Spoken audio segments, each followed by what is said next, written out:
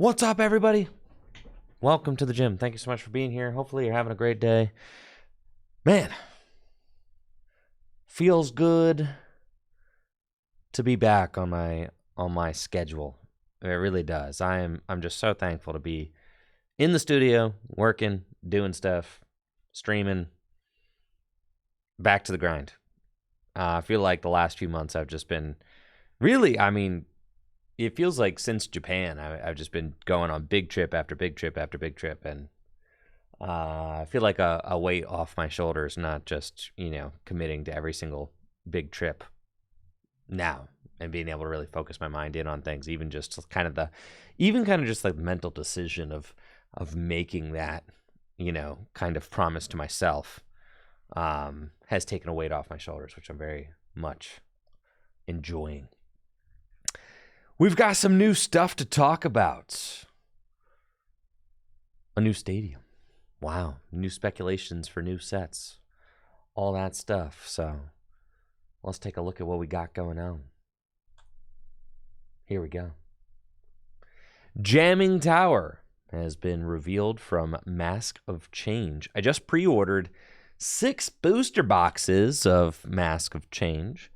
So I'll have those 6 booster boxes to go with the 6 booster boxes of, the bear set that we just opened. Blood Moon, whatever, something or another. And we'll be able to start building decks and showing off decks that will be legal for the North American International Championships. So that is exciting. This is all happening very fast. Crimson Haze, that's right. This is all happening very fast. It felt like the first, few months of the year were just a slog, right? With nothing really changing, nothing really new. And now we get Temporal Forces, and we've got Crimson Haze and Mask of Change coming up. Crimson Haze just came out in Japan, and Mask of Change comes out, I think, at the end of April here. So just in a few weeks. I just pre-ordered the boxes, and they're going to be showing up here in a few weeks. And then Twilight Masquerade, our English port of Crimson Haze and Mask of Change, comes out in like mid-May, which means that pre-releases are going to be starting like at the beginning of May, something like that, right? When's Twilight Masquerade come out? Twilight. May 24th. So then that means that we're going to be getting pre-releases for Twilight Masquerade starting May 10th. Thank you, Megan. Yes. So I'm going to be getting my booster boxes of Mask of Change. It releases on April 26th.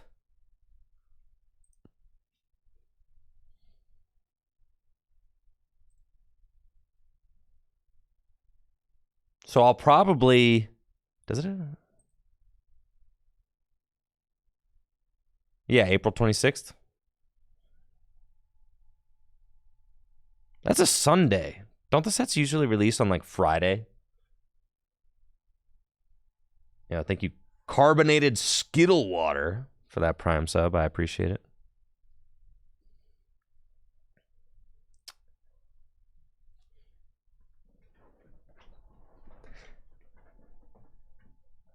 I'm looking at May. There we go. That'd do it.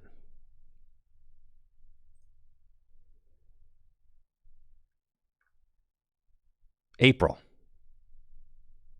Fantastic. Here we are. Friday. So then we'll probably get the boxes in on like that Monday or Tuesday. Probably like this Tuesday here. So we'll be able to start creating Twilight Masquerade content in like these first 2 weeks of April, which is really hype. So that's cool. It's going to be like a quick turnaround for sure, as the English set release is very close to the Japanese set release there, right? So it's going to be a quick turnaround for me. I mean, we're going to get these boxes probably like here, and then I'm going to be trying to schedule gameplay like probably this Wednesday, May 1st, if like Jesse's around. Jesse usually has off on Wednesdays. I'm probably going to be trying to do our first day of like Twilight Masquerade gameplay here. Probably going to try and do another one here, get some videos edited up for the YouTube video, and then I want to get them all released by like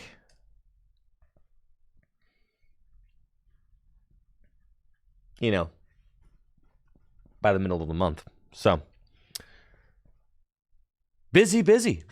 I mean, really, it's just like it's a couple of short weeks away until we've got this new set. So that's pretty crazy. I'm excited about that. And wow, I mean, it's crazy. And there's Indy in between, and I'm going to be going to Indy as well. Right? When is Indy? Indy's like the end of April, right? So at like the same exact time. Pretty sure Indy's the end of this month, right?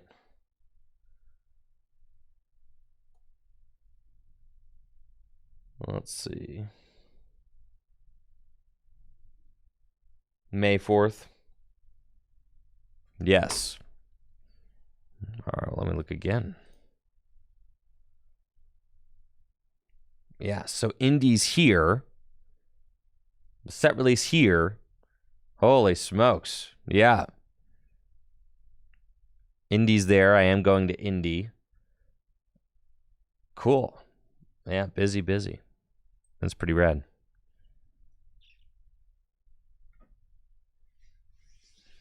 So, yeah, it feels like the Temporal Forces exclusive metagame is like not lasting very long, which is crazy because it felt like the last set took forever.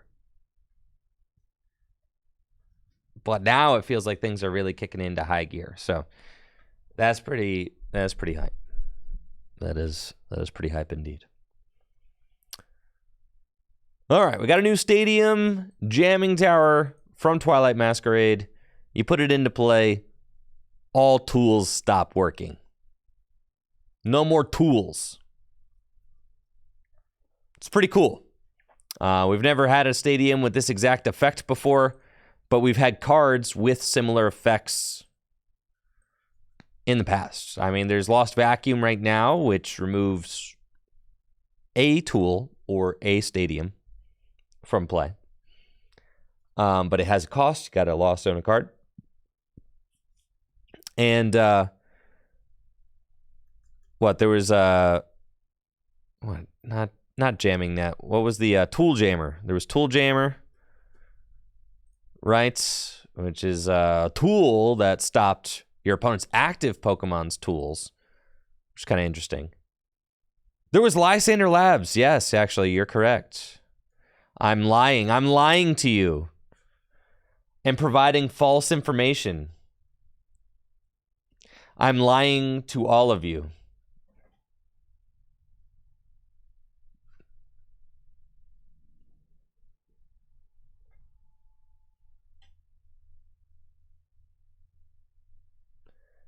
Just looked up Lysander Labs Limitless page. It's all online finishes.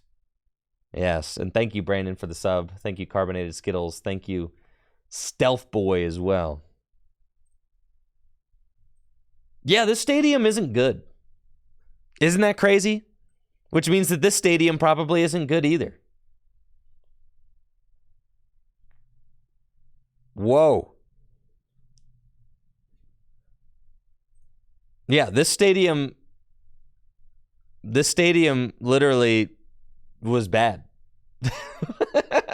Did Lysander Labs see play? Absolutely not.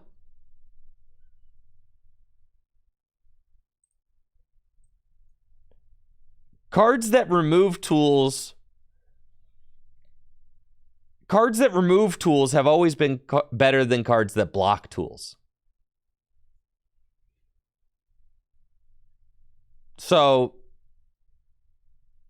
always.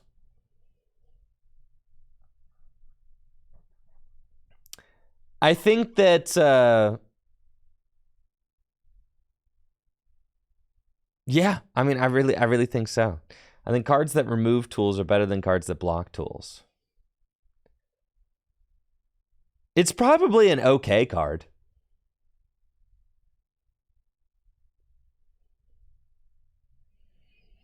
But honestly, I think that Vacuum is better.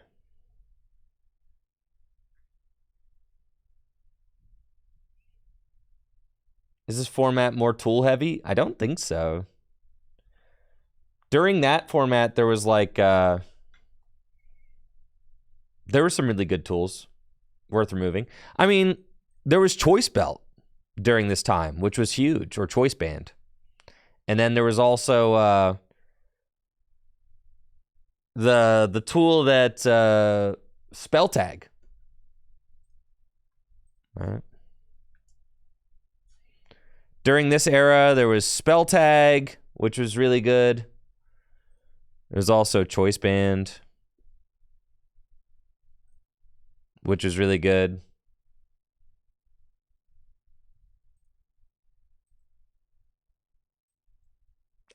In my opinion, in my personal opinion, Vacuum is the better card. And the reason why Vacuum's a better card is because you can just play as many as you need. And you can always just search it out with Arvin, right?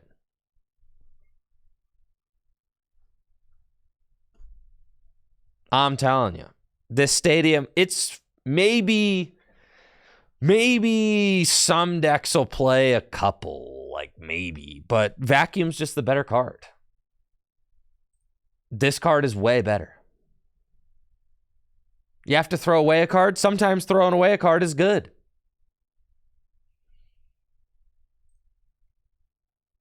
We'll say the artwork on this stadium is pretty neat. I like that. You've got the barbed wire. It's pretty cool. The signals going out of the tower.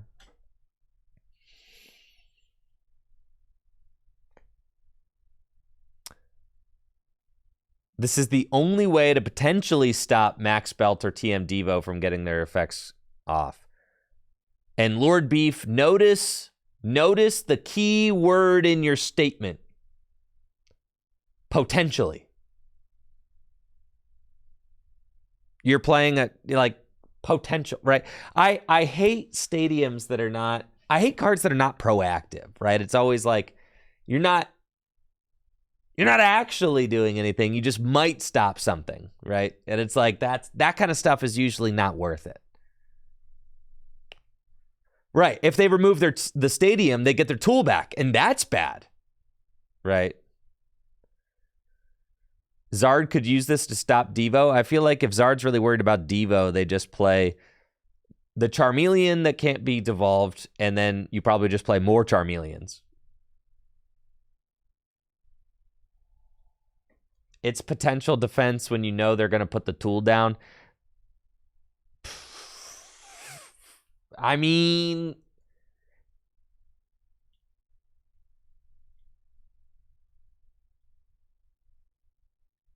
I don't think this card is very good. I'm going to be honest. You look at the other stadiums we have, it's okay. I mean, there's just not great stadiums right now.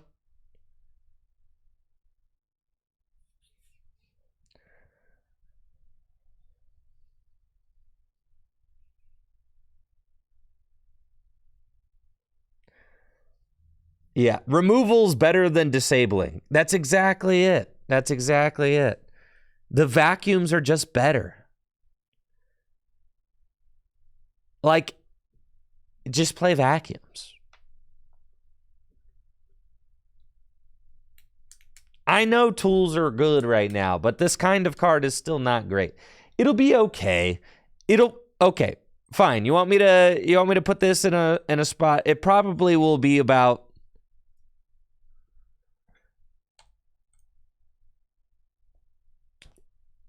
it's like in this range of card. It's okay. Thank you, Roarsarch, for the Prime sub.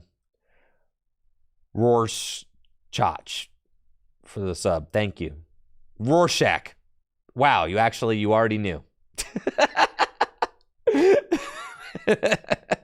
You knew I was going to have trouble with it. Thank you.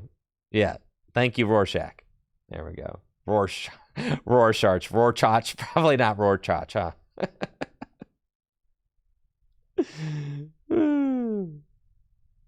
Yeah, I think that, I mean, the stadium is very similar in essence to this, right? And then Temple's okay. Yeah, Temple's okay. But Temple's not as good as Enhanced Hammer, right?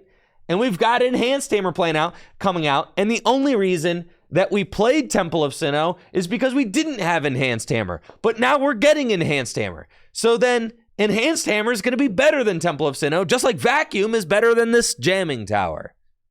Right? Right. Right? Righto. And Enhanced Hammer is better than Giacomo, too. So that's what I'm thinking. Right? The only reason Temple of Sinnoh was played is because it's all we had. If this is all we had as far as tool removal goes, then I'd say, all right, yeah, you're right. You're right. Like, this is great, right? If we didn't have Vacuum in format, I'd be like, oh yeah, this thing's broken. Because it's all a matter of perspective. It's a matter of what we have access to. I think it's a fine card to be printed, and I'm happy that it's printed. But keep in mind, I mean, like, Lysander Labs was a joke. Why was Lysander Labs a joke?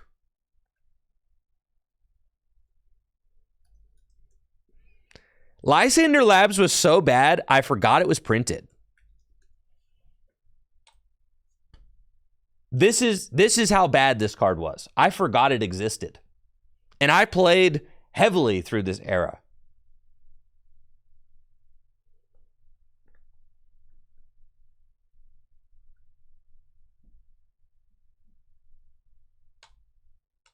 Nah, this card was stanky, bro.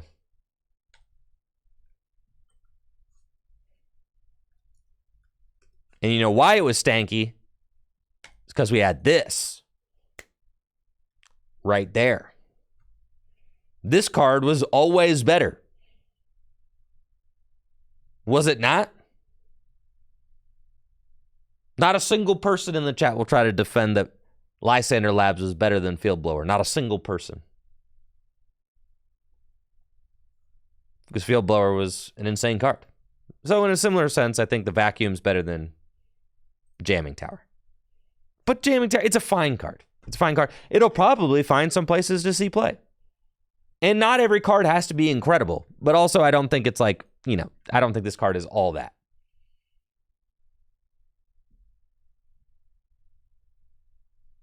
Were those concurrent? Yeah. Guardians Rising was the second set in the Sun and Moon era. I'm pretty sure. Yeah, they were legal at the same time.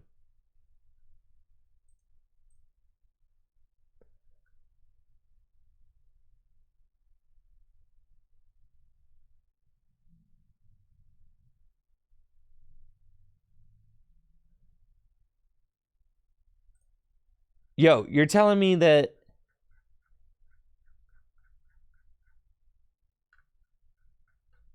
Nah. I'm still going to be a hater. Lysander Labs, mid.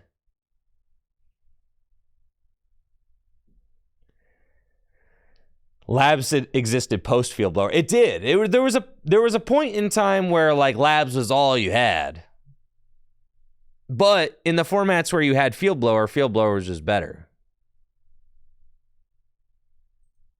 I think like once Vacuum rotates, the value of this card goes up for sure. Which will probably be the case. And it looks like we have a similar thing going on, right?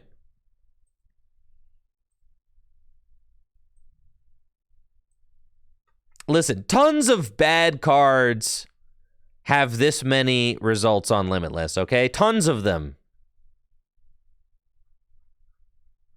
Tons of bad cards. And this is really, in the grand scheme of things, it's not that many. All right? This is not that many finishes. I don't know. Let's look up a good card, like Field Blower. I don't know. How do you get to the Limitless page? There you go. See? Only good players. Only good players play cards like Field Blower.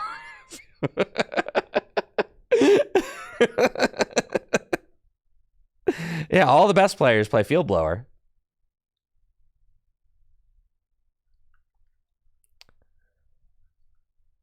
I mean, but look how long I'm scrolling. Look at the extent of time that I'm scrolling, guys. Okay? It's all a matter of perspective, right? Look, I'm still scrolling, bro. I'm still scrolling. I'm still scrolling. See? That's the Limitless page for a good card. Now let me show you the Limitless page for a bad card. End of page.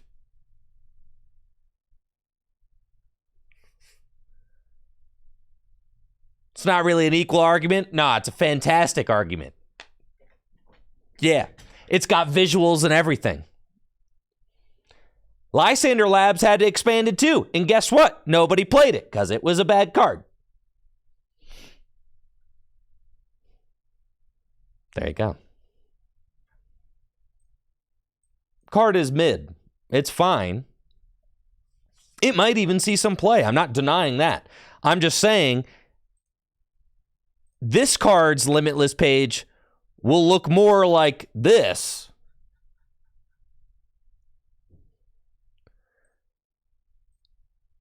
And less like a good Limitless page, like this. That's what I'm saying. Thank you, Yumi Force, for that sub in the 19 months. Thank you. Yeah. It'll have some finishes. It'll have some decks where it works fine in. It's just not like, you know, this card is not crazy. It's really not. And cards like it have existed before and also been very mediocre. And I think in a format with Vacuum, Vacuum is the superior card.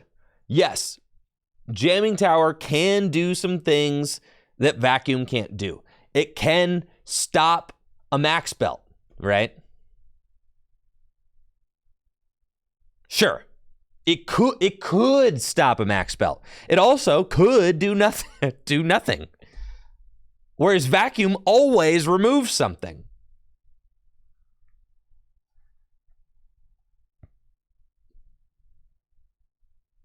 Vacuum will always remove something. To me, it feels similar. It feels very similar to Enhanced Hammer versus Temple of Sinnoh. Like, Enhanced Hammer is clearly the better card. And if Special Energy are a problem, more people are going to play Enhanced Hammers than Temple of Sinnohs, right? If Tools are a problem, more people are just going to play Vacuums over the Jamming Tower.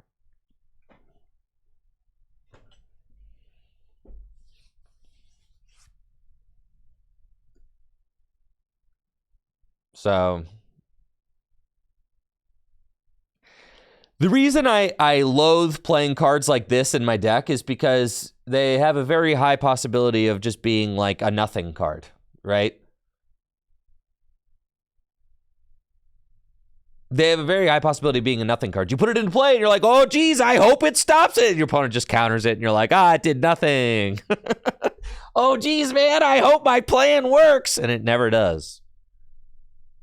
Because, like, nothing about the Lysander Lab stops your opponent from doing anything.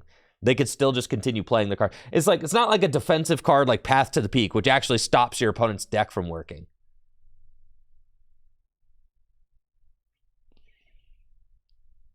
Whereas, like, your opponent can always just use Pidgeot to counter this thing. Always. No, see, JD, I just defended against Path. It's different. It's different because Path stopped your opponent's deck from working. Your opponent can always just use Pidgeot to go counter this. Always.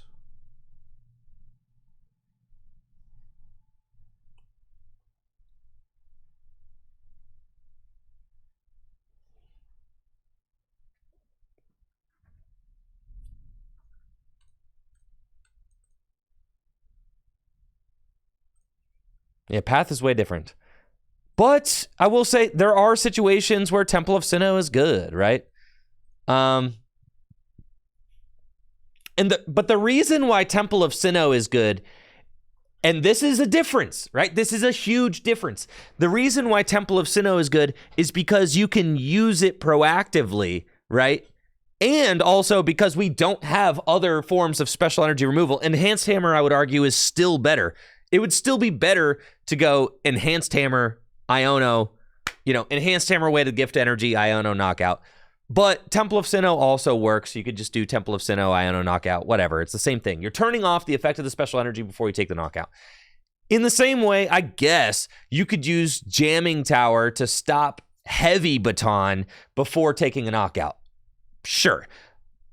But Vacuum is a better card and more searchable with cards like Arven. So in order to have the Jamming Tower on the turn that you want it, you have to play more of them. Thank you, AP Mango, for the Prime sub and the 29 months. Because right now, there's no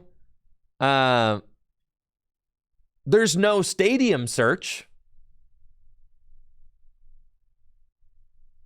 Right?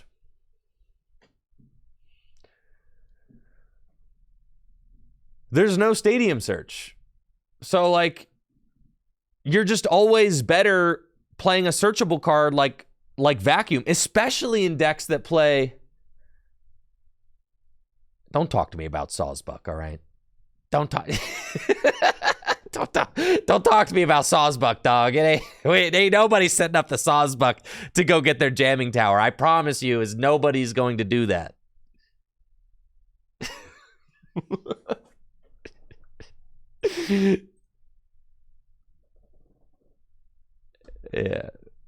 Yeah, there's lots of good stadium search, yes. There's lots of good stadium search. There's people played Stadium Nav, which is like Timer Ball, but for your stadiums. Yeah, people absolutely played that. And then also Guzma and Hala. Dang it. Is the Amberson? There's also Guzma and Hala, which apparently is a $10 card now. Wait, how do I go to TCG Player?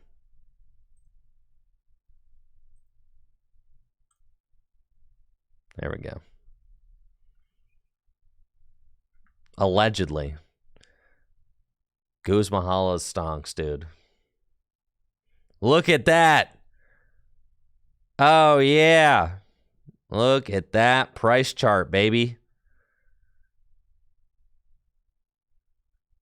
Thank you, Cargomatic, for the sub in the 9 months. Appreciate it. And it turns out searching out special energy stadium cards and tool cards is pretty good, especially when they keep printing good tool cards.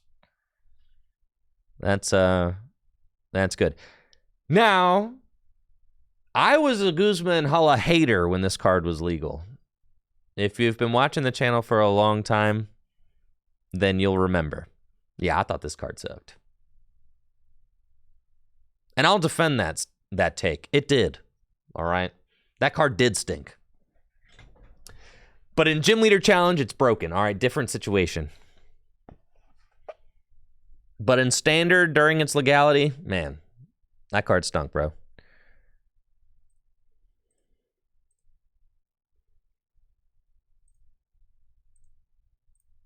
Anyways, this card is fine. It's fine. It'll be played in small quantities.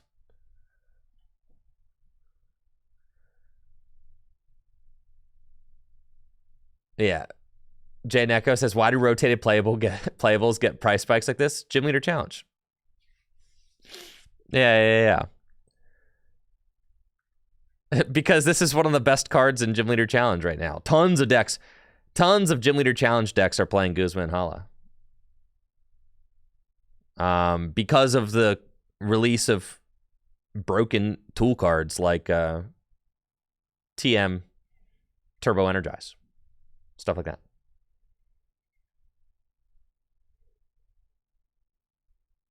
Yeah, the TMs and TM Evolution as well. And the fact that you could search it out with a tag call, and you can tag call, and Artisan also helps, right? Because you could Guzma Hala for Artisan, TM, Turbo Energize, and like capture energy if you wanted to, and you could just blammo. There, your whole board set up. Thank you. It's Thayer, the sub in the 31 months.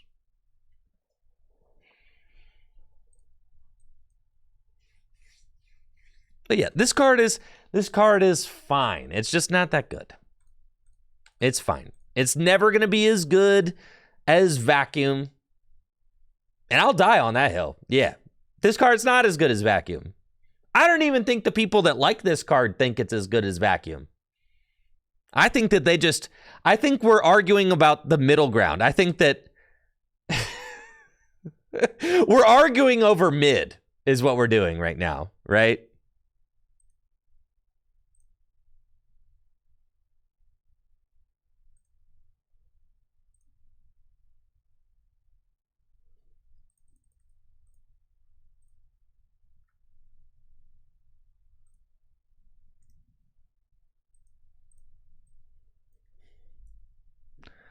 You know, I'm saying, I'm gonna really spell it out. I'm saying Vacuum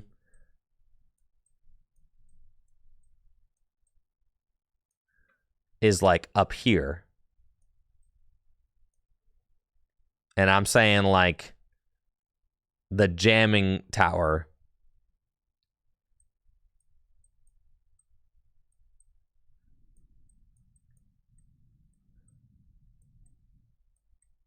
jam tower is like here. And I think like the people in the chat who really like Jam Tower are saying it's like here. Like this, this is like what we're arguing over right now. Something like that.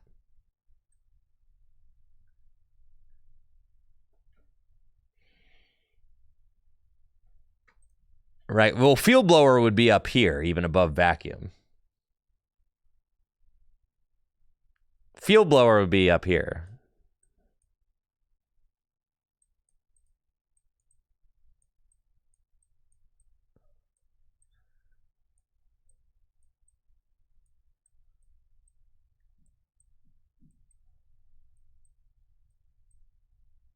Is like way up there.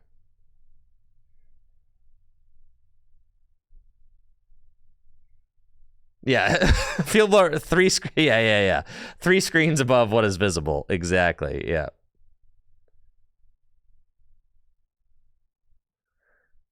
Right. In a direct competition, Vacuum can remove Jamming Tower. End of story. But I think the card is fine.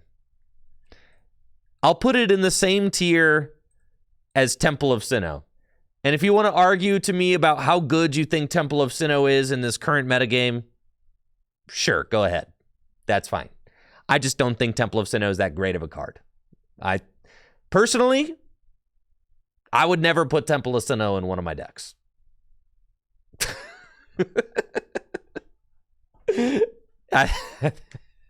I don't think I'd ever play a card. I don't think I'd ever play Temple of Sinnoh. I like playing better cards than that. However, I will absolutely play cards like Enhanced Hammer. And I have. Because that card's broken. Thank you, ZemQ, for the sub in the 18 months. All right, listen, I've been playing for a long time, okay? Not to be an old head, but like I'll be an old head. I've been playing for a long time.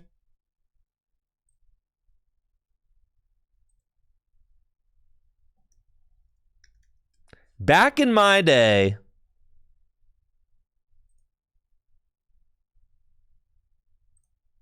we had good stadiums like Parallel City. All right? Thank you, ZemQ, Thayer, Cargomatic, AP Mango. Thank you all for the subs. I appreciate it. We had good stadiums like Parallel City, which limit your opponent's bench to 3 Pokemon. And then you could remove their special energy with good cards, like Enhanced Hammer. All right, it's not my fault that I look at cards now, and I'm like, these cards all suck. We used to have powerful cards. All right. Now we look at cards like Jamming Tower, which objectively stink, and we're like, oh, that card's pretty good. No, it's not.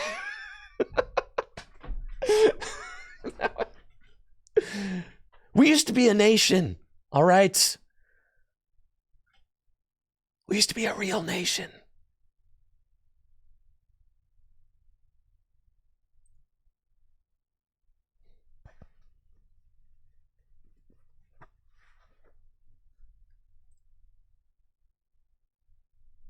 Anytime somebody played a Temple of Sinnoh against me when I was playing Mew VMAX, you know what I did? I laughed. I laughed at your weak stadium. Ha! You know what it did? Nothing. It never did anything. You know what would have made me much more frustrated is if my opponent played Enhanced Hammer, a good card that removed my double turbo energy. Instead, I always had the option to just attach another double turbo energy and keep swinging for more damage.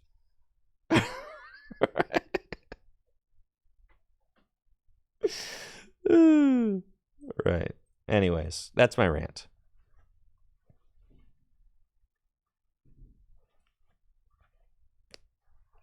Jamming Tower is okay.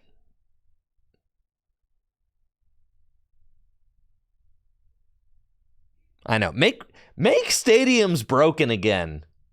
That's what make stadiums broken again. Yes.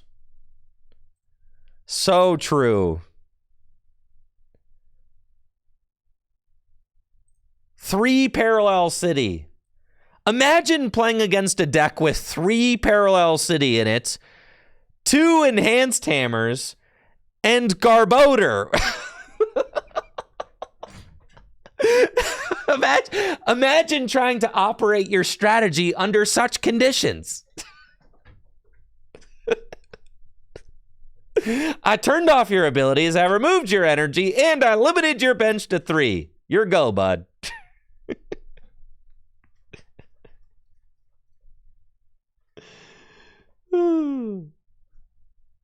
Yes. Yeah, make stadiums broken again.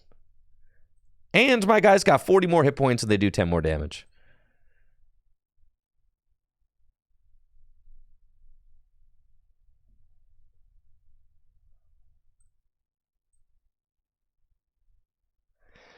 Oh, they definitely... All right, what stadiums... Okay, this stadium, I'm not going to lie, I'm not terribly excited about it. It feels the same as Temple of Sinnoh to me. Another stadium that I would never put in my deck. I would never sully up my deck with such an awful stadium, such as Temple of Sinnoh. What kind of stadium effects do you guys want to see reprinted? Personally, I think that there should be another Shrine of Punishment stadium.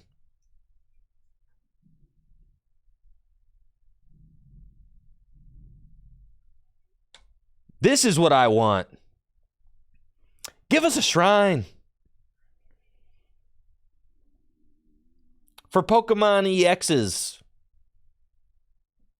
But make it 2.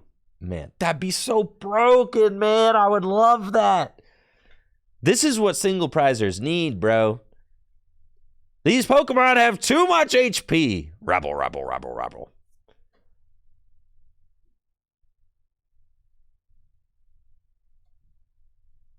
I know. Charizard's got too much HP, bro.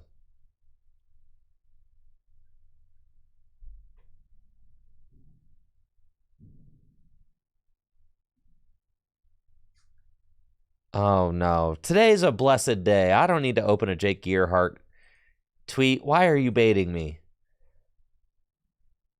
Why am I falling for the bait?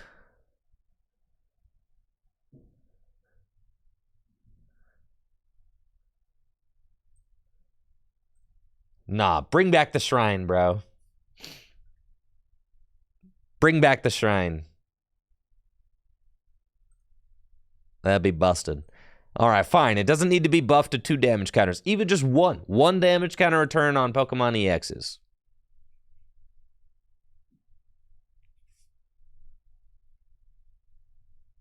Make spread decks great again.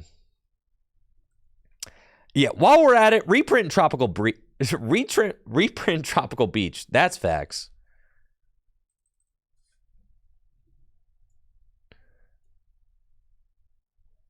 You know what I hate?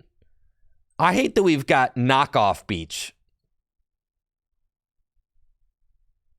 Just give us Beach again. Do you think we can't handle it? Do you think we're going to have too much power with a 7-card hand?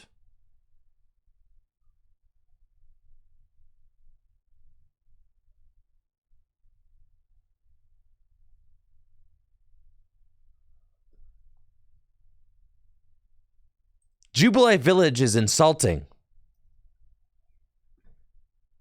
This card is an insult.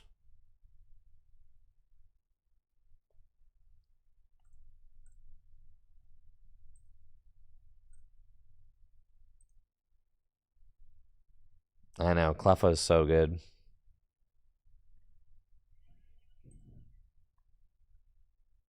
If they reprint Tropical Beach this year, and this is the year I decided not to go to Worlds, I'm going to be so mad. I don't think that they'll ever reprint another good Worlds promo, though. So I think they're done with that. Right? I mean, last year's was like the Psyduck card. So, like, I think they're done. I think they're done with that. Which is fine. So I don't have to worry about that anymore, right? They've officially made them memes. By the way, I would like to point out that I called the Dragon set. I called it months ago. I don't know on what stream or in, but I knew. I said it, okay? I said it. I definitely called it. I said there was going to be a Dragon set. People in the chat said I was coping. I was like, no, trust, okay? Because we've been so Dragon dry. There's no way that they could just starve us of the dragons forever. They were going to have to come in with a big dragon celebration set eventually. And it looks like we are going to be getting another dragon set this year. Yeah, there's no way, right? So the dragon GLC decks are going to be just like eating so good. I mean, they started off the Scarlet and Violet set slow, barely any dragons, but we're going to be ramping up towards a dragon exclusive set coming out. I think Poke Beach is predicting that it may be the Scarlet and Violet 6.5 set, which releases on August 2nd. So that's pretty cool. Neato.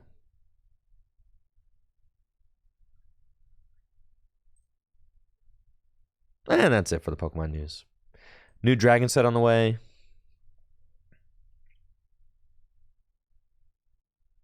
Jamming Tower, kind of mid. Fine card, but kind of mid. And now we play the Pokemon TCG Live. Great.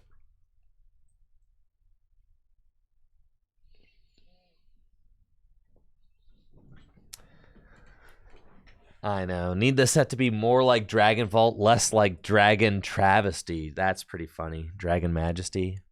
Yeah, Dragon Majesty was not a great set. And it also didn't have that many dragons in it. I'm also hoping that it's more like Dragon Vault. And that there's just tons of dragons, right? Yeah, Gillen. Yeah, the Dracloak is really good. For sure. All right, what do we want to do? We want to... I felt very unsatisfied with our Roaring Moon gameplay from yesterday. I felt like we didn't get nearly enough dubs, which was devastating.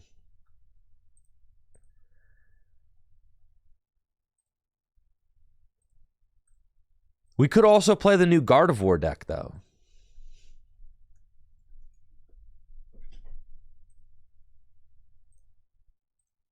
Certainly a possibility. Are there any other new decks that we could try?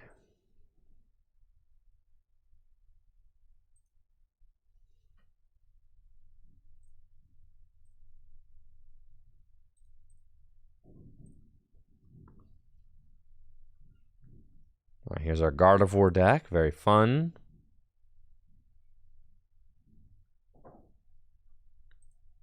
Love a deck with 2 TM Evolution in it. That's sick. The Dialga deck that was shown on stream. Listen, I've spent so much time playing Dialga, man. We don't need more Dialga, all right?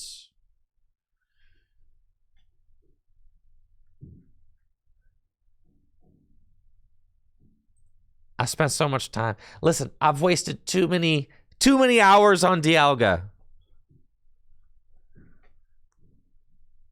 Too many hours, and I'm not getting those hours back.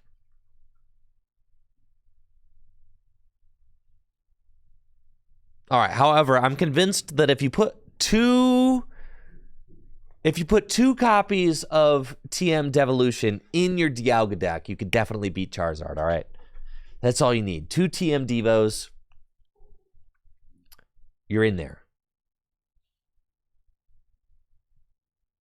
What's the move for Orlando? 2 copies of TM Devolution in whatever deck you're playing. 2. Charizard can get past the 1. Got to get the 2nd.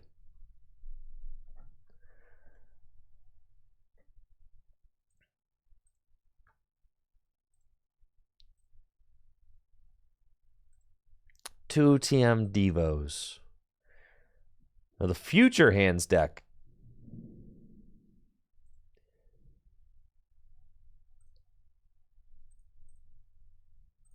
All right, what's up with the Future Hands deck? There's a Crisis Punch, right? So that you can just hit big numbers at the end of the game. That's the sauce.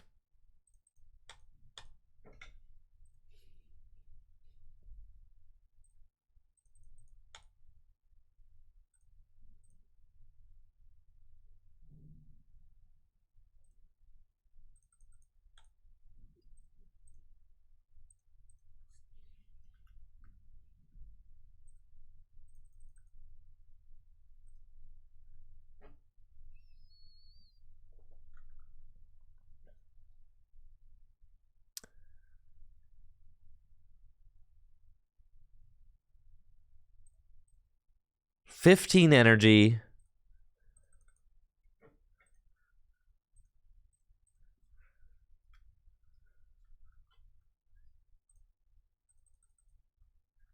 All right.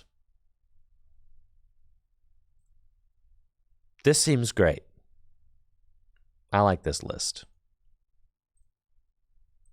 Let's go.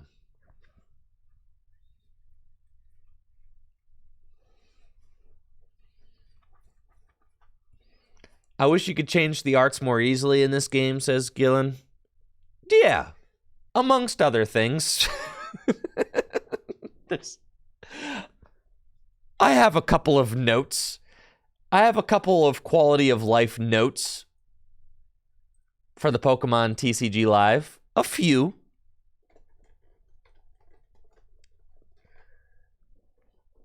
Oh, Pixeled. Hello.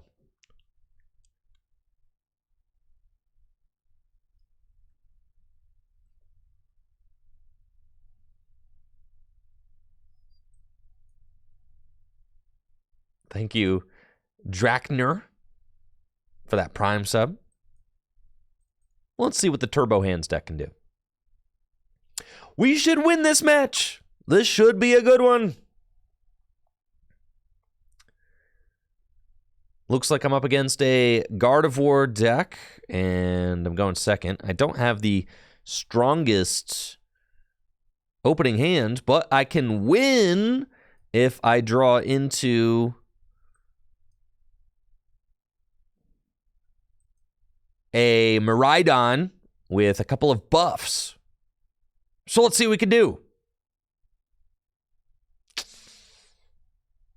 I am only doing 60 damage. Sad.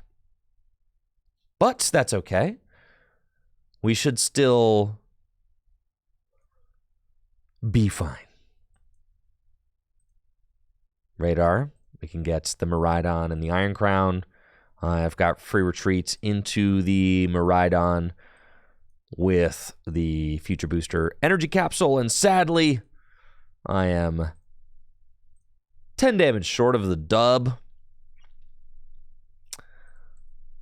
We'll attach our 2 energy to the Iron Hands and see what my opponent's got going on. Thank you, X-Hova, for that sub in the 5 months. Thank you. And sadly, my opponent is going to get to play the game. I really hate that. I wish that they did not get to play the game. And I think that that's one of this deck's premier strategies. Is hopefully my opponent doesn't really play very much. And I get to just kind of stunt on them all the way to victory. Yeah, they're setting up just fine now. And they've got the TM Evolution on Klefki. Klefki stops all other basic Pokemon's abilities from working, which means that my Iron Crown will not work.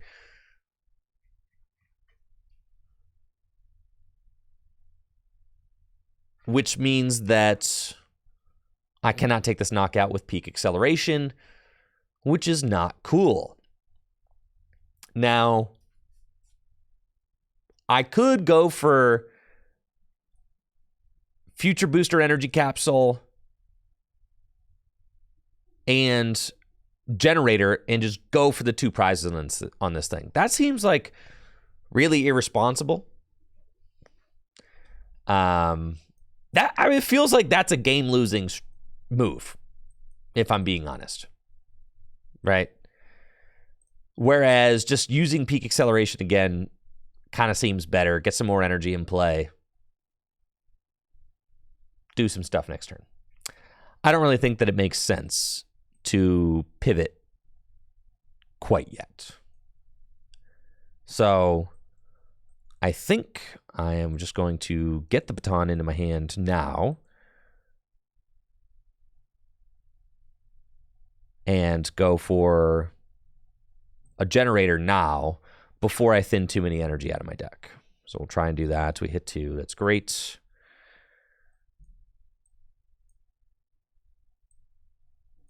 Do that.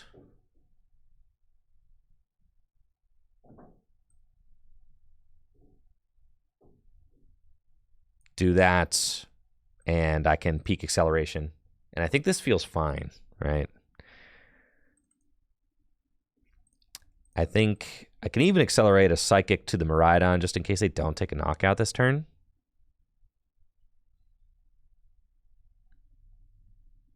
I could also attack with Iron Crown and take 2 prizes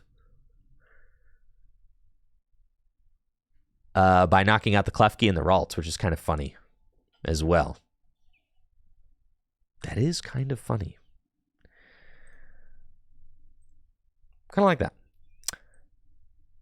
Because I'm doing 50 to each. And if they evolve that Ralts into a Kirlia, I'm still knocking them both out. Which is pretty funny.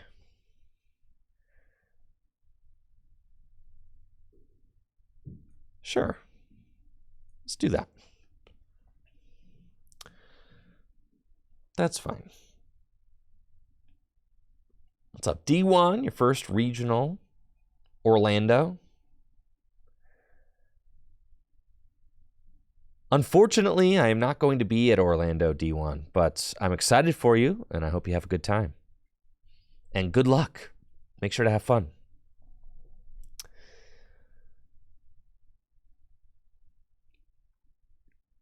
Yeah, I think just kind of building up the board feels right. There's a lot of little guys to prey on in my opponent's deck. So I feel like if I can just Iron Hands a couple of times, you know, I should be golden. This hand's kind of nuts.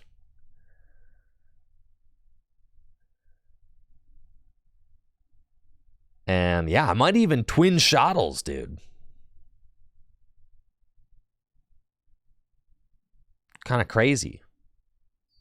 All their guys are going to have super low HP. Yeah, Megan sounds like a good opportunity to stay home. Yeah, 36 weeks. Wow. Well, congratulations.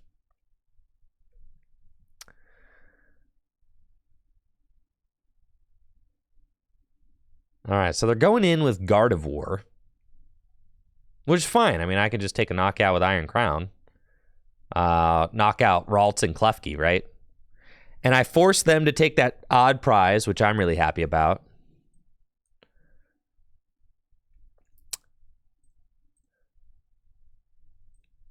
I got nervous for a second that the Future Booster Energy Capsule didn't give me free retreat, but it does. It's just literally, that card is so broken. I was like, wait, does this... I was like, this thing makes this fatty have free retreat? It literally does. That's so crazy. All right. Let's thin the deck. Just go get our Mew. And I think I want to get the...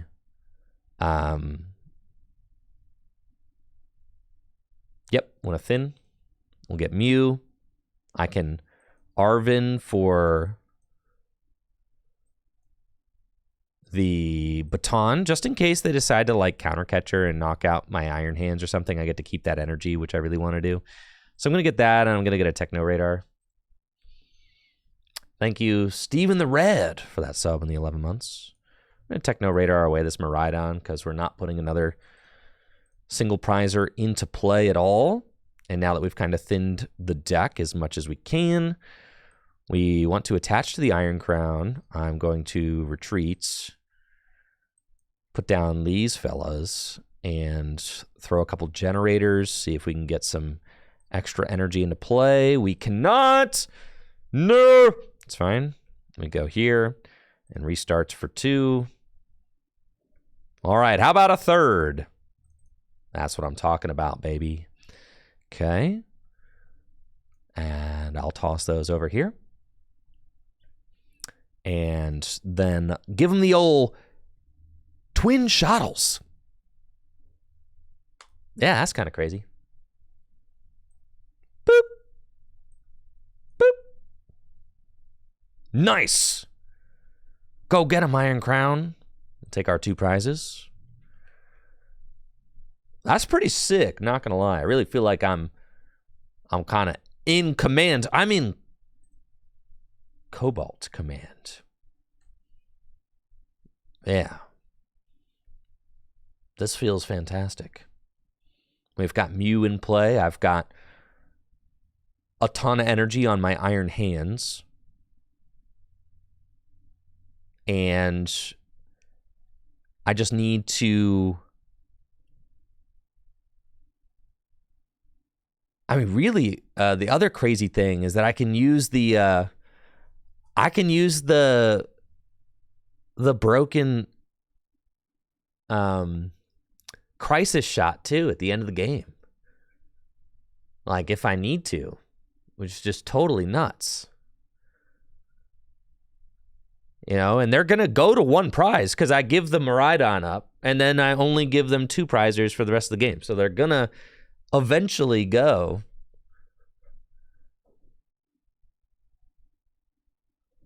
All right, so they're going to take 2, and then that's an opportunity for me to counter catch a Curlia and knock it out. I have to find it. Unfortunately, I don't have an Arvin in my hand. Arvin would be ideal.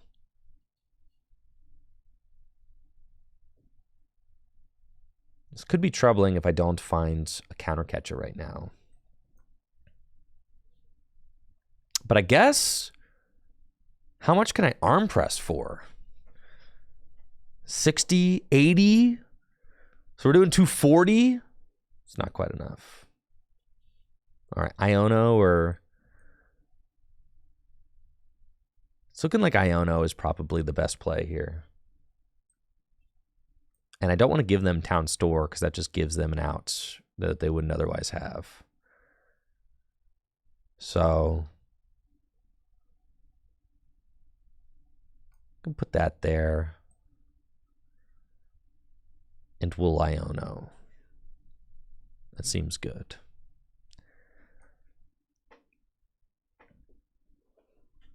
The dream would be to find a counter catcher. We do not have one. I do have Crisis Punch, and I'm 10 short of a knockout with Arm Press, which is so depressing because we're doing plus 100 damage.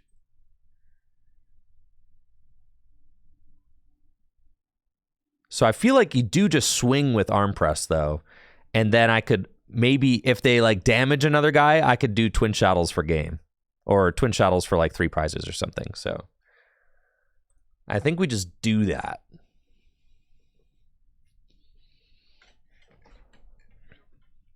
With the Iono to 3. Put them at 300 damage. You know, Twin Shadows is an option.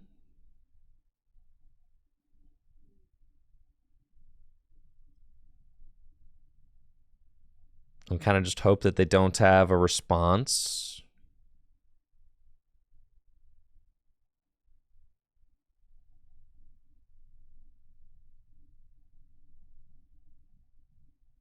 Yes, this does make it... Yeah, I can't use TM. I could pass this energy back from the... Turo? Oh, this is cringe. Okay. Wow.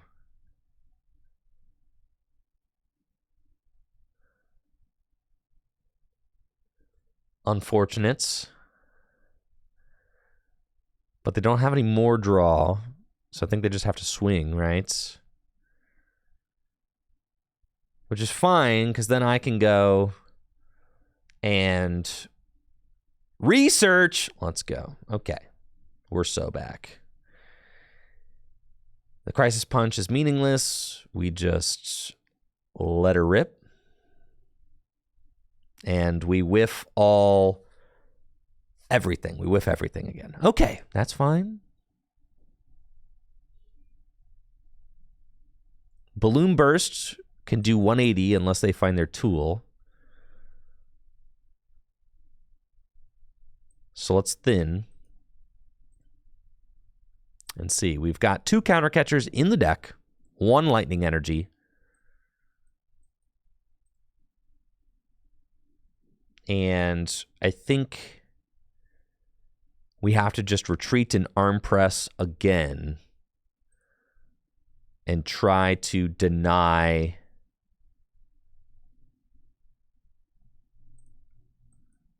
a knockout the best we can. The energy, I don't think particularly matters, but I can put that there. And I'll Arm Press. Whiffing the counter catchers back-to-back turns here has been devastating.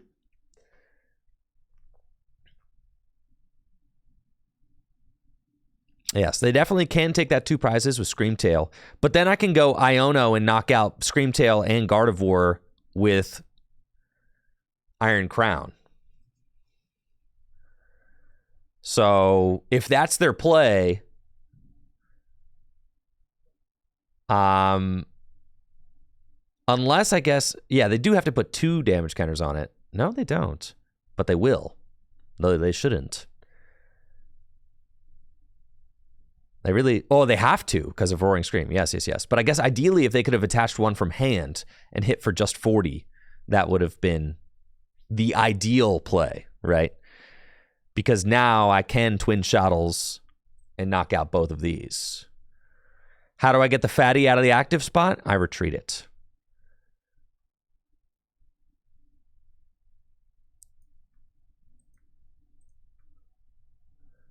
And I hope they don't go counter catcher.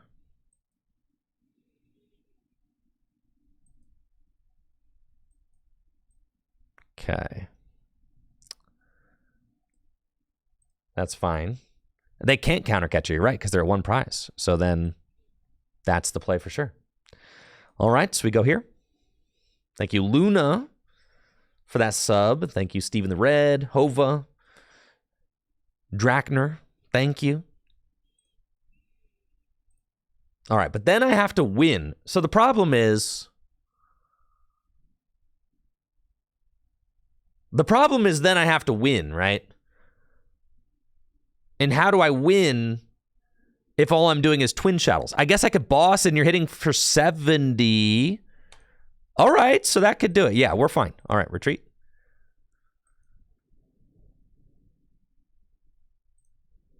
And twin shadows. And we go skadoosh. All right, take our 3 prize turn. Knock out their Guardy. I do have a Gym Leader Challenge day queued up, actually, with Alex Holtz on Friday. So if you are missing Gym Leader Challenge Tabletop, I plan on doing that on Friday. I just need these few cards to not be game winners for my opponents. Arvin, I think that could get it. They could Ultra Ball for and get the tool if they've got, yep, and they could just Ultra Ball for Guardy. Dang, dude. This entire game is boiling down to, and they have it. This entire game just boiled down to us whiffing the counter catcher on the turn we needed to, right? That's the entire match. I feel like we did that as clean as we could, but we needed to counter catcher around the Guardy EX, and we just couldn't. Sad.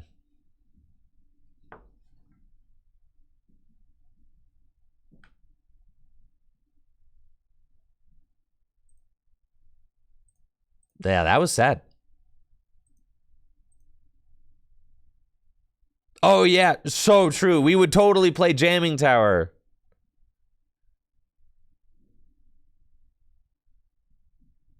Nah, we got this next one for sure.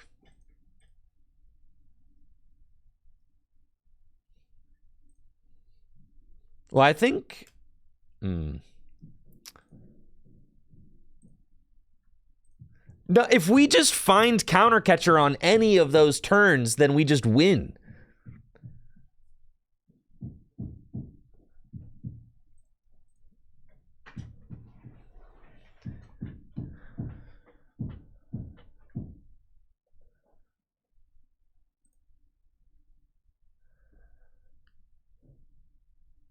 Why don't I play Guardy instead?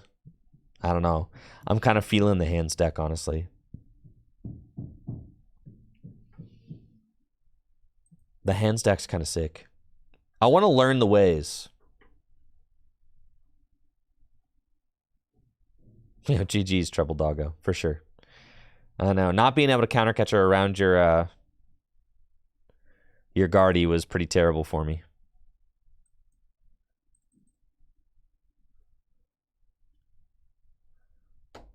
All right, let's go.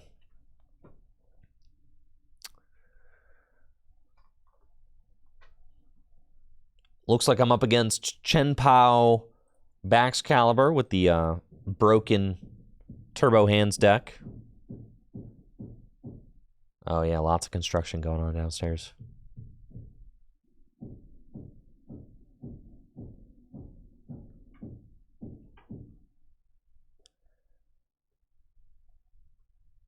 This is Juho's list. I like it a lot.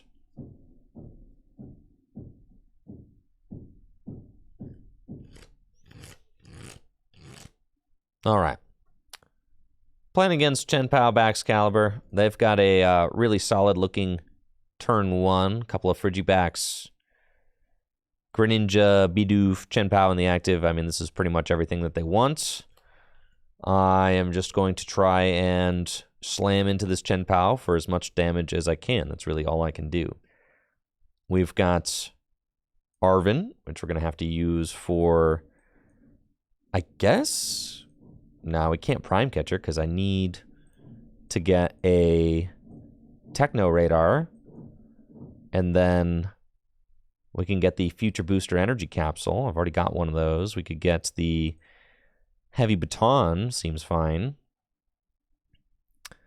And we can Nest Ball. I could Nest Ball for Mew. I could Techno Radar for a couple other cards. And that way with Mew, we can kind of start drawing some cards. I mean, I'm going to thin this hand all the way down. I don't think that I'll ever need the Twin Shuttles in this matchup, so I think I'm okay with that. So we'll Techno Radar away. I'll Techno Radar away the Lightning, keep the Psychic so that I can attach it to my Miraidon, because I guess it's just good to have that option, so we'll do that.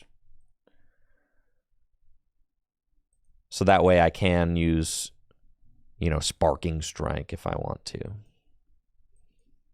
Got these fellas in play. The Future Booster Energy Capsule, and we can restart for 2. We find another Hands. Another Future Booster Energy Capsule. I mean, this is just pretty solid. So we'll retreat into Miraidon. And Peak Acceleration for 100 puts those onto Iron Hands. And we're good. I mean, this is like about as good as we could hope for.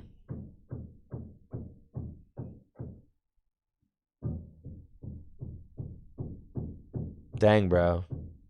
They really working over there, huh? It feels like they're directly underneath me. It's because they are. I have a spot for a temporary studio setup, which I'm going to have to move to eventually. I think, potentially this weekend would be a good time to do that.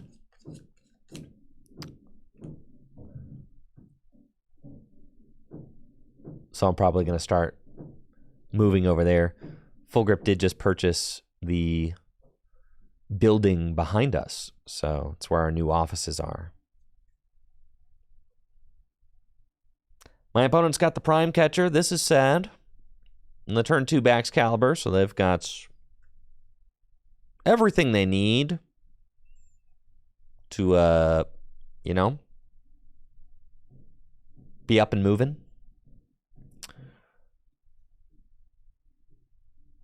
This is pretty unfortunate.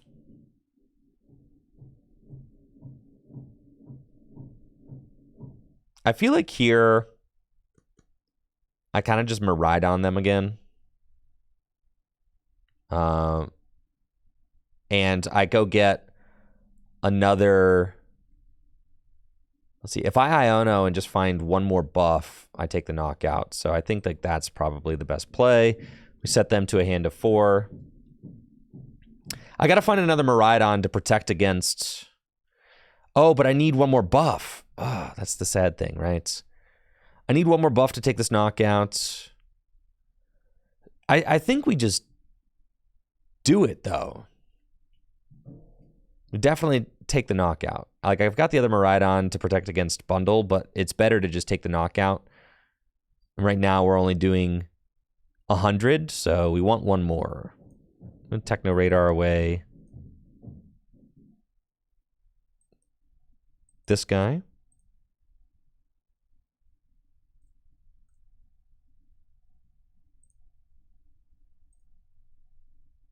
Get these. We could knock out backs. That's for sure. If we hit these generators. And I think that that's probably fair too. So let's see what we do. We've got 1.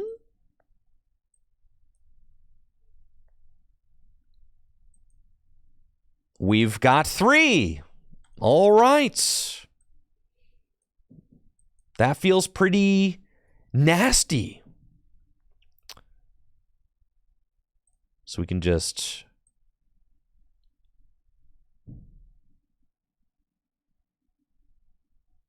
Yeah, Countercatcher the Baxcalibur. Let's do it. Retreats. And amp you very much for knockouts.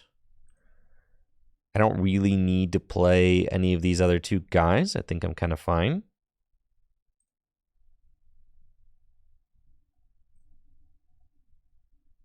Seems chill.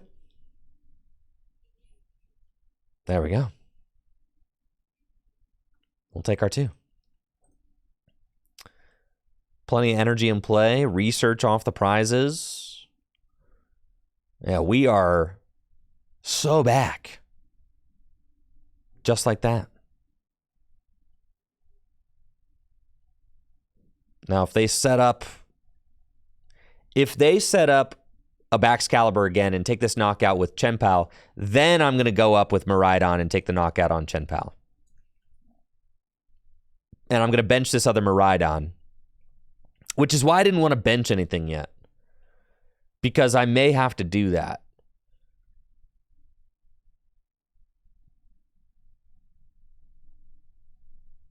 So that they can't win with... so that they cannot win with their Iron Bundle if they play it. It looks like they do have the backup Baxcalibur, which is fine, but they will be at 2 prizes remaining if they take this knockout. So I'm going to go up with a single prizer. We'll take the knockouts.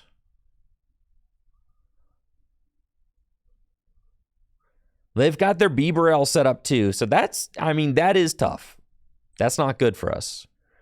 But they've already used their Prime Catcher and they're taking the lead. So they won't be able to counter Catcher. And they could just win with Iron Hands. It's true. But like, what more can we do, right? They popped off. They got the turn 2 everything with Chien-Pao. Like, what are we supposed to do, right?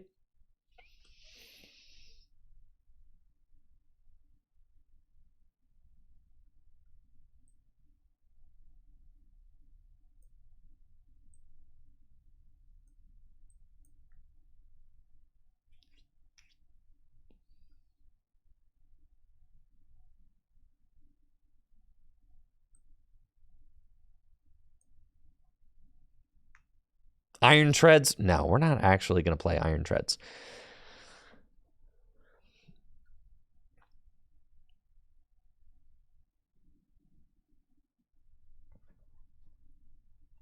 Okay, so I think the play is to, if I can Iono Countercatcher the Bibarel, then we can win by amping the Chien-Pao. That's probably the play. If we can find it.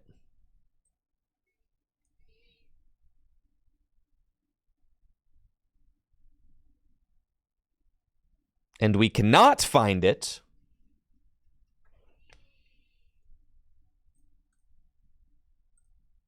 They've already got their lightning energy in the discard pile. Their hands is also in the discard pile, though. So, like, they might not have it.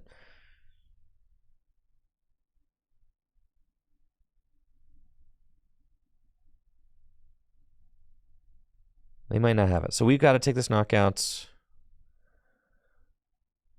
with Sparking Strike. Actually, we could do it with Peak Acceleration.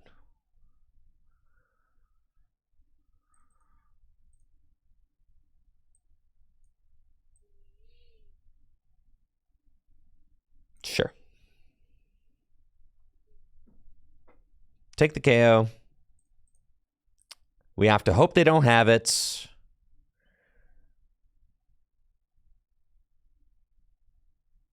We should have win regardless. I mean, we can knock out a 2-prizer or a 1-prizer with Amp. They need to find Rod to put the hands back in. They've got 2 Bibarels. This is devastating. I guess it feels fine.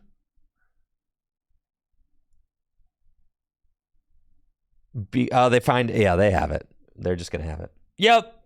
Like, what was I supposed to do, man? What were we supposed to do? There's literally nothing we could do. They turned to blasted us.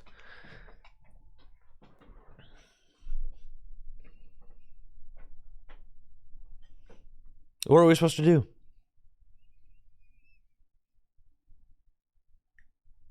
We did everything right.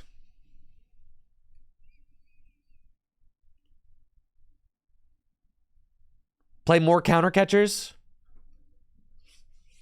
And this is Juho's top 8 lists.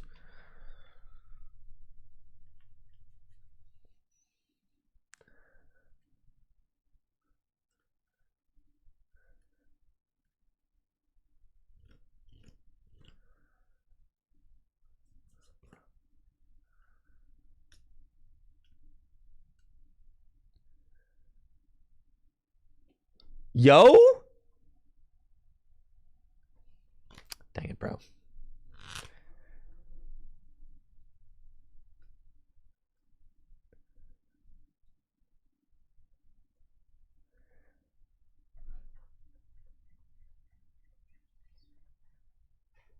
I mean, I'm just getting absolutely destroyed.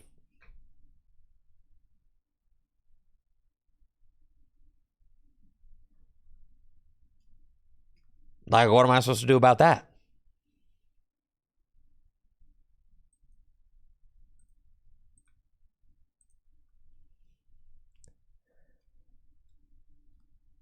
Fine.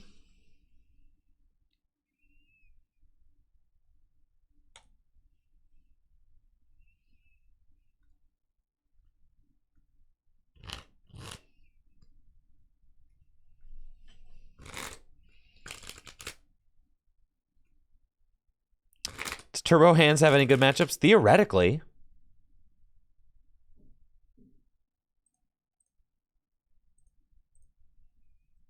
Thank you, Atomic Waffle, for that sub. Appreciate it.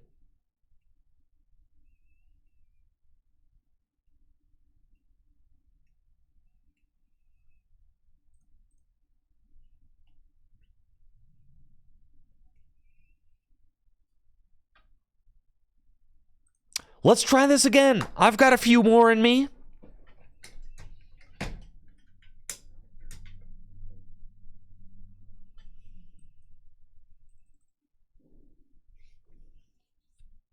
Surely there's something we can do to win with the Iron Hands deck.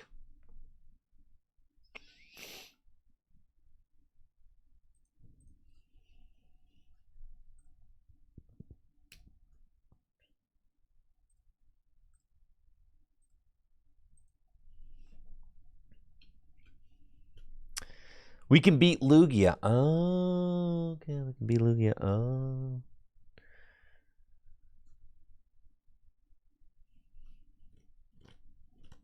Raging Bolt, huh?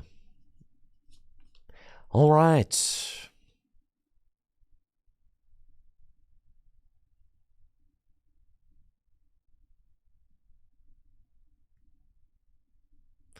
Do I think the Bennett and Tina is real or just a bad idea? I think it's fine. It's an interesting idea. I think it's worth trying out more. I do like that you can use the Bennett to ramp to 10 faster. Looks like I'm playing against a Raging Bolt Sandy Shocks deck. We're going second. And we top deck Techno Radar, so that's good. I can, save some of this awful looking opening hands. We got 2 Future Booster Energy Capsules. And actually, with the Techno Radar, this is fine because I can equip the Future Booster Energy Capsules and the Heavy Baton. That'll be fine. Let's get Heavy Baton on hands, and we also want to get a Miraidon. If we're going to use Prime Catcher turn 1, it might as well... No, really, there's no target that I want for the Prime Catcher. I think the thing that I want to hit the most is a Raging Bolt, so that then I can maybe knock it out for 3 prizes. So yeah, no point there. I can use the Prime Catcher to draw more cards, though. So I'll probably do that.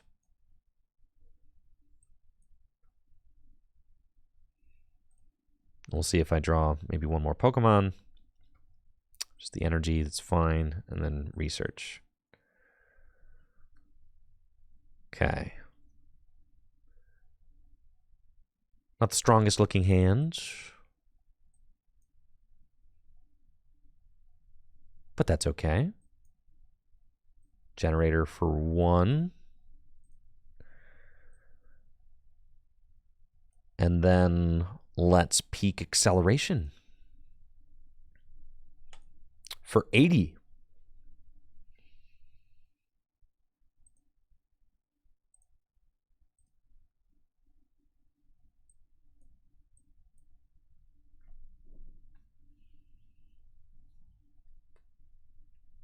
In this matchup, we absolutely just want to go 3-3.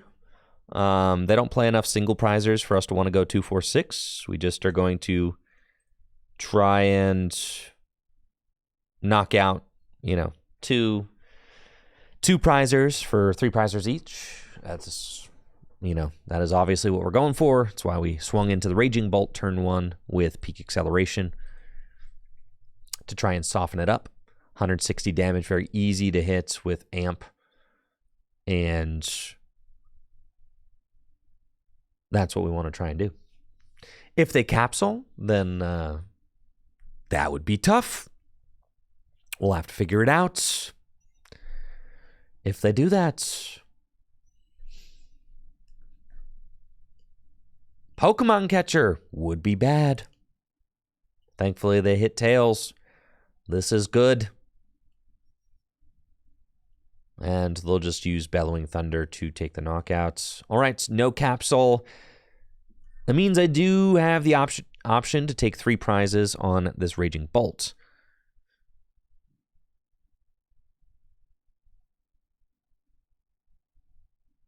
Which is nice. Psychic Energy off the top does not really matter. I guess I could always pass the Psychic Energy back if I want to with the Iron Hands, which is kind of funny. I don't want to counter Catcher.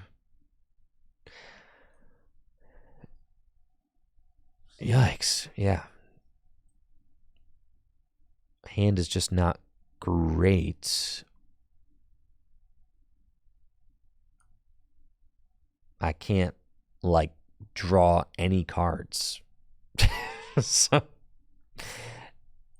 that's fine. I have to hit this active. We'll just retreat. I'm not taking the knockout. Goodness. Okay. So I could poke this other Raging Bolt. That's true. And then I could draw 1 card. I think that's fine. We'll do that. And restart. Okay. I actually think it's good to not take this knockout, because then we soften up both bolts. So we want to go Generator and a tool card seems fine, so that I can just try to play this before I get too many lightning out of the deck. Yeah, that's fine.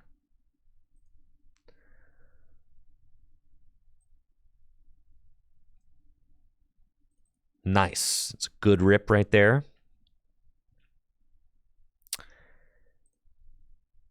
And we'll just arm press. Okay. And then if they do take this knockout, which I expect they will, we haven't activated Sandy Shocks yet, so they have to play a Sada in order to do it. And then we pass the energy back to Iron Hands. and we amp for 3. They take that knockout, they go to 1, and then we amp again. That's like what we're trying to do. I think we prized a heavy baton. Did we do that?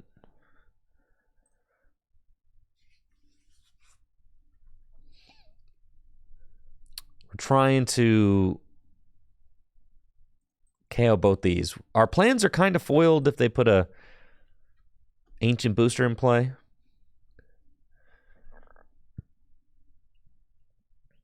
Iono is also a fine option for us. If we can find one, being able to set their hand down to 3 would be good. That'd be great, actually. But let's see.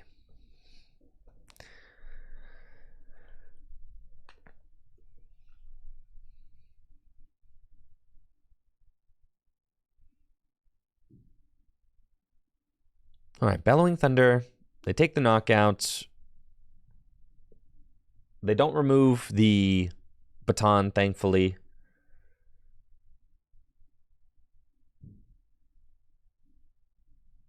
And they go to 3.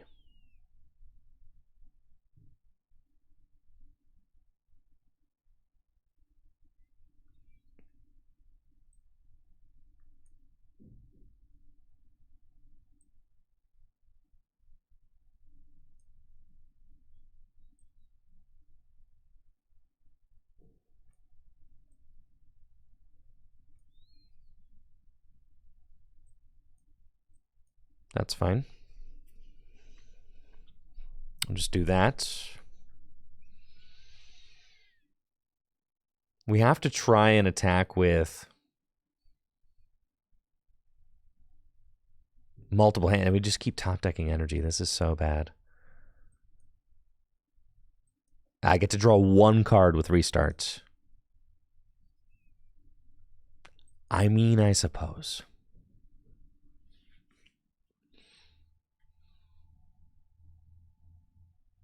But I don't have anything. Like, I can't.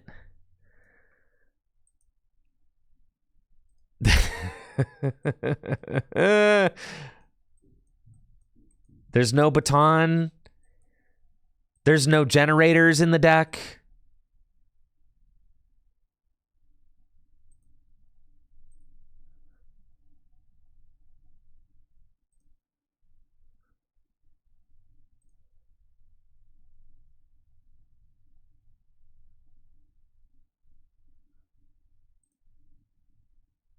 There are 2 generators prized, but there's almost no energy left in my deck.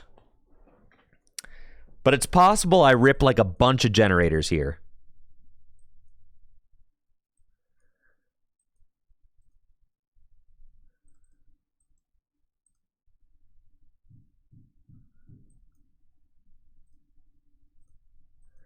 It's possible.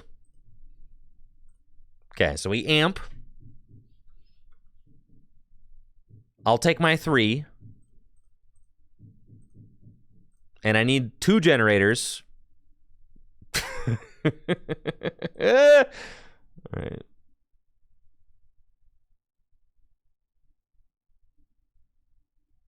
Not great.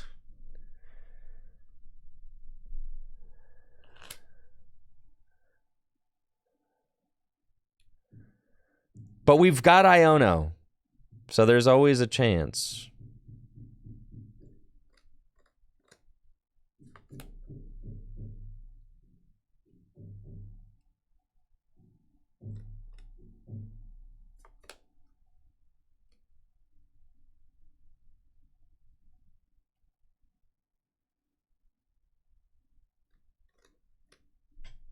Yeah, just devastation.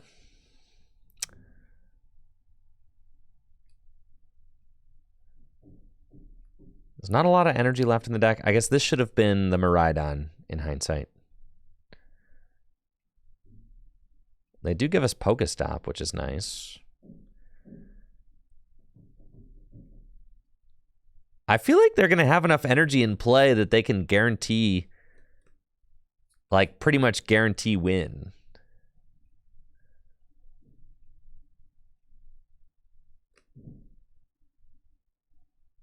But let's see.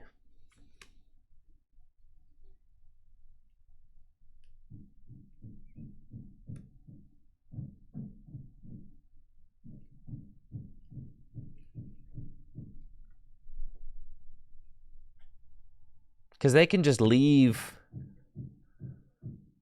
They can leave these 2 energy on Raging Bolt, and they have Sandy Shocks.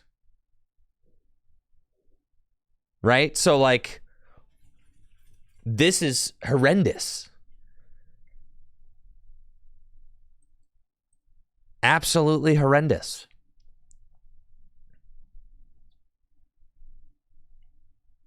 Just terrible. This deck just keeps getting worse.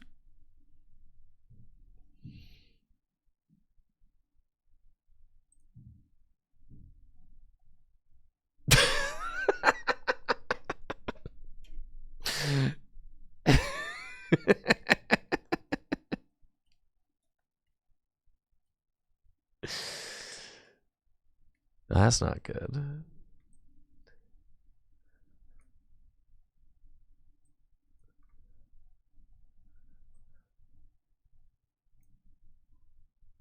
Oh, I'm trolling. I even played the wrong spoiler. There's nothing to be done.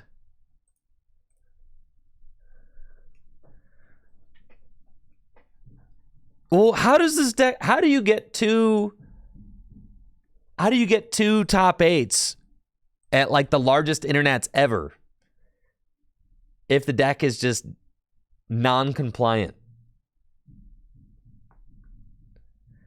This matchup... You can only blame so many losses on the matchup, right?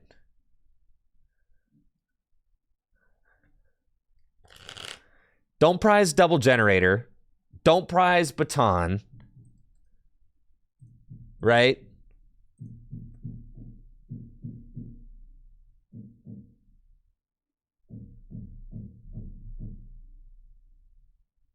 All right, I got one more in me for sure.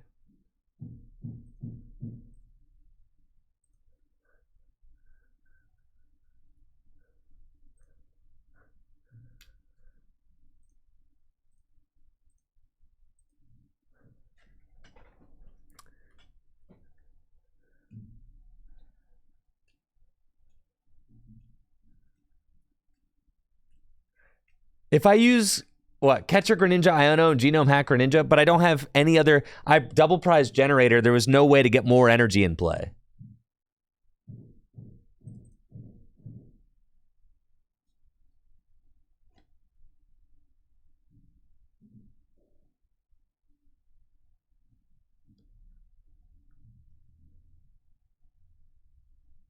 Yeah, there's no way to get more energy in play. We double prize Generator and just hope to get stuck for 2 turns while I manually attach to stuff. That's probably not it. All right, trust. We've got it. We've got it. We've got it. We've got it. Trust, trust, trust. Deck's broken. Oh, Lord have mercy.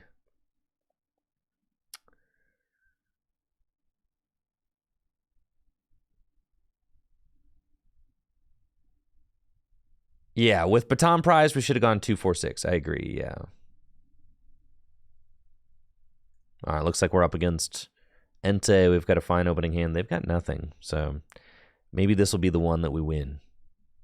Great. Future Booster Energy Capsule. Here. There. I don't know.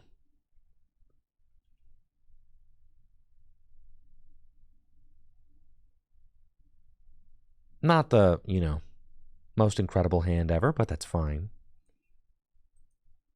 Get rid of those. Go get a hand and a crown. Could get 2 hands. We're doing 60. They didn't even attach an energy.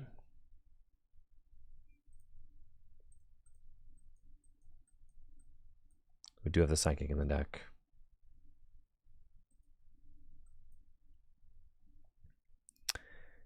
And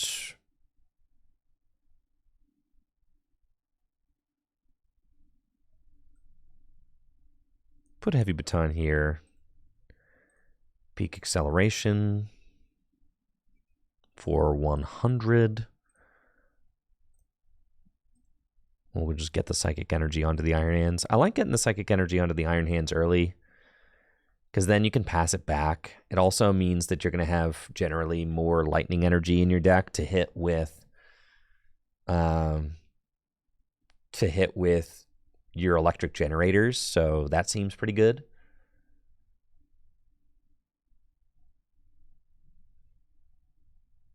Yeah, fishing out the Psychic early is great.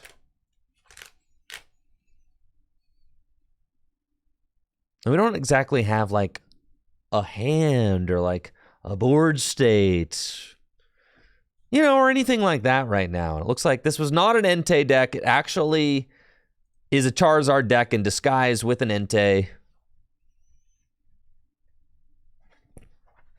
And we Iono'd them into the absolute gas. That's okay. That's okay. We're fine.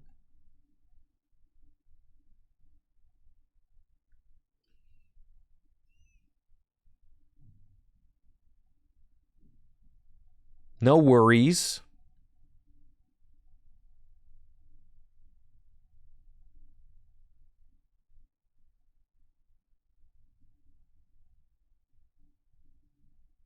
I got the Radzard out. This is a Charizard Bibarel deck. We didn't see any Charizard Bibarel decks at the European International Championship show up. It was all Charizard. Oh, okay. All right. In before people tell me that, well, Tord's deck was a Charizard Bibarel deck. Okay. All right. All right. I guess. Okay. It was a Charizard Pidgeot deck with a 1/1 Bibarel in it. Oh, all right. Fine, I suppose. But, yes, no, it was not like this. Not with TM Evos and like 2 Bibarels and stuff. Yeah. Now we've got options.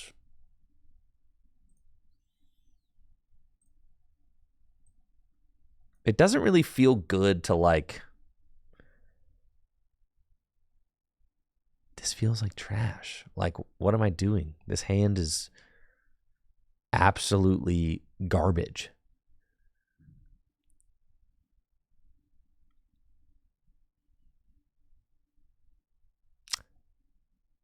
Huh.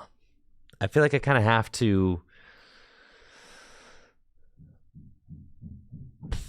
If I arm press for 2, then they can do 240. Yeah, so I like have to just swing again. Ain't nothing good happening here, dude. This is just all bad.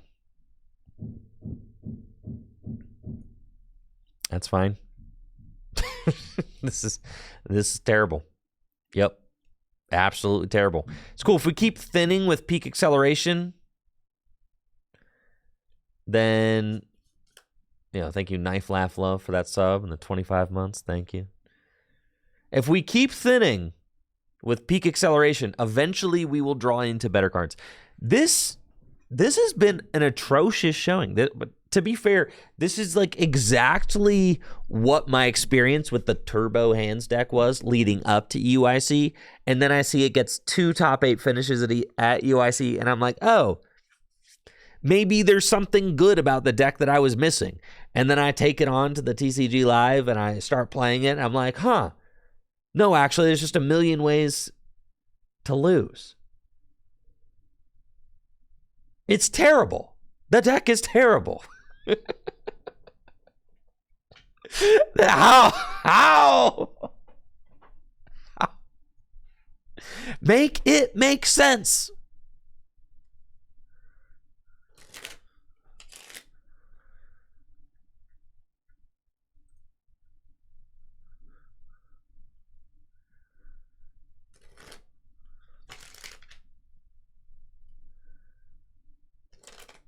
Make it make sense, man.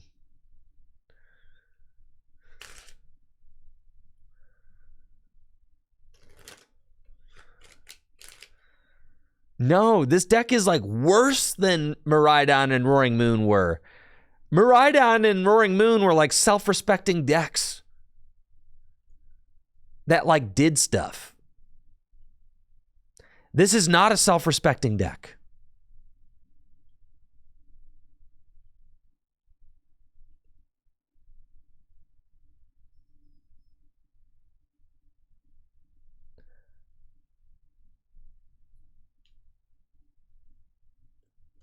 Like, look at every other deck does better things.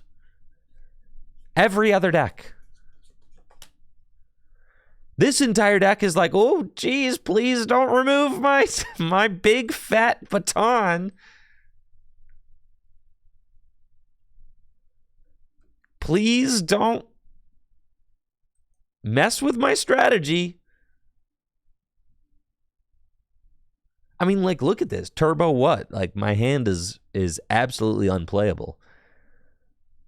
All right. So, they've got the Vitality Band. If I take one knockout, they will KO me.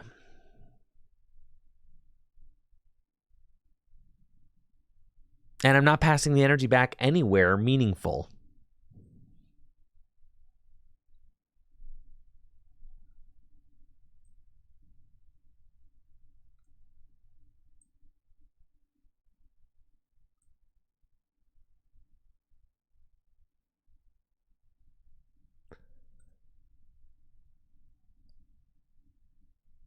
We have to go for the...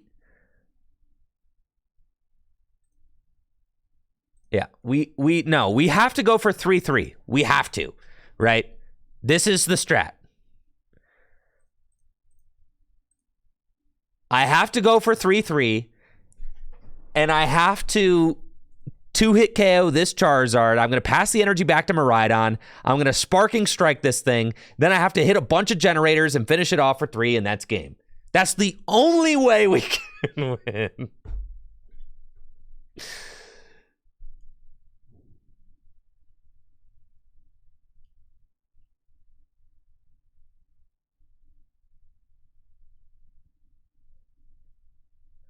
Oh my God, and they've got the vacuum, bro.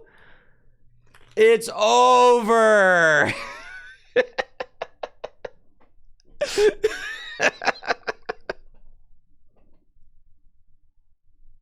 It's over, bro. It's over.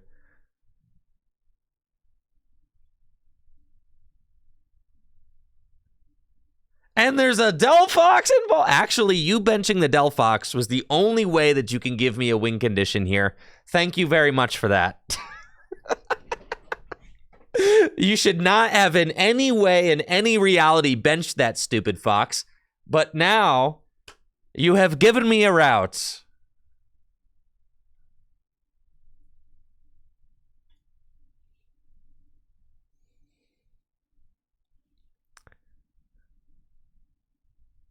All right. All I have to do is have my opponent not play a card called Boss's Orders.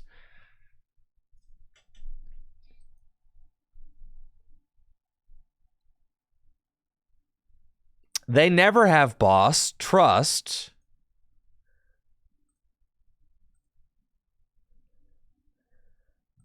They would never boss, bro.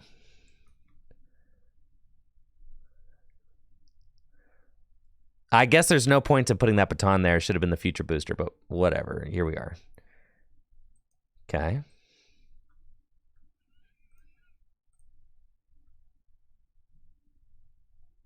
All right, and we've got an Iono. Woo-wee! It does not matter.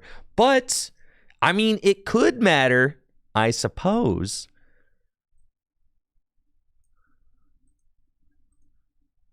Let's go. Come on, guys. Come on. Have some faith. Here we go.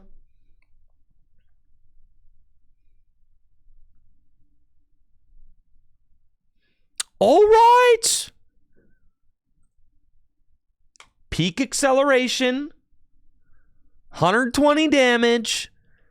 2 energy. I've got 4 generators. All 4 generators are in my deck. Doesn't matter, though. I'm going to have 3 on the Iron Hands. Okay, come on. Come on. Let's go. We can do this.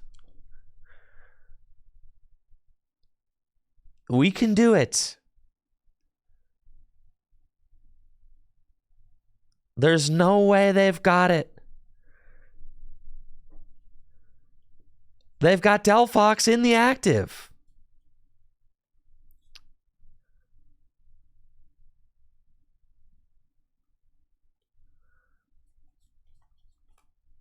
They need Switch and Boss.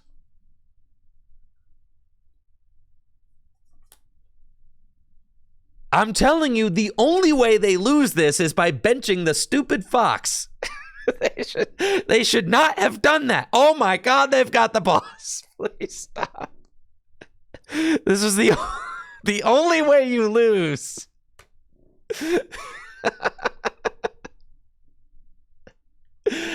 And yet, here we are.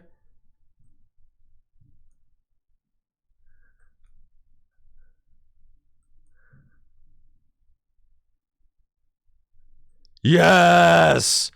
Sweet victory! Paid actors! Amp you very much, broken deck! Yeah!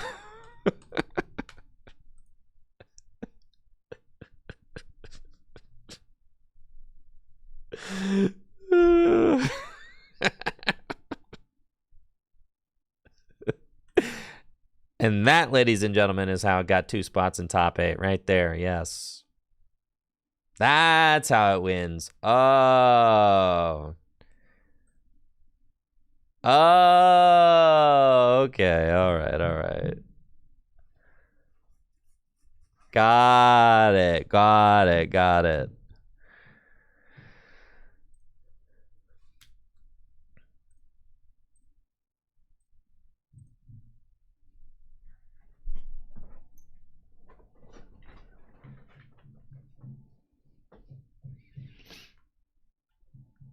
That's it. Victories based on opponents' misplays happen all the time. In top 4, William was up game 1 and winning game 2, and he decided to boss around towards Charmander with the Defiance Belt to knock out Bibarel instead of knocking out the Charmander with the Defiance Belt, and that caused him to lose that game and therefore the entire series, which then allowed Tord to march on to win his 5th international championship. If William had just simply not done that, then history has changed. All right?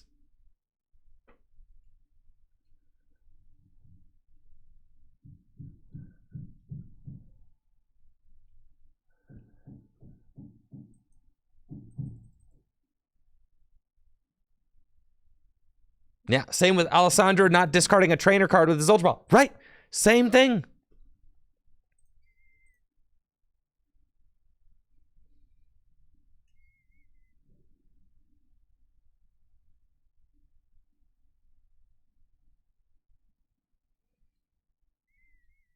William was up game 1. He's got the whole thing right there in front of him. But things happen. I will take my mulligan.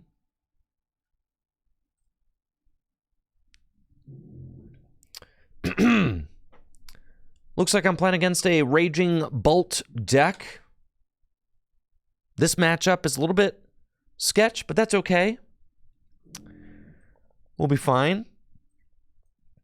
Got a Techno Radar, Town Store. Lots of good options here. Techno Radar. Discard the Arven.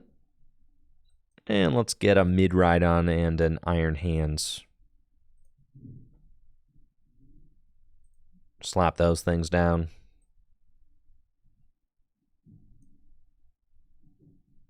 We can go energy to the Mid-Rhydon. I'll even put... Nope. We'll pass. All right. That's fine. That's fine. Town Store next turn. we can use, and I'll Iono, sure.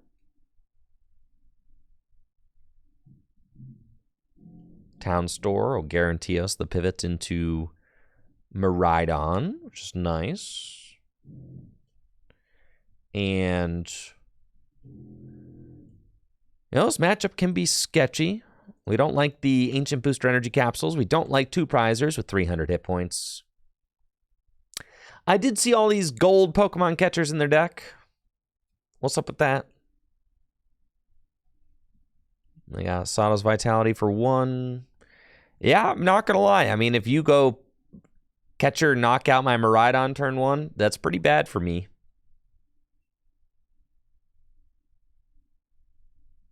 But it looks like my opponent doesn't have a whole lot going on, so this is cool. Track and shoot. Why are you still tracking? All right, keep discarding those Ancient Booster Energy Capsules, please. I think they're going to Ultra Ball and then Burst Roar or something. Yeah, here's Mew. They're just playing cards, yeah, for sure. No, they got the turn 1 attack. Oh, the Prime Catcher. This is ridiculous. This. Come on, man.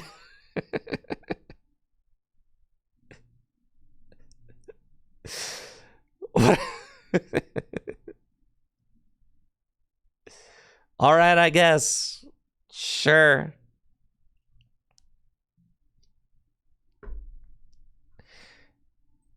Whatever, man. Whatever.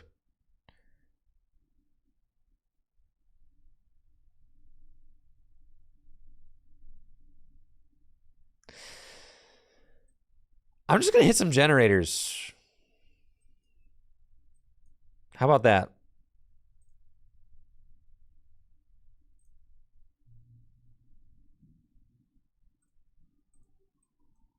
Yeah, we're just going to hit some generators. And we're going to do this the old-fashioned way.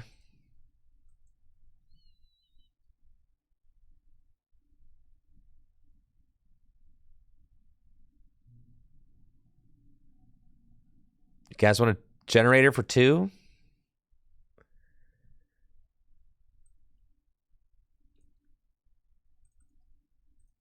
Oh, baby. We're so back.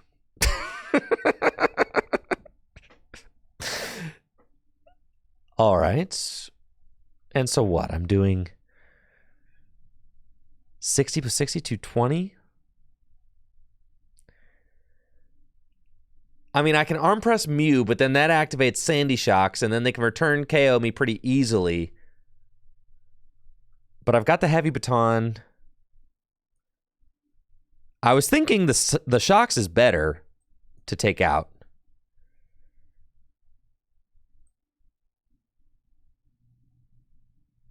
Yeah.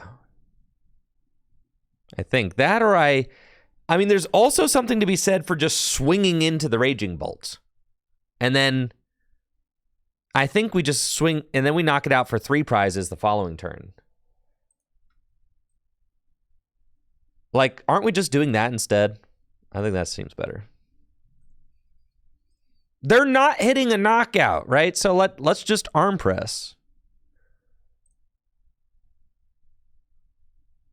Like, let's just do this. We're going to go 3-3. That's where there's, I think, like, yes, we go 3-3. Yes. Everybody calm down. This is the 3-3 game.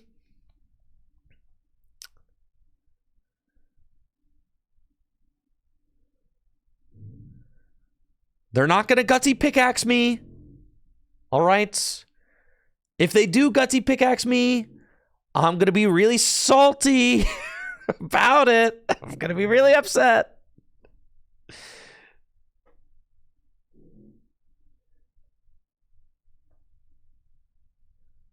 All right, there's a Pokestop. Energy switches, Pokemon catchers. They're gonna Pokemon catcher again, you monster, bro. Please stop it. Stop it. Whatever, man. All right, it's fine.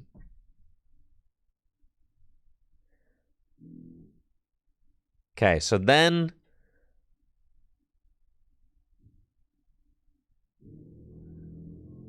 you discard 2 again. I Iono you to 4. I think it's like I can amp this Mew for game, right? So I think it's okay to just amp this and then go amp Mew for game, right? Like that's what we're trying to do.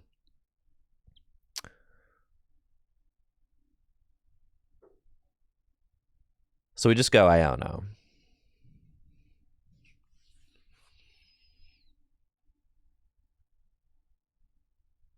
And we hit everything that we needed. We get backup hands. We've got the energy. We've got the Mew. I mean, look at this. Just beautiful. I can Pokestop. I shouldn't have done that.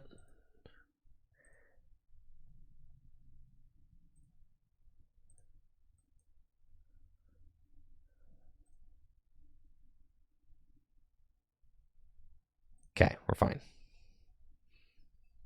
Pokestop. Okay, the reason why you Pokestop, though, is because I need to hit, like, a generator or something, right? Jeez. I need to hit, like, 1 generator, right? Because I can pass 2 energy. So I need to just find the 1 generator to get the 1 extra energy into play.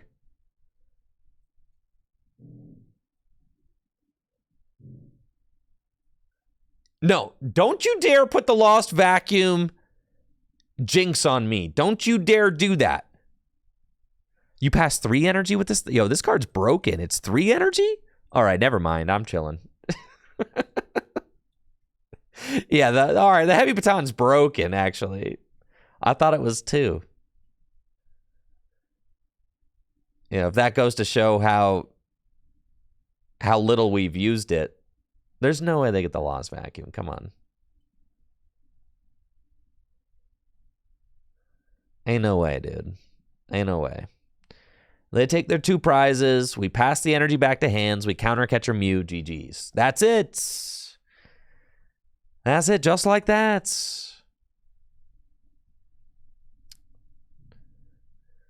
They are digging. Pokemon catchers. I mean... Right, because if they Pokemon Catcher knock out an Iron Crown, then I can't actually hit the knockout on Mew. Oh, God.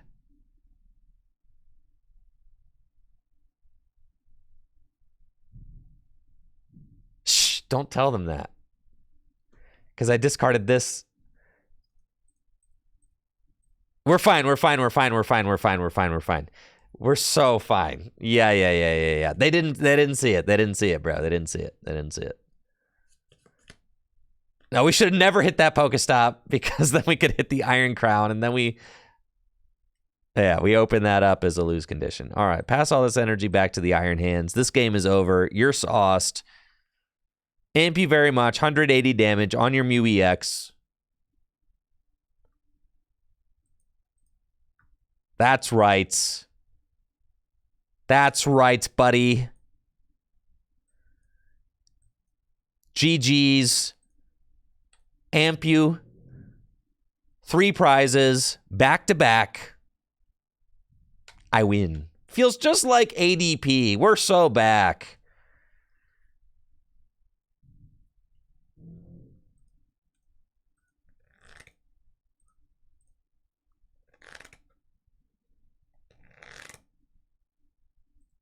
Pokemon cards are so back.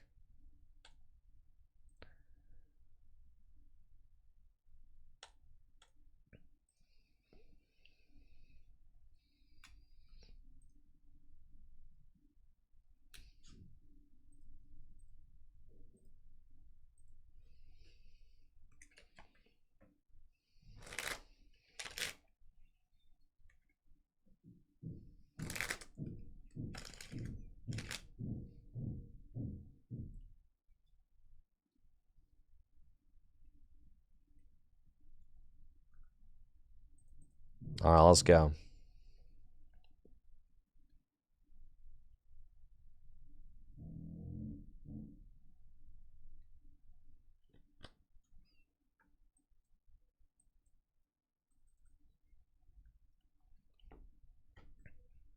Nice. Finally.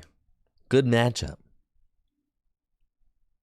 Looks like I'm playing against a Lost Box deck with the broken Iron Hands deck. They've got Buddy Buddy Poffin and are going to be able to establish their board. I've got everything I need for a turn 1 Miraidon knockout. Arvin, Techno Radar, all that. And we're cruising.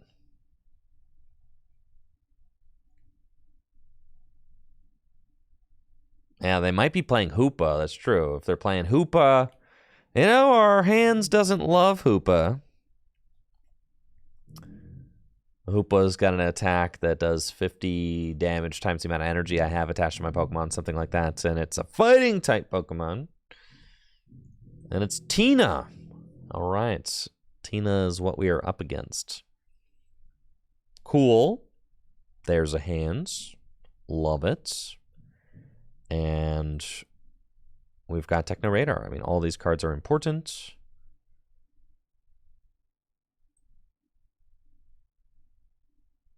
Let's Arvin. We've got Prime Catcher. Nest Ball.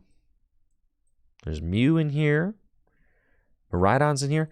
I've already got the Techno Radar. I could, like, bring up the Tina and swing into it. I don't, like... Oh, there's, like, that's 3 prizes if I want to do that. That or I go turn 1, knock out the Comfy for 1. I don't, like, hate that.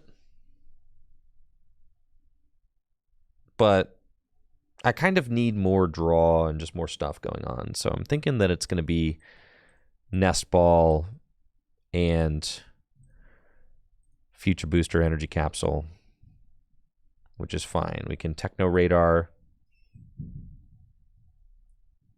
and discard that. And we go Miraidon, Iron Crown.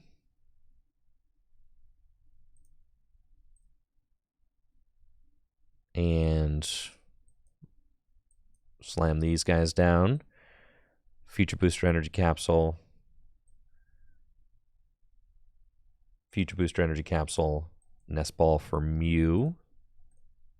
Thank you, Reverend General, for the sub and the 27 months. Appreciate it. Energy here and restart for 2 big ones. All right, that's nice for next turn. Retreat into the mid. And peak acceleration for 100. Want to get the Psychic out of the deck. And we'll go Psychic Lightning to the hands. It's fine. And take our prize. It is a boss's orders. Okay.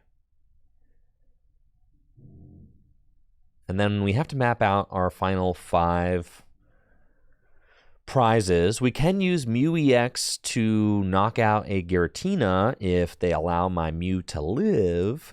So that is something that is worth, you know, kind of keeping our eye out for. We can Genome Hacking Lost Impact for 280 damage.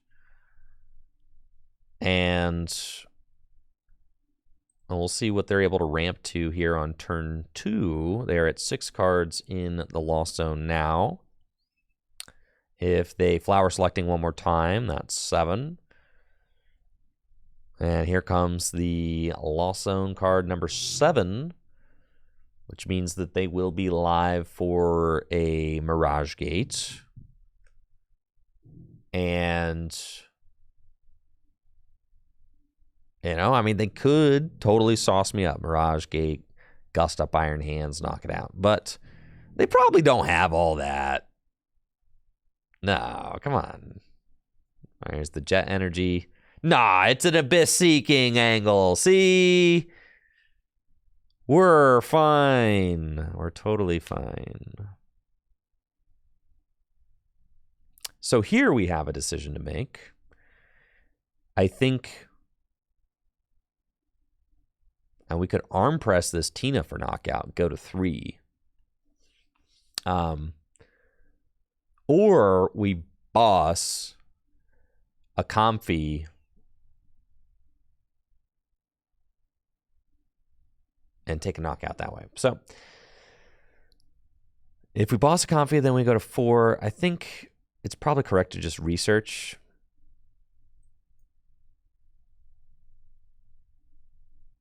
And then we kind of just like see what we got going on. We don't have the baton, which is not great. But I do have a generator, and I've got a techno radar.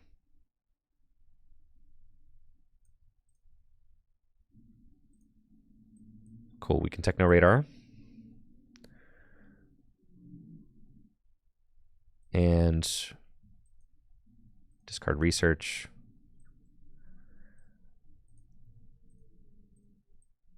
Kind of thin another couple cards out. And then generator. Wowee.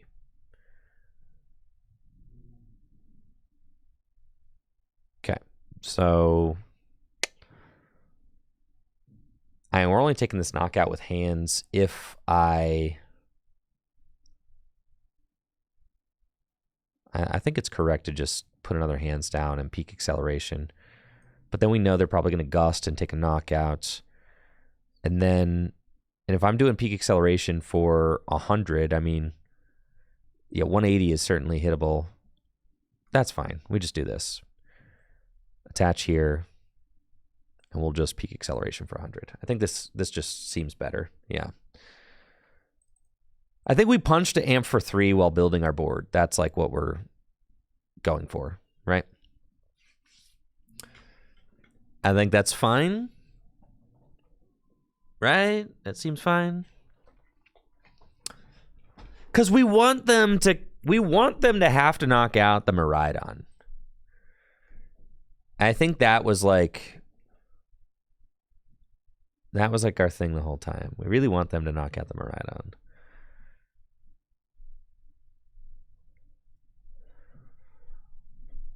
And if they do gust around and knock out a hands, I've got another hands built up. I can find the baton, put another hands down, and do what I need to do. We've still got Prime Catcher in the deck.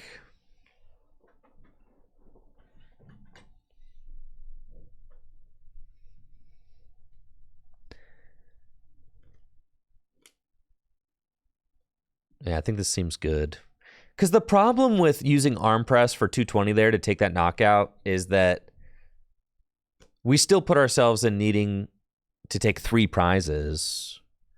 Whereas here, if they take 2, they go to 4, and then I take 3, and then I go to 2. And then all I have to do is find those last 2 prizes, and I could even like Crisis Punch or whatever. I could Crisis Punch, I could Genome Hacking. There's like a lot of different options there. Right?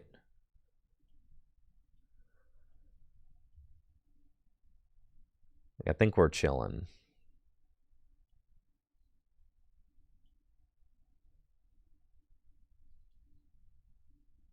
All right, they've got Prime Catcher, an Iron Crown. Looks like they are whiffing, which is big news for me. I have not used the Crisis Punch yet, but trust, we will find a use for it. All right, Sableye turn for them. And they're going to spread for 12. All right. I can just Arven for Prime Catcher this turn and take 3. And I think that probably just makes the most sense.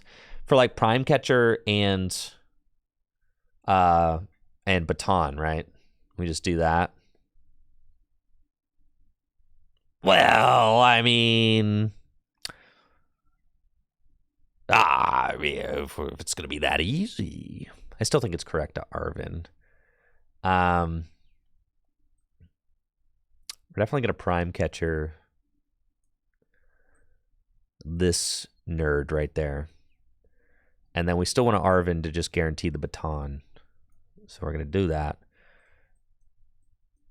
Get these guys. And then, you know, do we have... Problem is, we don't have Gust, but they've already taken the odd prize. So Crisis Punch will be an option at some point, which is probably just good for us. It's fine.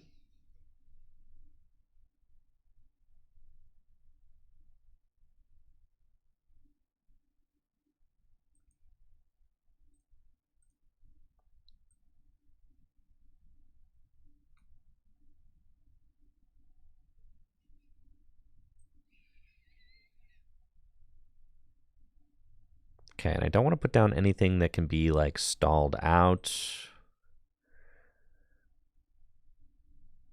necessarily.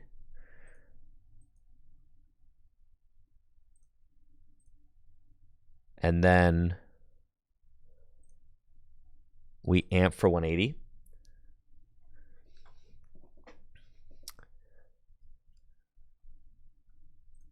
We're going to take these. If they attack with this, we can just Mew them.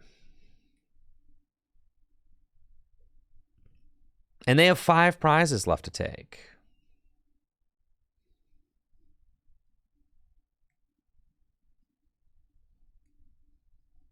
It's true. Not if they Requiem. It's true.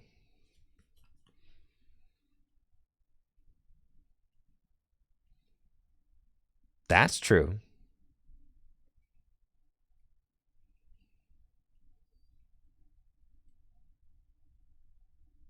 Well, the plot thickens then. I need to find another baton.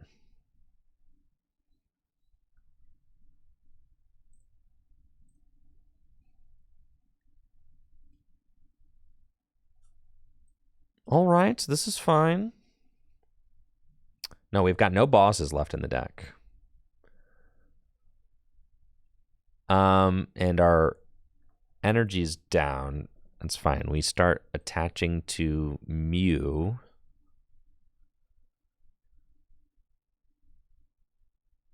They hit me for 280 and go to 1. But then I won't be able to pass the energy back unless...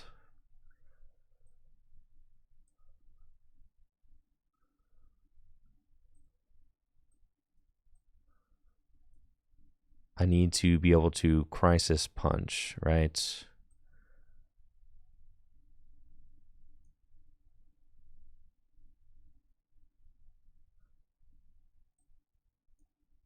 Okay.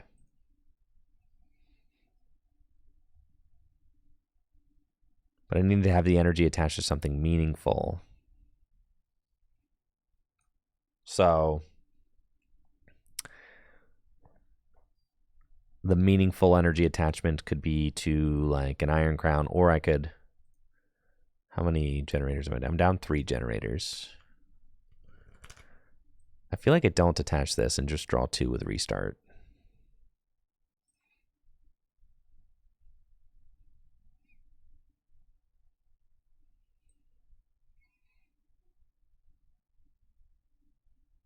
I don't think I have a ton of energy left. 6, 5, 6, 7, 8, 9, 10. It's not a lot. Okay.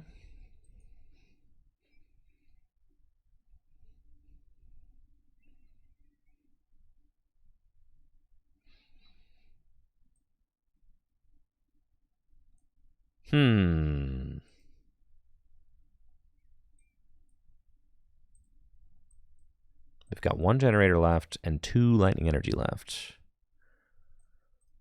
It's fine.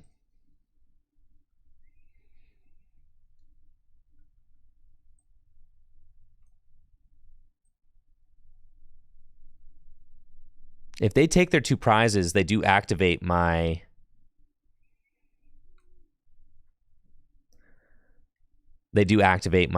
counter catcher. So that's a win con too. So we just go here. Yeah. We just do that. Yes. They activate Counter Catcher if they take the 2. And if they bring up Sableye, then I just, yeah. So that's fine. That's fine. Yeah. You walk a very tight rope with this deck, for sure. There's 1 generator left in the deck. There are 3 lightning energy total. Countercatcher lightning wins on this Tina. And they are going to Countercatcher and probably, yeah, try to finesse me with Sableye. Yes, of course. We're only down and a Roxanne. Fantastic. There's the Countercatcher. So I need to find my last Ancient Booster Energy Capsule, or Future Booster Energy Capsule. There should be 1 left.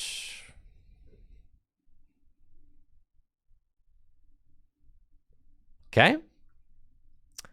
Is it prized?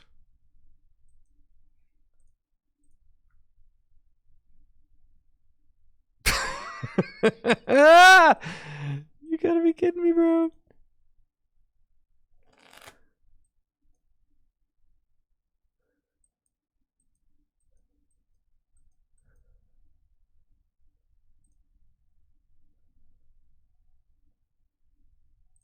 Thank you, Kringleberry.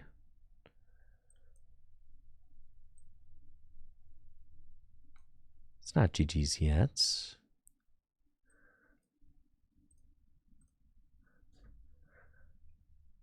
All right, it is GG's. Wow, the last one's priced. So that game I needed to not... But didn't I research? I felt like I had to put that down.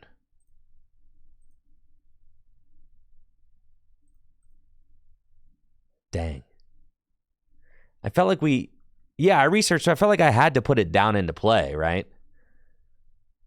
Right. So it just was like... unfortunate. Dang, that's crazy. I have win if we don't prize our 4th capsule. Yeah, attached to the capsule is crown instead of Mew. In hindsight, yeah.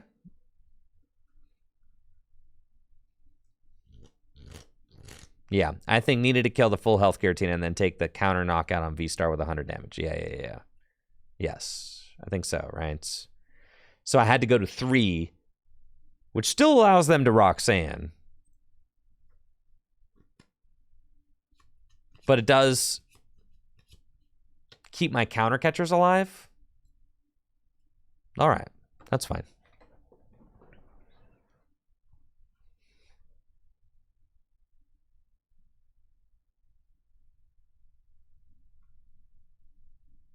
That's fine. I'm not giving up on this deck.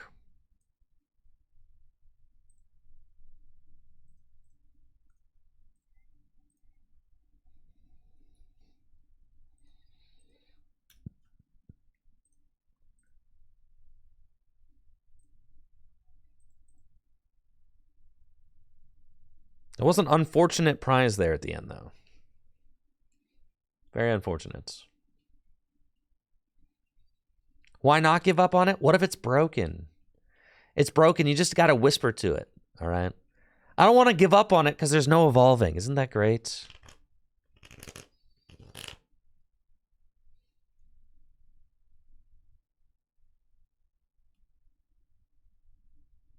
There's no evolving. What a beautiful deck. What are we up against here? Why is there a Pokemon League headquarters? Why are you doing this to me?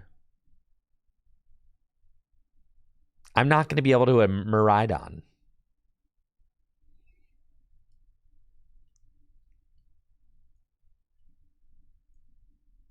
I can't do anything. Well, not necessarily. Looks like I'm up against, I don't know, some annoying deck with Pokemon League headquarters. I've got an Iron Hands right here, and I've got Arven. And you know what? If I hit a double generator turn 1, I can just knock out this Mew. So I'm going for that. 100% I'm going for that. No, I can't. Because I would need to hit...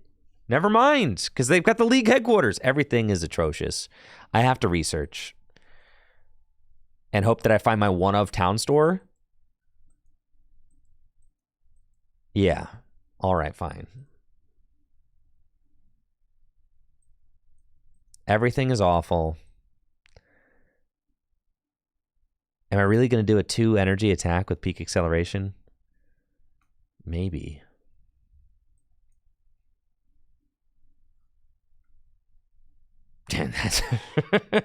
You betcha I am. Wow, what a terrible draw here. That's fine. Yup, that's fine. Thank you, Master Omok, for that Prime sub. And it looks like we're passing. Okay, great. That's fine. That's fine. No attack. We don't need to attack. Attacking's overrated. Attacking's for losers. Psychic energy here. Research. Holy smokes. All right. We got there.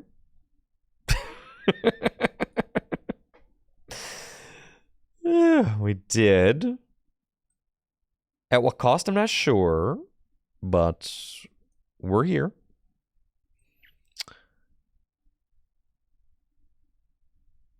I think we're knocking out the Natu.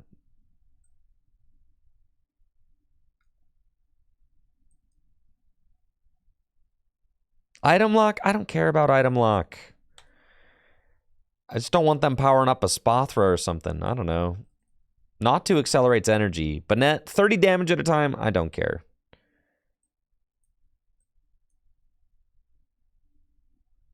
Yeah. If they are doing 30 damage to me with item lock, like I could care less. Like gonna lock my generators out? I've discarded a whole bunch of lightning energy.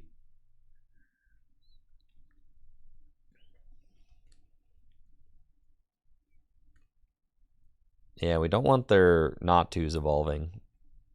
So, I'm just going to take care of that.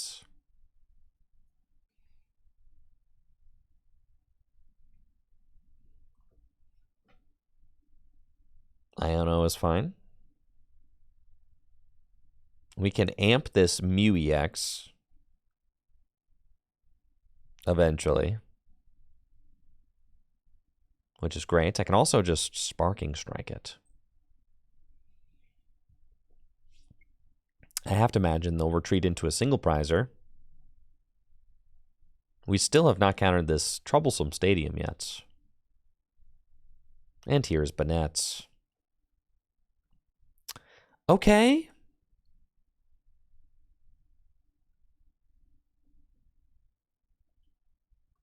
It's fine. I mean, either Banette goes and tries to Poltergeist to knock me out.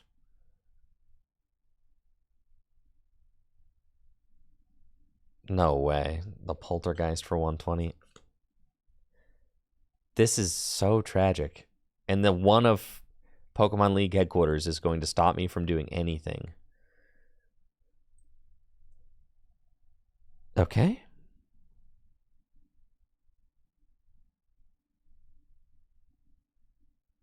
All right. This is fine. We have to Techno Radar.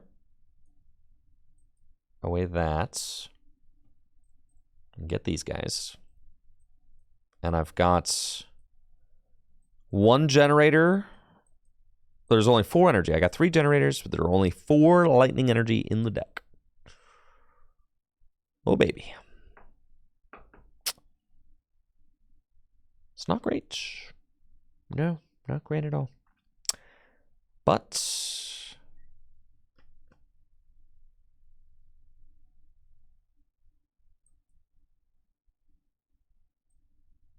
I bet I wish I had Lost Vacuum. Yeah, you know, but we don't. Okay. I think we actually just get Mew and chill. so that I can draw cards. Doesn't that seem nice? Let's just do that. And we're just going to manually attach. They're not doing anything, right? Like they're not doing anything. And then next turn,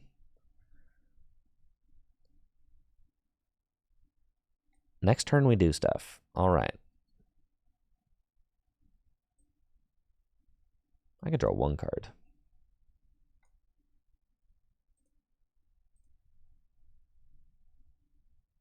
Cool. Pass.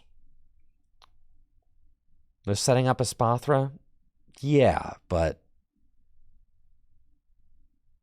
that's fine. They've got no Zatus. Oh, the vacuum. Yeah, that's fine. Oh, the heavy baton. Okay, all right. Actually, let's see. So if I've got 3 Iron Crown, 4 buffs, right? I'm doing 240, 10 damage shy of the knockout. They're going to Iono me into... Oh my... God!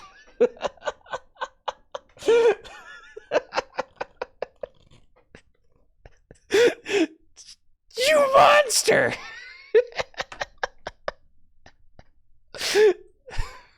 This is horrible, bro.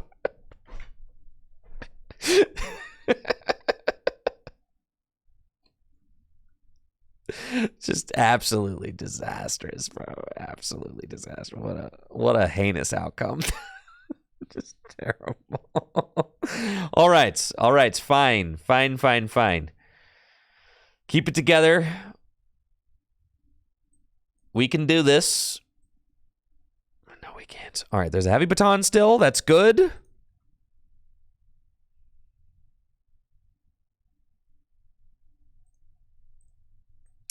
I can countercatcher. So if I countercatcher, I could potentially knock out the Mew for 3. Does that matter? Yeah, sure it does. Okay, and then I think there's like no energy. There are 5 energy left in my deck. Okay. All right.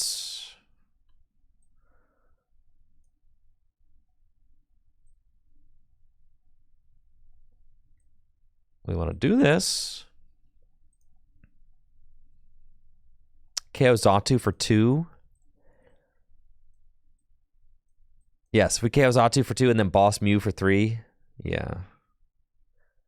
I think I agree with you.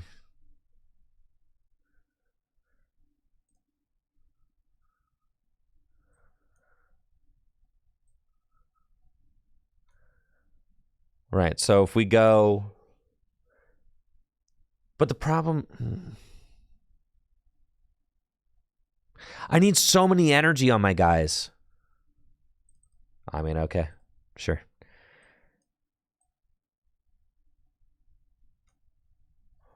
All right. We're here.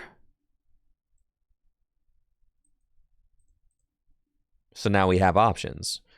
If we go countercatcher Zatu, knock it out, then they knock out my Iron Hands. We need them to not vacuum. For goodness sake, we need them to not vacuum the second baton. And then we could go Boss Mew for game with an amp. Now, if we go Mew now,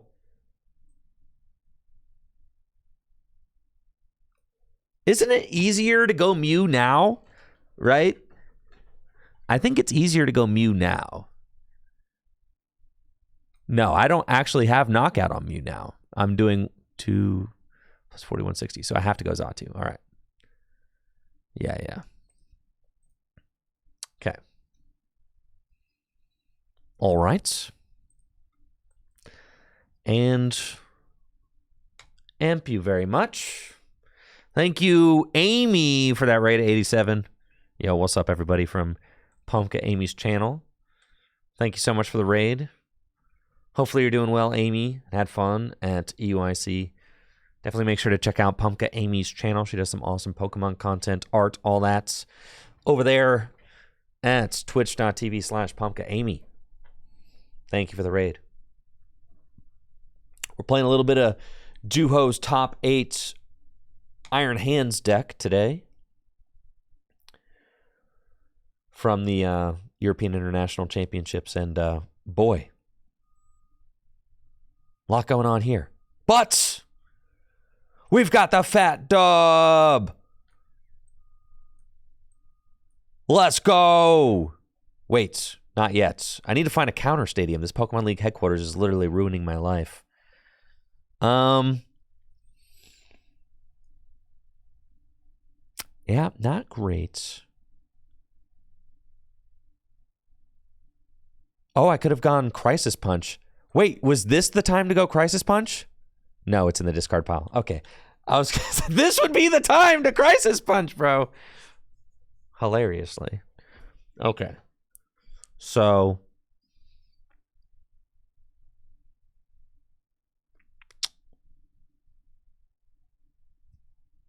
we have to Iono. Let's Techno Radar. Get rid of that. I can't. Techno Radar, get rid of that and take a look at my options. All right, I've got one generator. I've got no counter catcher in the deck. It is just. And I've got no buffs. I need to amp for 3, guys, on the Mew, but there's this stinking league headquarters. All right.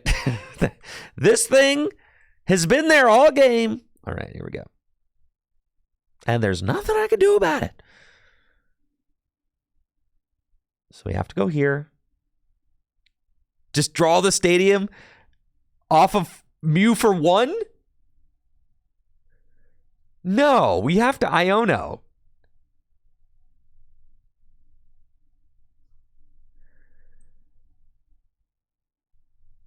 Yeah, we have to Iono.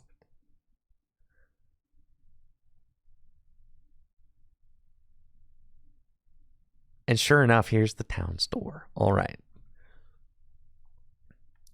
So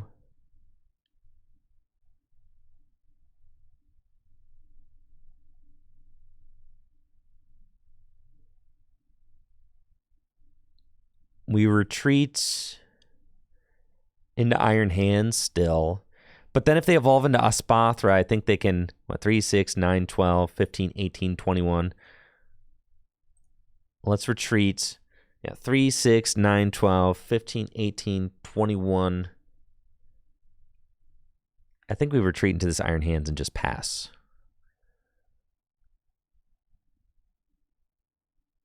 No, because I'm not taking a knockout, so I need to swing. They don't have it. All right, here we're going here. And then... Right, and then I need to swing for the 2 as well. Yeah. Okay. I think I just play the town store now. Shuffle the deck. Yeah, we have to do that. Because that way I can get the boss back if I need to. Okay. Which is what we're trying to do. All right. And then...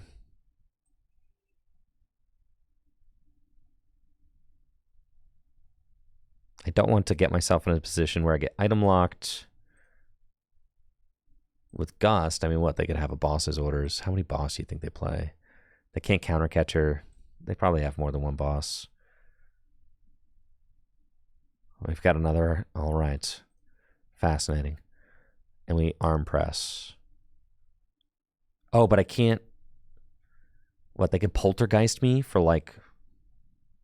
But if they do that, then they lose to amp.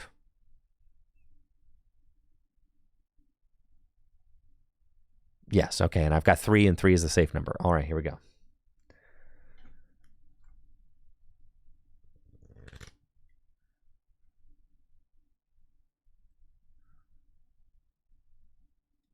If they boss, I lose anyway? I guess so, yeah. All right, they got Clairvoyant Sense for 2, and then they've got Mew to draw. Oh my goodness.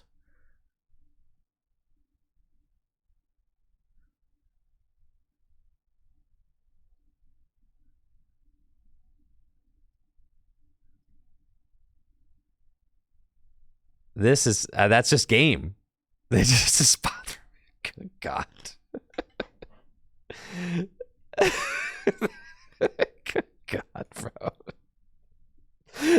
I can't get a single break with this deck. Oh, Lord have mercy. Oh, God. Man. No, we're fine. We're fine, bro. What are the odds of playing against that? Okay. What are the odds of playing against that? Okay, so I think what? In order to... I think what I could have tried to draw the 2 cards with boss. Was that possible with the Mew? And I think I should have done that, right? I should have gone for win that turn.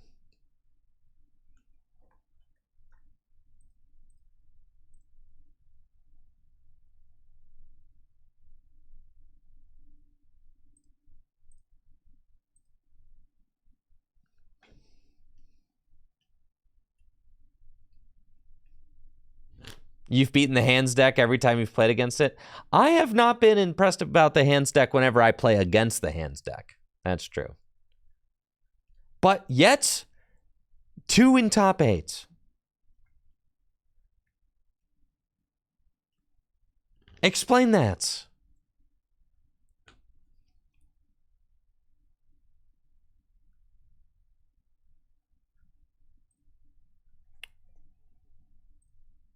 You know what deck we play against all the time on the ladder, though, is that dang Espathra deck.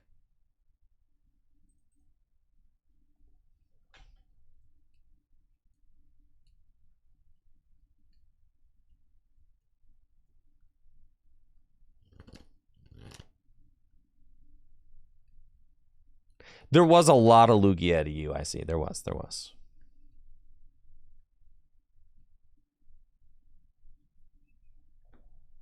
We have not used this Crisis Punch not one time.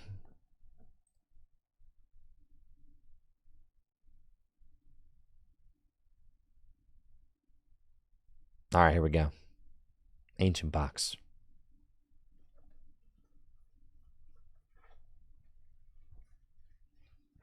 Sure.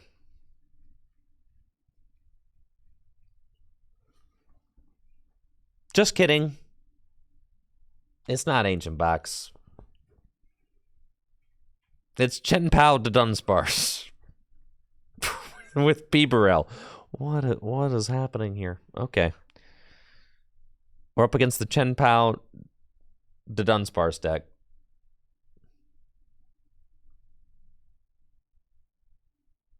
Okay. We got a pretty not looking great opening hand, which is pretty normal for this particular deck. Restart into another lightning energy. Nope. Just great. Yeah. All right, I think I'm ready to be done. I think, what do you guys think? I think I'm ready to be done with the Future Hands deck. It's just not...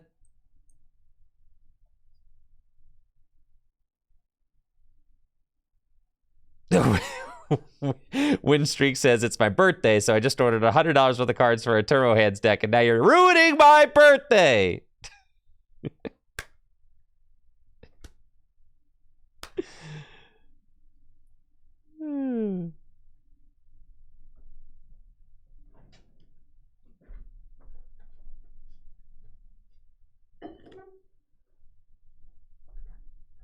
Yeah, maybe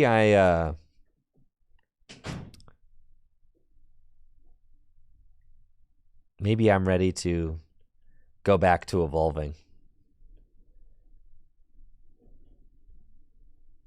My non-evolving tirade seems like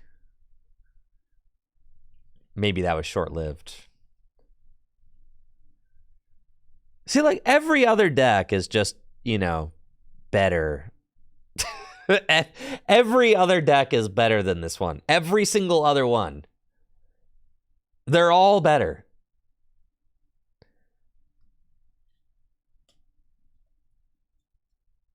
So we should just start playing a good one.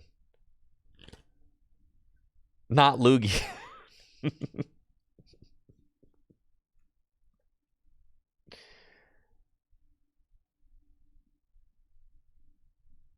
Man, bro. This is rough. Why you got a prime catcher my Iron Hands turn 2?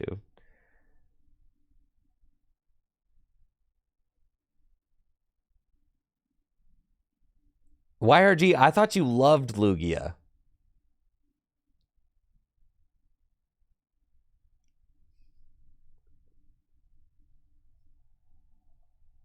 Yeah, I thought you were like the biggest Lugia fan.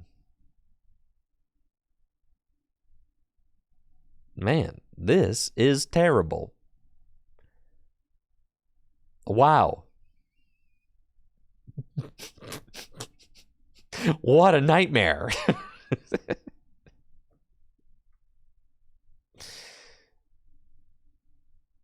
Gee whiz, I'm so glad I'm playing this deck. All right. Research, okay.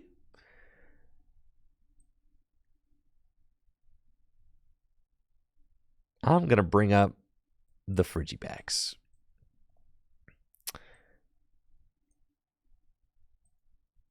Restarts. Iron Crown. Research. Okay.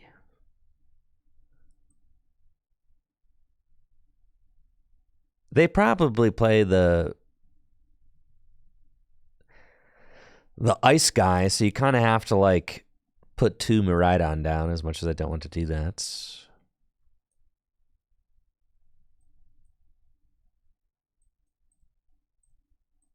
They probably play the bundler. There's only 6 psychic energy or 6 lightning energy left in my deck. Man. Kind of rough out here. But that's okay. I'm taking a prize. Crazy to not bring up the backs. Dude, I'm peak accelerating this turn. There's no shot. You thought that I was going to swing for a 160 this turn? What game are you watching? Yeah, ain't no way. 60 is about what we got going on. Okay. This is fine. Peak acceleration. And I will attach these energy to my benched Iron Hands.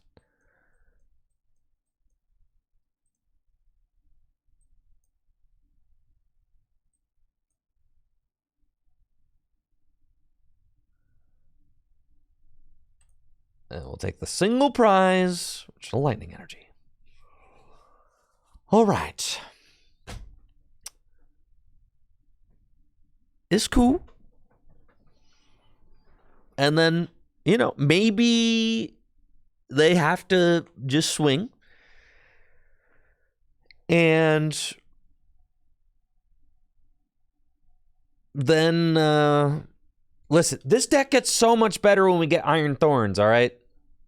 The Iron Thorns is so crazy. That card is, like, legitimately really good.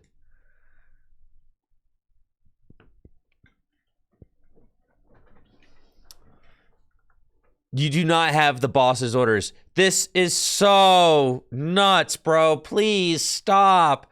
Stop it. I've got nothing else going on. This is... How are you doing this to me? Not the boss, man. Please, I'm going to uninstall it, man. I'm just going to uninstall the client, bro. I've got nothing else. Listen, can't you tell that I'm already struggling?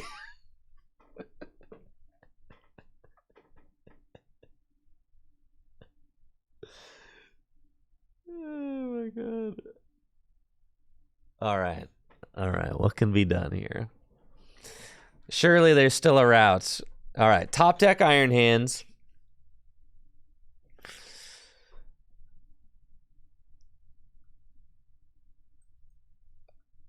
The boss, man.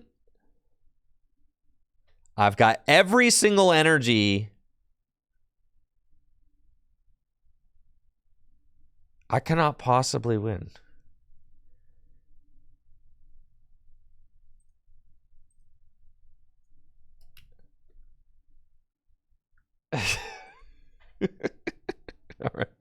All right. We're done with the hands for now. All right. No more hands. My heart can only take so much. I tried for hours. I tried.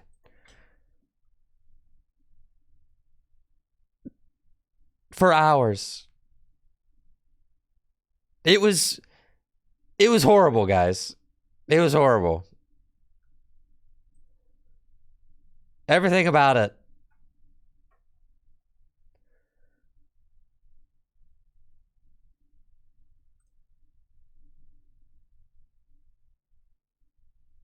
I need to start winning games.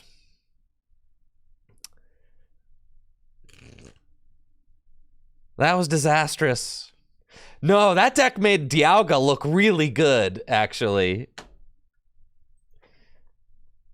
Yeah, that deck made Dialga look like the BDIF.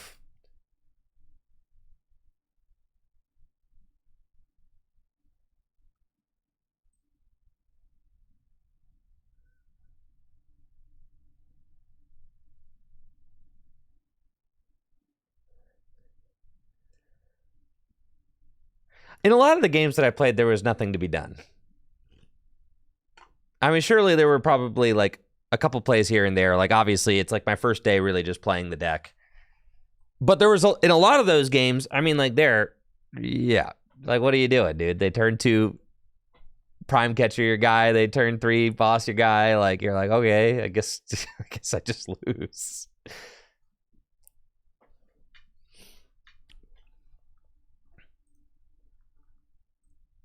Sure. There are situations where you can tell, like, okay, yeah, if I just, like, tighten up this, if I just tighten up that, like, a couple things here, and, like, we're chilling.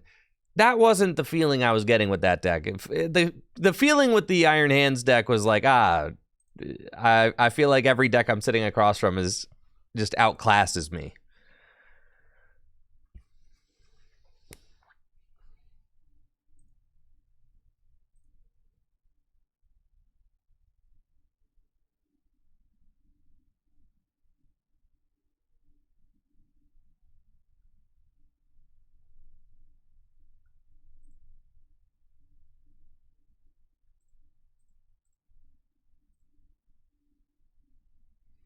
I'm ranking up to Arceus. You can rank up to Arceus with a 40% win rate. Every other deck that I've played felt like wins were way easier to come by than this deck. Every other deck that I've played so far. Even the Ancient Hands deck, which is like, even that, bro. All right, I'm going to try out some Guardy, but I'm going to be right back. So hang tight, and I'll play some Guard of War after this. Thanks for being here.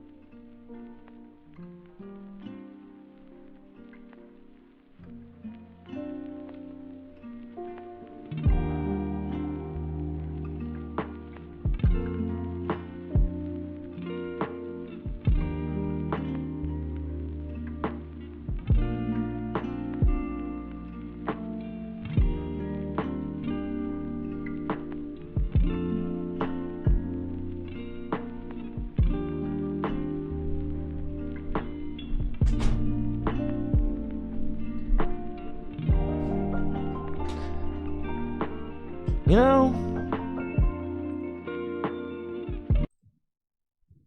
I don't feel like playing the, I don't feel like playing Guardy, man.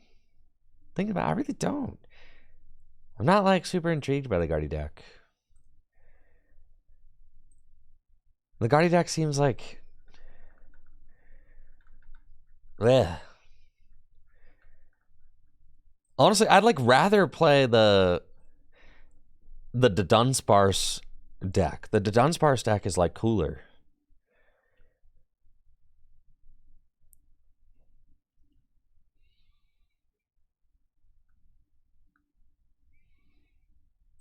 I know. What a disastrous first 3 hours of stream. It's okay.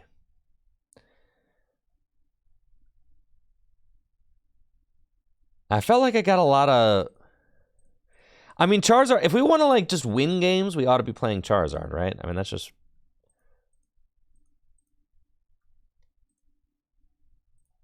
Charizard, though.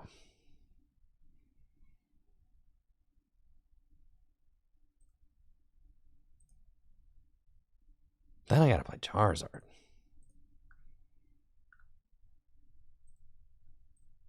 All right, what if I fix up the Dialga deck? Okay, well, what if we like solve the Dialga? All right, I've got the Dialga deck solved though.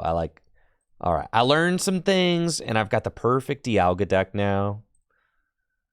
All right, yeah. What if we solved it? You know, what if I just perfected it?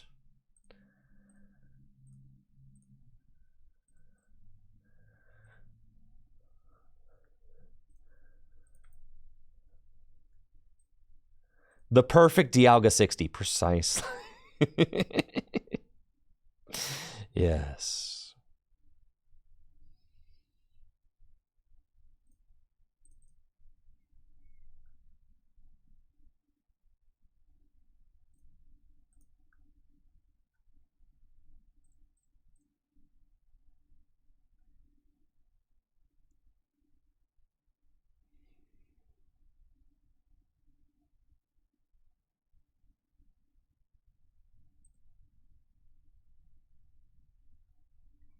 All right, I've got the...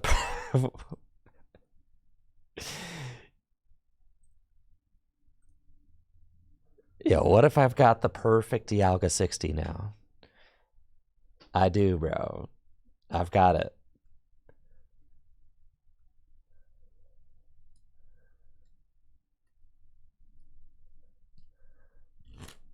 All right. I'll let you guys predict. Did I find the perfect Dialga 60?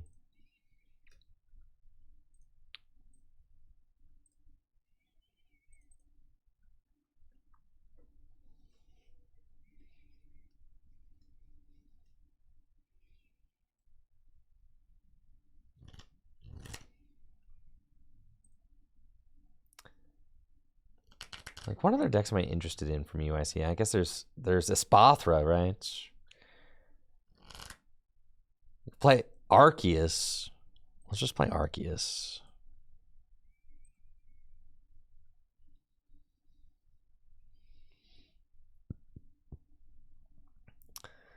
I think being able to set up like you're a single prize deck is cool.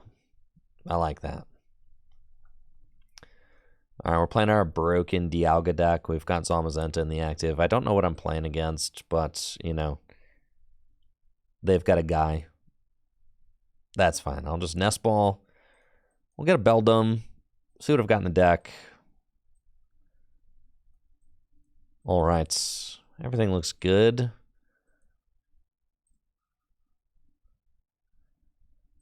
Attached to the active. Pass. And see what they've got going on.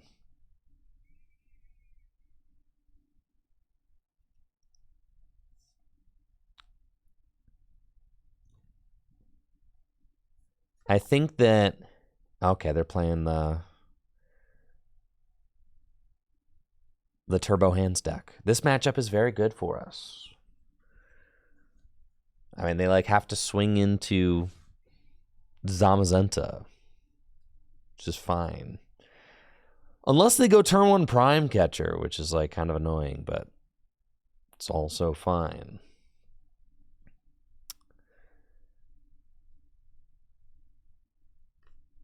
If we lose to the Turbo Hands deck, by the way,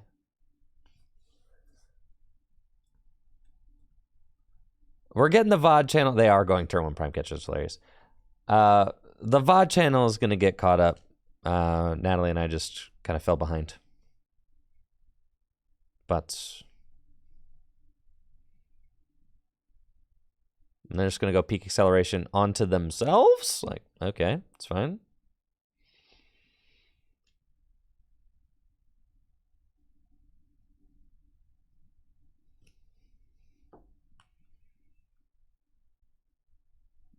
That is fine. I've got a backup Beldum right here, buddy. TM Evolution, Mew, Rod, restarts.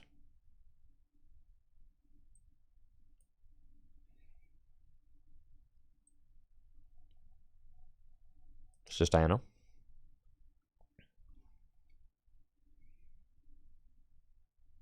Oh boy.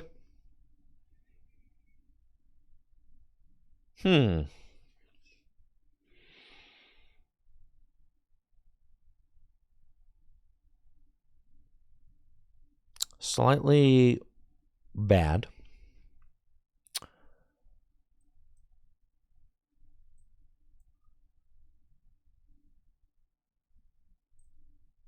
That's okay.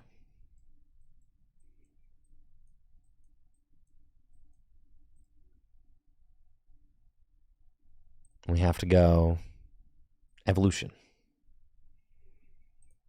to evolve these guys up. See, evolving's inconsistent. We play 4 buddy buddies. I could not find one. What's the point?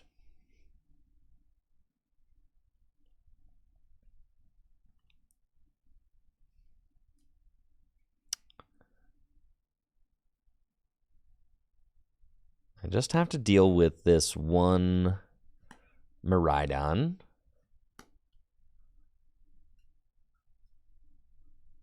And then we're chilling.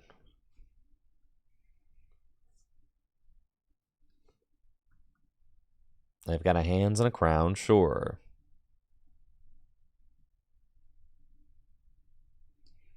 I know, Charizard gets all of its evolutions out turn 2 every game. I know. It's not fair, man. They open Buddy Buddy Puff in every game. Every single game.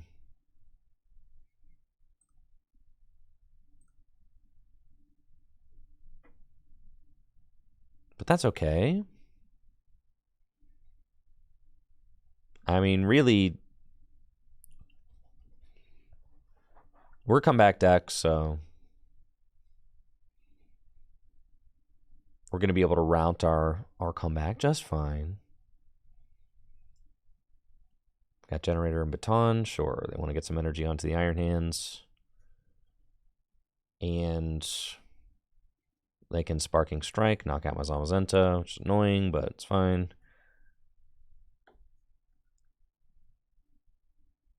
And restart for a couple. Sure. We're probably not doing anything super serious this turn.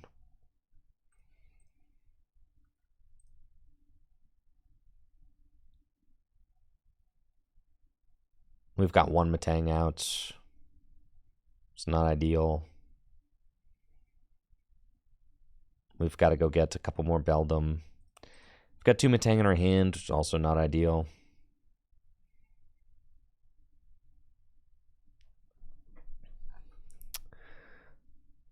And we're kind of letting them take way too many prizes while we set up extremely slowly.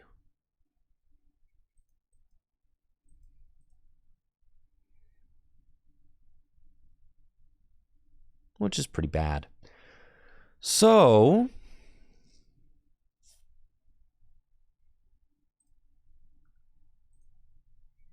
see, maybe I hit 4, you know?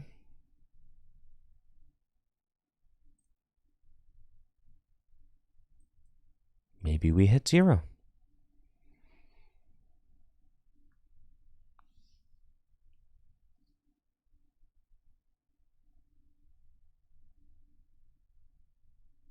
It's pretty brutal.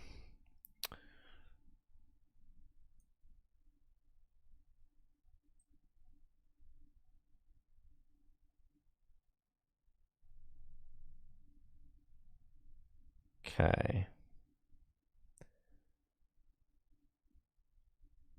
I think losing to the hand stack is an extremely cruel joke. I know.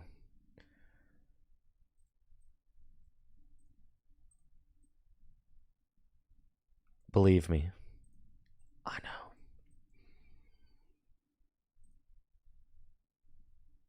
Okay.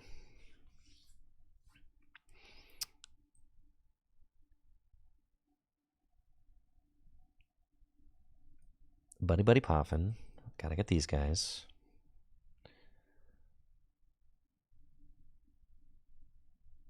And then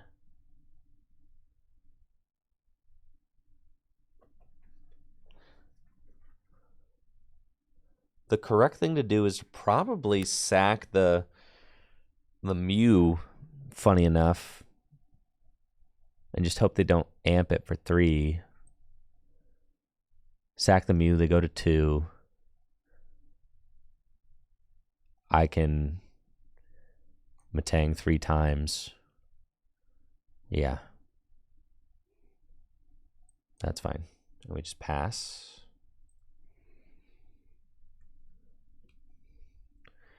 And then we're not going to lose to hands, guys. Come on. Have some faith.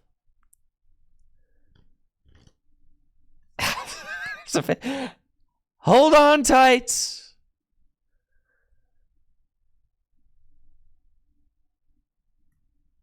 We're going to be just fine.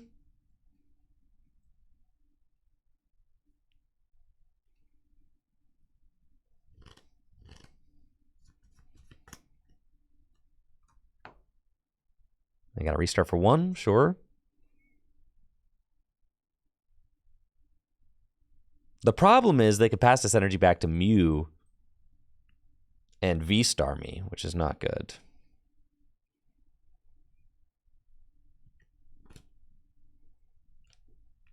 So we want to go Counter Catcher Mew and V-Star it if we can. Or Boss Mew, V-Star it, and then Counter Catcher that, knock it out. And then say, all right, you can't, and then win the following turn. I mean, we go 2-4-6 very easily. We're just going to need to hit some energies, right? Okay. Which is why we actually value the Beldums here more than anything else. Because I'm going to need to hit off of these Metangs.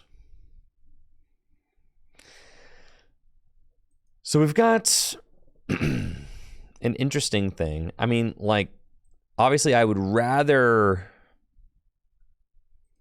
Like, am I going to hit 4 energy off of 3 Metangs? Or do I research and say, all right, then I have to hit Prime Catcher.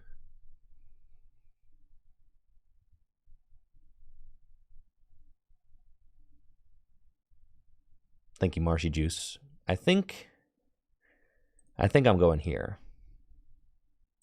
Okay. There's Counter Catcher to the bottom of the deck. And... oh, God. Prime Catcher to the bottom of the deck.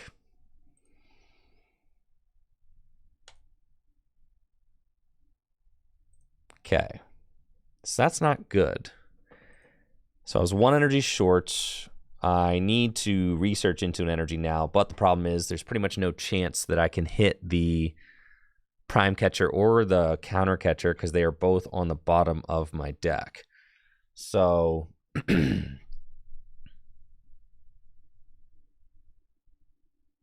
I could just boss and knock out the Mew.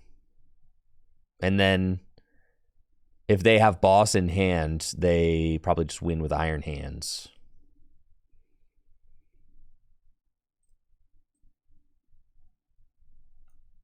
But I think we kind of have to just take that shot because they've already used Prime, right? So we're just going to do that. Yeah, that's fine.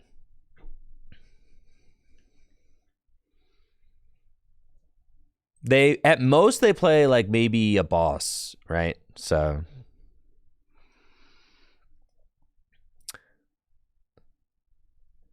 we put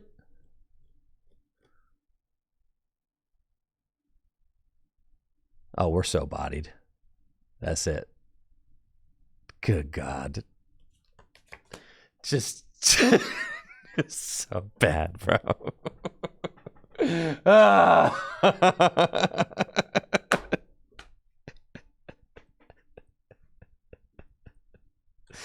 just one of those days, man. Just one of those days.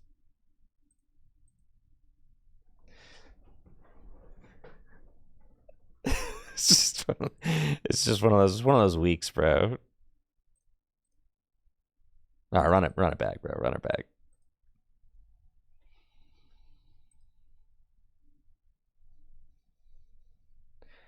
I think I did just get karma'd for sure.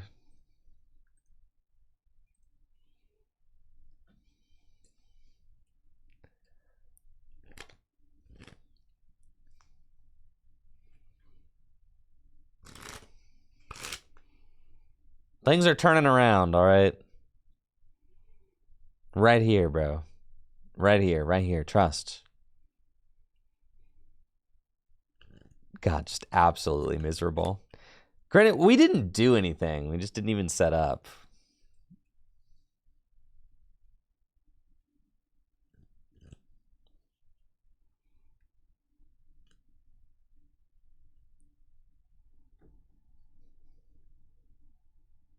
Fire or lightning? Always gonna say lightning over fire, always. Dang, why do people keep believing in me? Stop it. Today is a terrible day.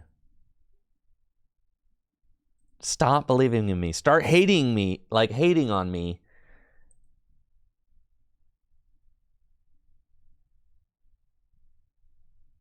Things will go much better.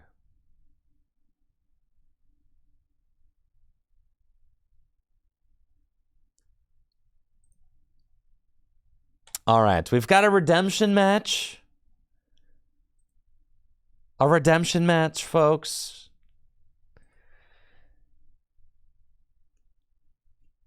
I need to stop the bleeding.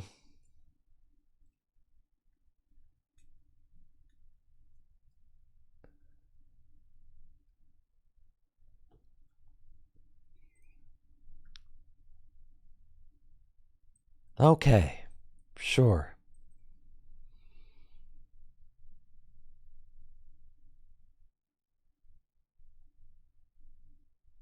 There's no way I could lose to hands 2 times in a row. Unless.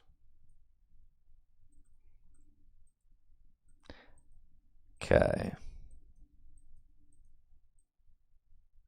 Everything seems fine.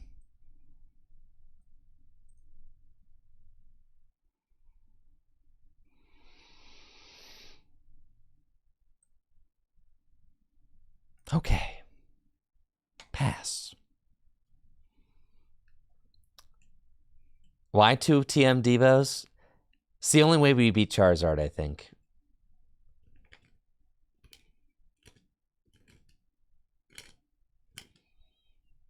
The first TM Devo isn't enough. You need to. I don't know, but if people keep putting like Delphox Vs in their Charizard deck, then we're just gonna lose to that regardless, so.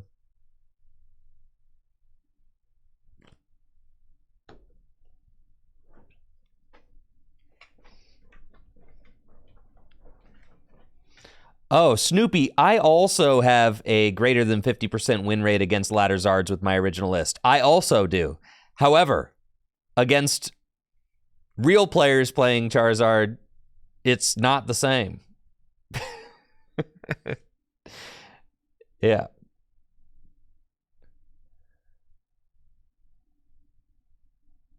It is quite bad.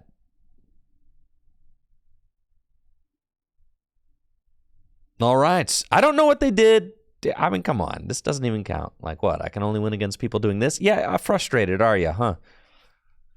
Imagine that.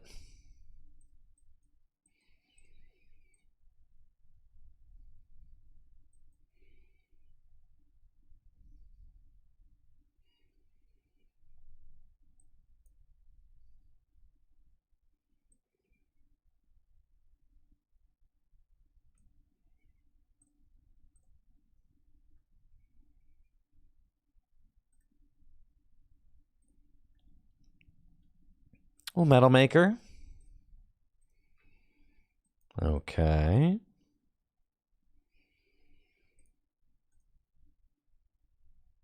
I gotta play a good deck. Dialga's broken, but, you know.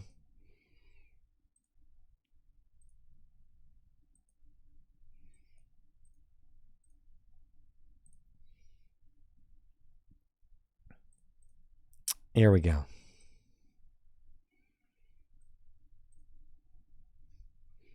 Excellent.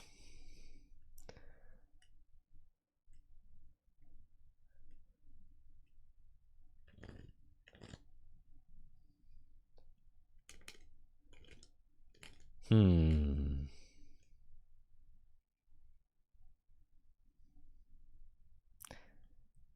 the Dialga deck, yeah, Dialga's broken. Yeah, for sure. Trust. Yeah, trust. Yeah, Dialga's broken.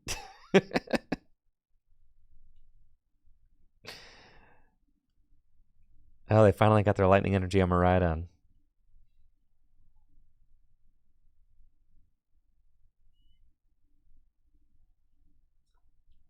Peak acceleration for 100? Sure.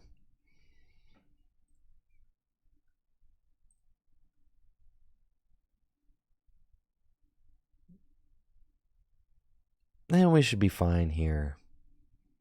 Everything's smooth sailing. We can't lose. Famous last words, I know. We can't lose. How could we lose? Not possible, bro. Well, you know, all right. It's fine. It's one whiff. Ah! There we go. Great. Okay, we want to Iono into like Prime Catcher, Counter Catcher. Yeah, there we go. Good stuff. That's the stuff. Super Rod back in 1, 2, and 3.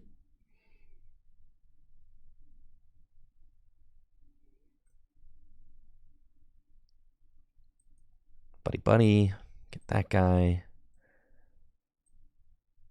Okay. Nest Ball for Mew.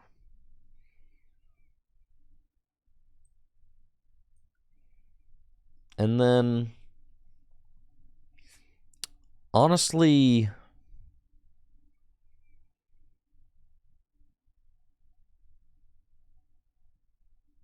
I'll probably just Star Chronos the active and then Prime Catcher that. But I guess I could Prime Catcher that. Yeah, I'll probably Star Chronos. Yeah, or I could Prime Catcher that. Star Chronos the active and then Prime Catcher that. Yeah, that's fine. We'll just Star Chronos the active. I'm going to regular KO the hands after that because they don't even have a thing down, so. Yeah, Star Chronos that.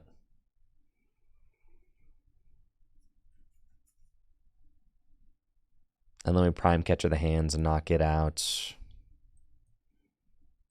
Yeah, you're done, bud. And Ultra Ball away these.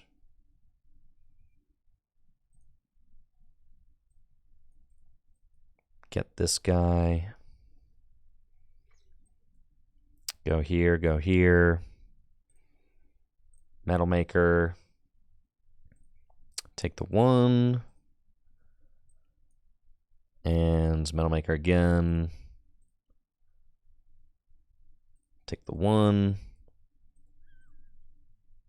And restart for 3. Oh, we got boss. Dang, we would have had it. That's crazy. Metal Blast for 240.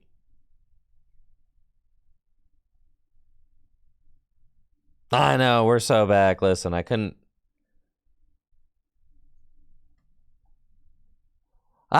deny my love for Dialga too long.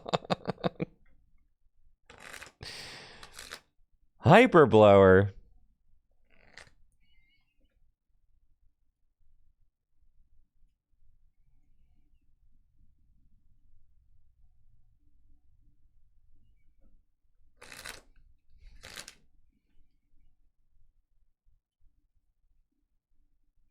What deck am I shuffling in my hands? Unsleeved Basic Energy. That's all I've got.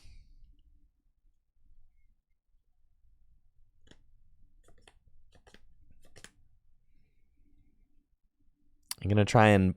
This is what we're doing. You're going to try and boss stall my Matang and Twin Shottles. Okay, respect.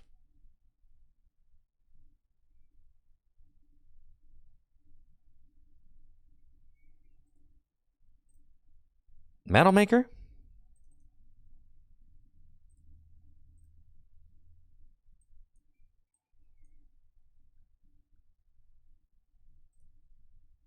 Retreats?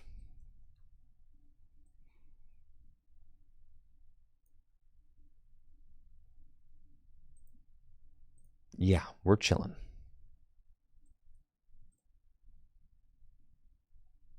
And it should actually be a situation where bosses don't matter. None of that matters. Like, I can just research that.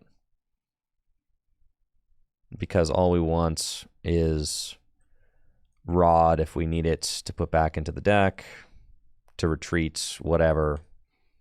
And we just win. So it's GG's. All right, we're so back. Thank goodness.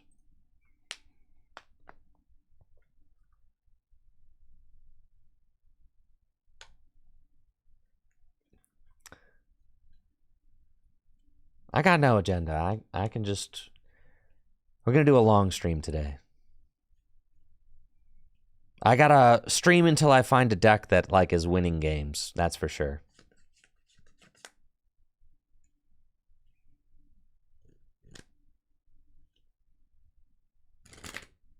The hands deck, man. That thing.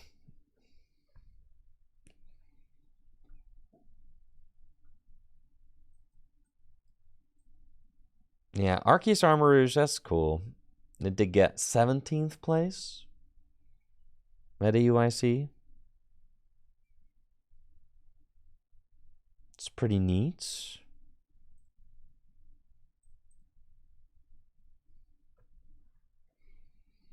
Do a win streak counter.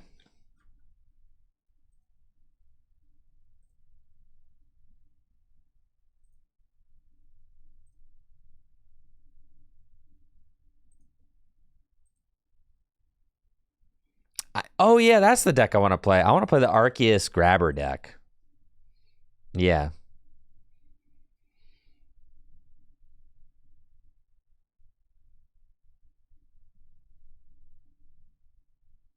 That's the deck I want to... That's the deck I want.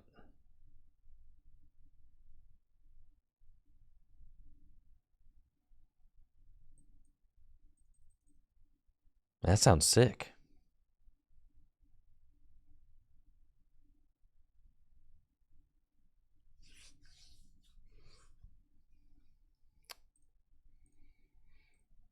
Looks like we're playing against a Baxcalibur deck with the Dialga V-Star Special.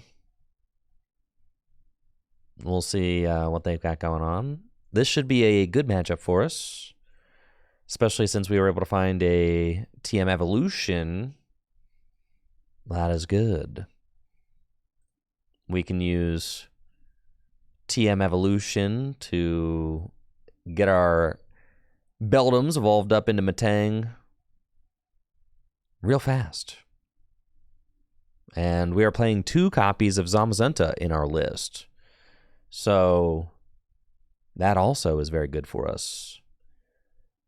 Zamazenta makes the Chen-Pao matchup very good.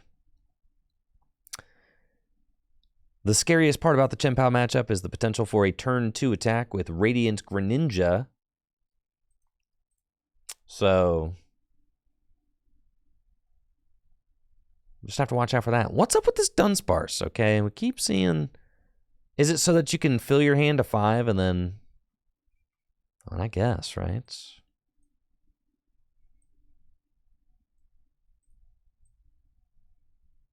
This is Dialga V-Star, 2 Zamazenta in the deck.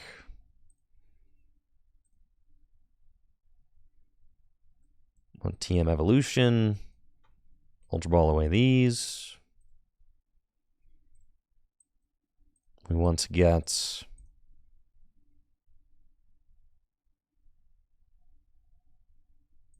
Zamazenta. I think I'm just trusting I'll find a Buddy Buddy or something to get my other Beldum. Yes, sir. Buddy Buddy gets one more Beldum. I get Dialga V-Star maybe. Or Dialga V. If we get the Dialga V, then we got to worry about the potential for them to like get really antsy and prime catcher it. Which I don't love. But if they extend themselves to knock out a Dialga turn 2, I think that's kind of just okay.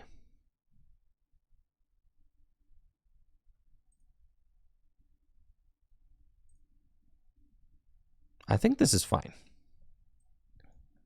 And even if they go Radiant Greninja for 2, I also think that's fine.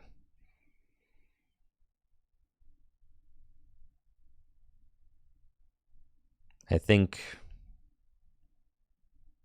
I'm kind of okay with that.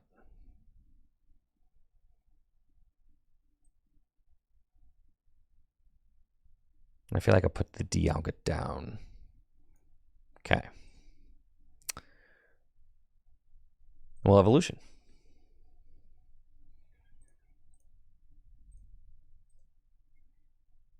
Get these guys into play. We've got a very solid board. And there's a couple things they can do. I mean, they can either like knock out my Dialga V for 2, or they can go Radiant Greninja for 2. But I think that I would rather put down this Beldum than... I don't know, keeping a board where it's just the 2 Metangs and the Zamazenta feels very sparse, like not having these guys in play. And it's like if I'm going to put the Dialga V down, which I want to do, then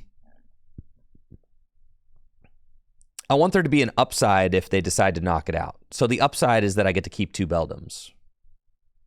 Oh my God.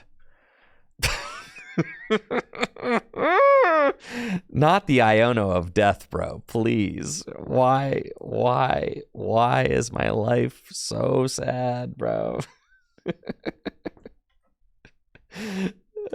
Why, man? Why is my life so sad, bro? We're okay. We're going to be just fine. No sweat, bro. No sweats.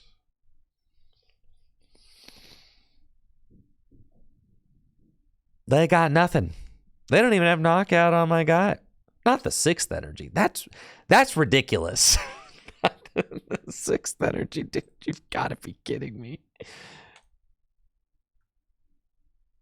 Yeah, no wonder. Metal Maker for 0. Metal Maker for 0 again. Yo, that's crazy, dude. That's crazy. No way, man. I can't believe it. That's nuts. I'm gonna magnetic lift for an Iono. I can't believe. Wow, what are the odds?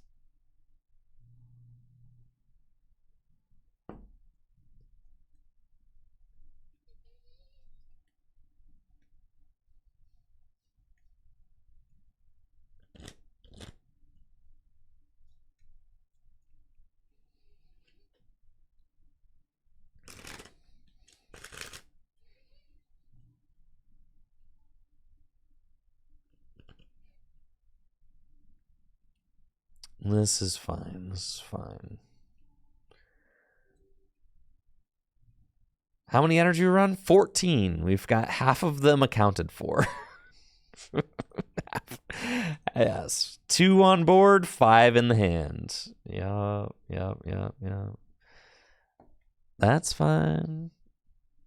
That's fine. Did a Chenbao deck with the Dunsparce do well, or are people just making stuff up? Because this is the second one that I've seen today. Are people just trolling?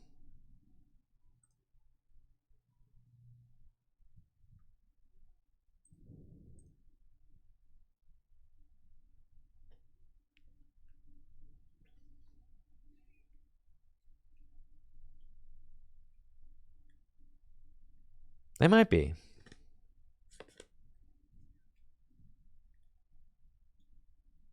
They've got Irida now. And can do whatever they want.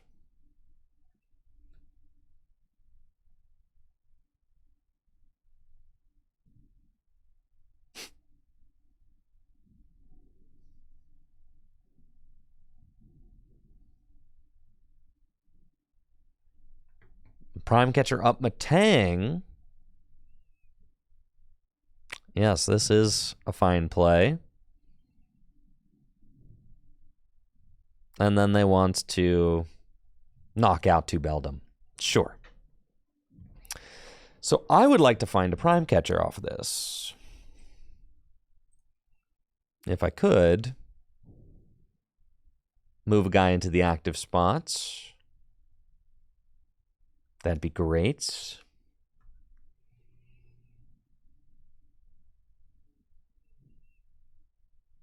Okay.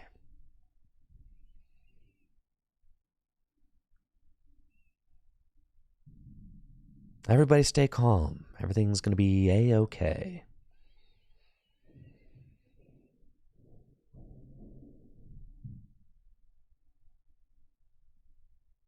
Do we want to put Mew down yet?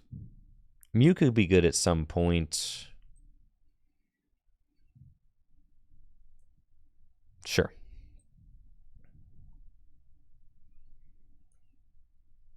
Let's Iono.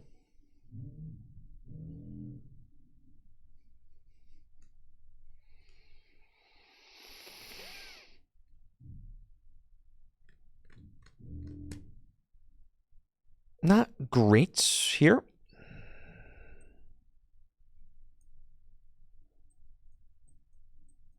There are 9 energy in the deck. I can copy Greninja, but I mean, I have to get this Matang out of here.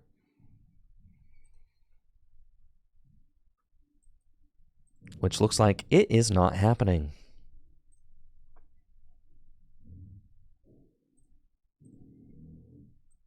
This is fine. That's why we have the devolution. This is just fine.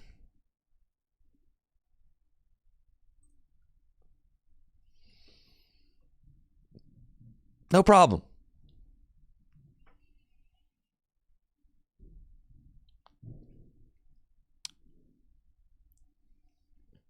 Yeah, thank you, Lol Chi, for that Prime sub. Appreciate it.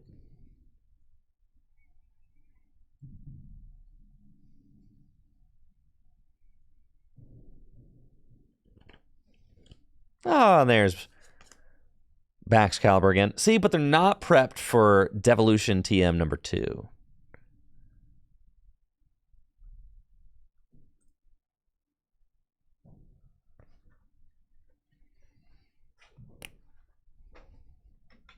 They're not ready for that.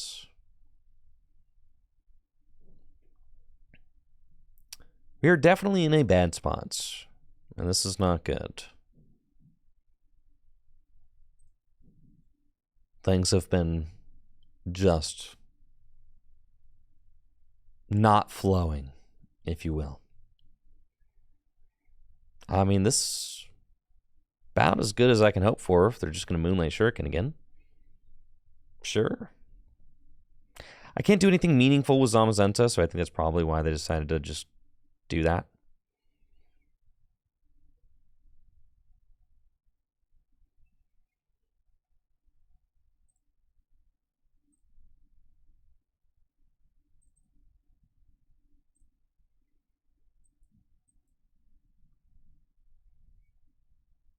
Get 3.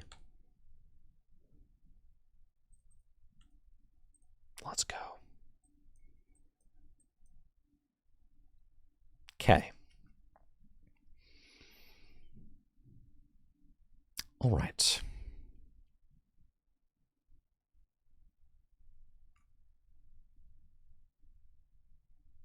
Do we put down this Dialga? Yeah, that's fine.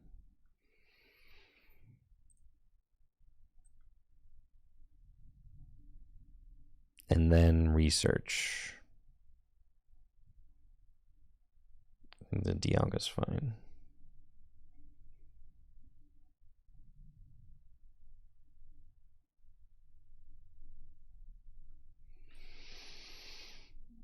Does it matter? Yeah, that's fine. All right.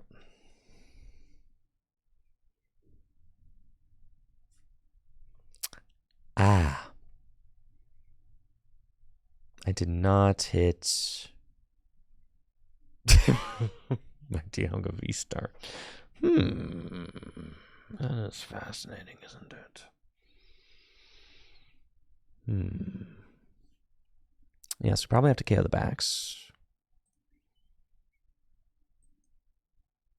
But we're in a situation where if they take... Well, they could take 3 prizes. If they just attach, they take 3 here. Oh, it's fine, but then they leave the Dialga. It's probably okay.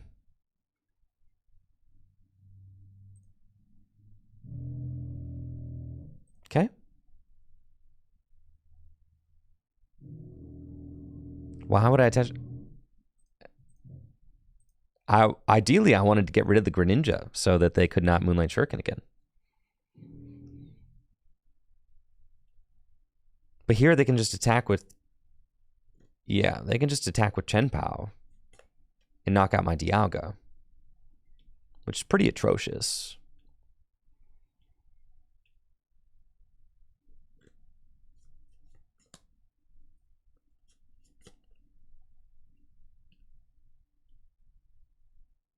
I think we need to put the Dialga deck away too. That's what it's feeling like.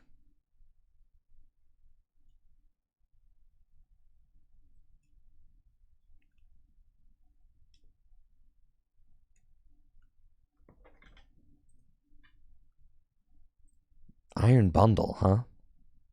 Okay. It's not the best situation. But winnable. They didn't get another backs down. So, like, all we have to do is really knock out this thing.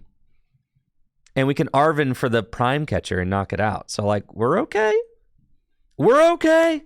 We've got it. And the Iono. We're nuts.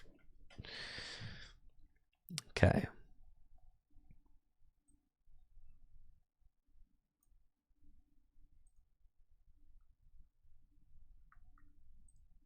So we can guarantee that they cannot attack. We knock out the Friggy next turn, which is this turn, which is what we want to do. So just take a look. We've got 2 boss in the deck, and we've got our Prime Catcher still.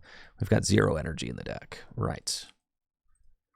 So then we go Rod back in. That and that. And we go here. And we Arven for another Rod and Prime. Nope, for Prime Catcher and that. We've got 2 Rods still in the deck.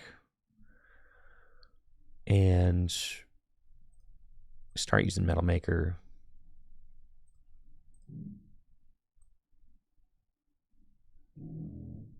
Okay. I thought about the Mew. Yeah, it's possible. I guess if I had gone for it, I would have hit it if I had not attached that energy.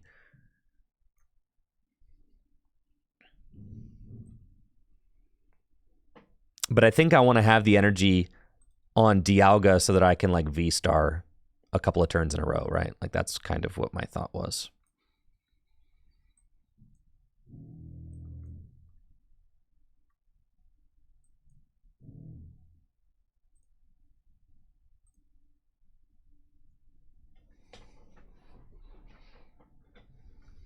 We'll take our prize. We've got Iono. I've got all my energy in play, so I need to hit rods. There are 2 rods in the deck. I've got 2 boss's orders in the deck. You can't knock anything out this turn, so I can just send up Mew. It's fine. Unless you want to gnaw me for 10. Which I don't think I have to worry about. And we've got Irida. Okay. For Baxcalibur and a Rod, they probably want a Rod. And then they want to use Buddy Buddy. Or something. Yes. Buddy Buddy. And they've got their 2 Frigies. Cool. Now, you know, if it were possible for me to hit the Radiant Greninja and knock out the 2 Frigies, that would be nuts. But I pretty much need to V-Star this next turn so that I can stop them from like attacking. All right, we've got this. Now I need to hit a Rod.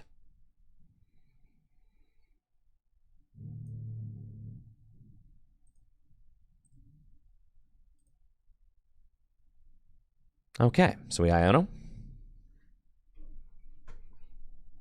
I need to hit rods. And there's one right there. So now I've got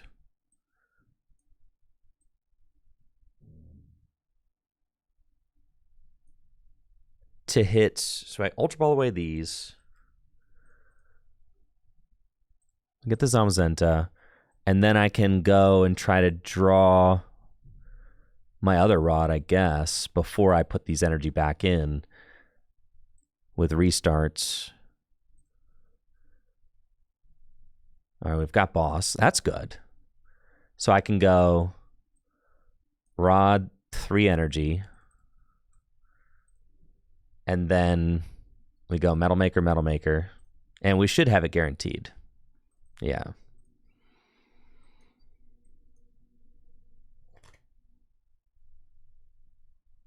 And I don't really have to Metal Maker again.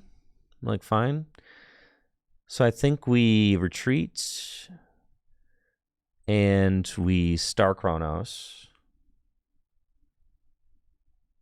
Oh, I can hit with Mew to close out the game. That's true.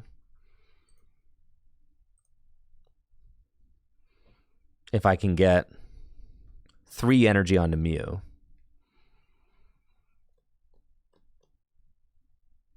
But, well, there's the Rod. Okay. So now I could gust up Radiant Greninja, but that's like, I think, my final Rod. So 3, 4, 5, 6, 7, 8, 9, 10, 11. 3. Yeah, so we retreat into Mew. Yeah. Super Rod, 3 energy back in.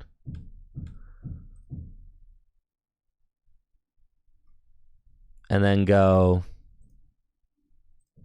Metal Maker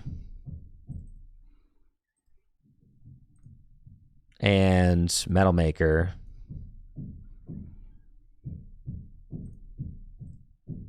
And we just take those. And that's it. We just win. We boss up this guy. Got you. Let's go, bro. Broken deck. Yes. That's what I was saying. Every single game I won at EUIC was like highlight reel, like broken deck. I can't believe I won that game. Yeah. The comebacks are just so much fun, but then the games where you lose are just devastating, so.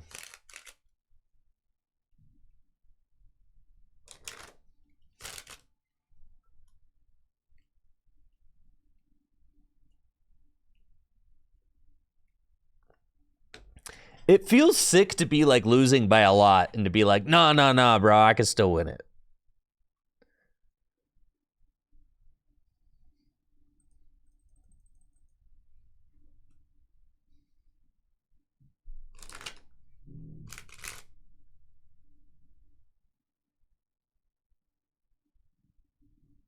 Broken deck.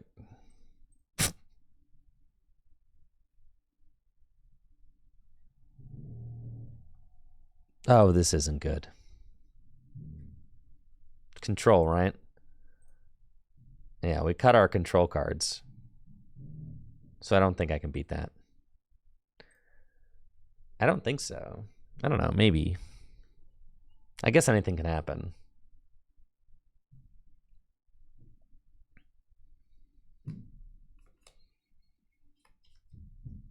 Yeah, certainly anything could happen.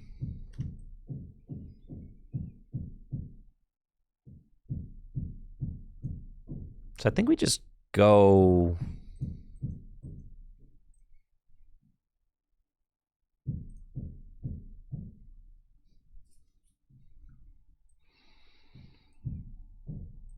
Get a Dialga.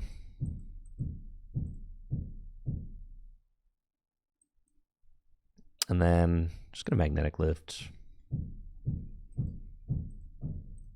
Get an Iono.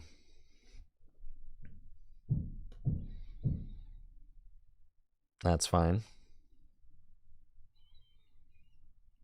Yes, the thing that I found out, which is just really bad, is if the Charizard decks just really prioritize Radiant Charizard against Dialga. Oh, sick. I'm so glad I didn't scoop. If they really prioritize like an early Radiant Charizard, it can get bad.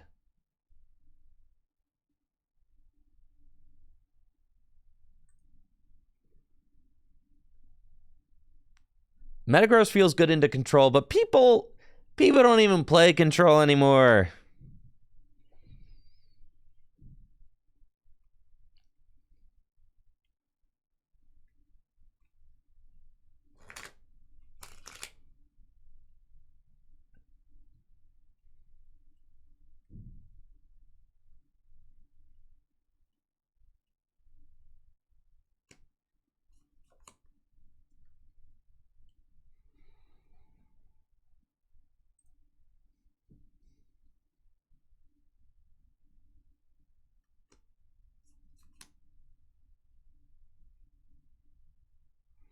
I chose to go first here. Probably should have chose to go second, but it's all right.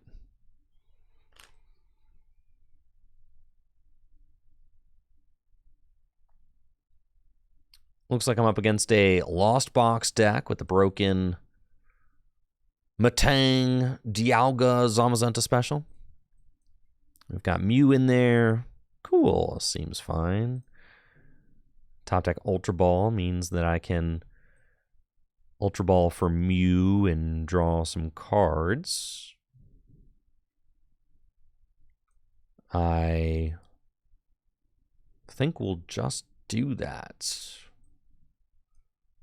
Probably want to save the Super Rod if we can.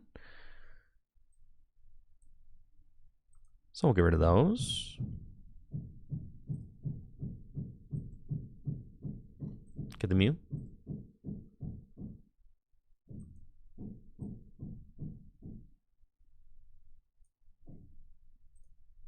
And restart.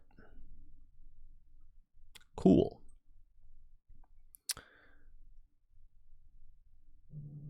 That I feel like I just want to attach an energy to Zamazenta probably. If they go Cramorant, I think that's just fine. And we'll pass.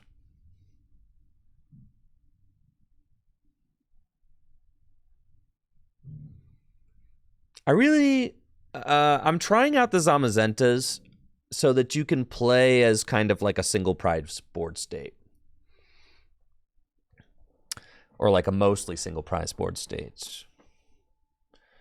The Zamazentas are just kind of good. They're like really, I mean, 220 for 3 energy is just kind of nuts. There's times where, like, that's just... Like, Baxcalibur hates playing into Zamazenta. If my opponent goes Cramorant, knockout Beldum, I can go Countercatcher, knockout Tina for 3 energy with a single prizer. It's disgusting.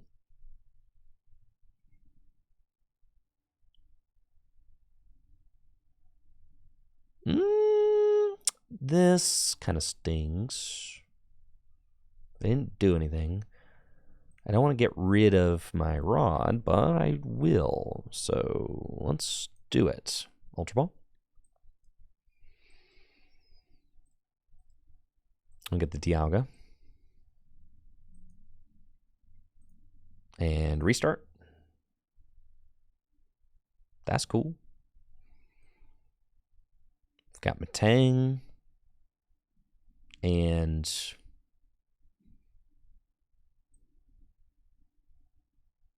Arvin. We want to Arvin for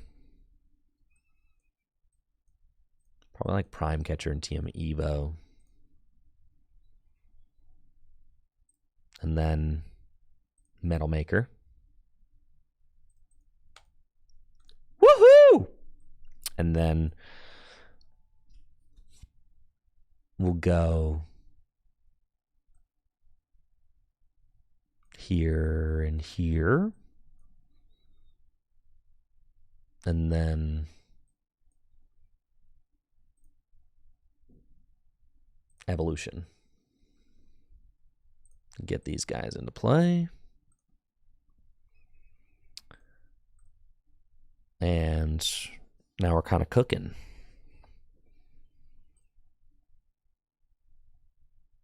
That's fine.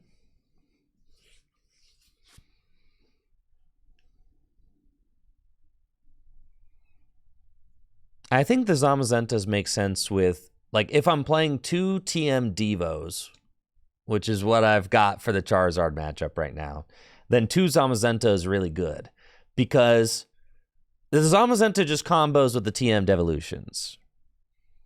Because you want to, like, you can, like, hit a Charizard and then devolve it, or you can just, like, have a single prizer active while you use TM Devo.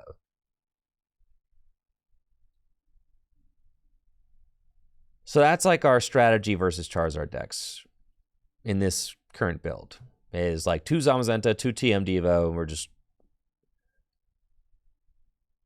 That way you can kind of build this single prize board state and devolve all their guys and then like go Dialga at the end.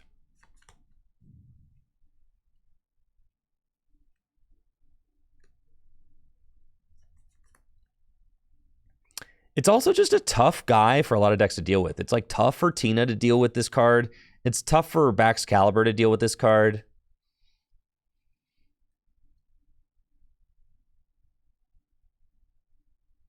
Is Silver Tempest Metagross ever better? Yeah, actually. We were talking about that quite a bit before the event. It's a pretty cool card. Just because it like, against control, it just does 200 like every turn.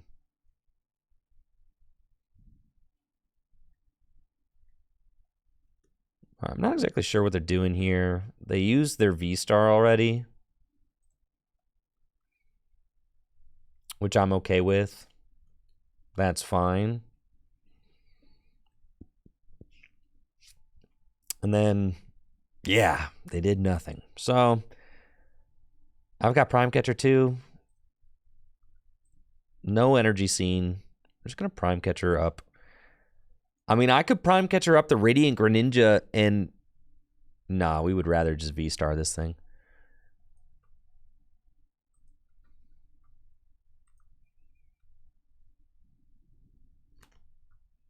Okay. Got 0 energy in the discard. So let's just Metal Maker.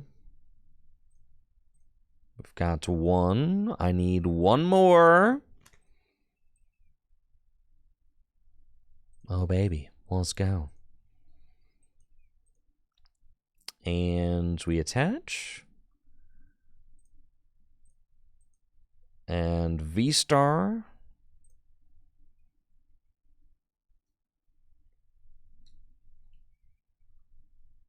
Yeah, it felt like once Jesse learned how to play the Charizard matchup, it felt like I pretty much couldn't win. Like when he didn't know how to play it, it was pretty easy. But as soon as he learned how to play it, it felt like there was nothing I could do. Now we just start attaching the Mew, because like if they Tina me, then I can Mew them back.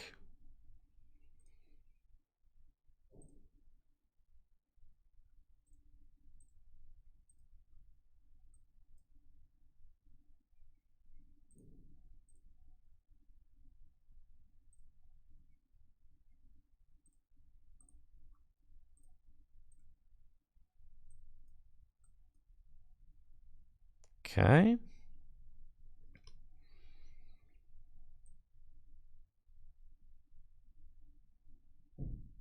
Bueno.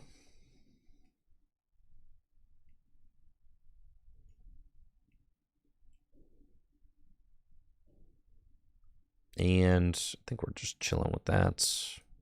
Metal Blast for 480 damage. Seems good. If they Tina me, we Mew them. They go to 4. I go to 1.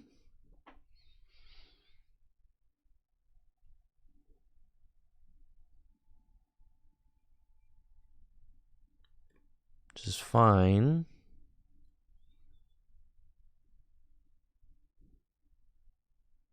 I would have to get down another Tina.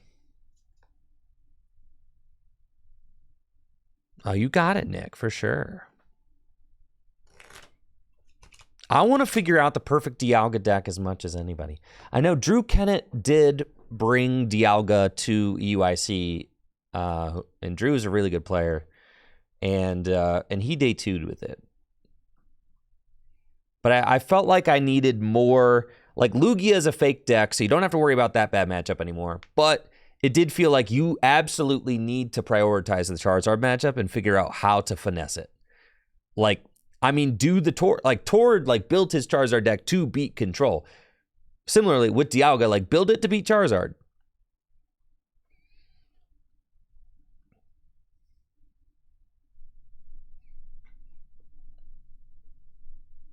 I don't think Bibarel is necessary, no.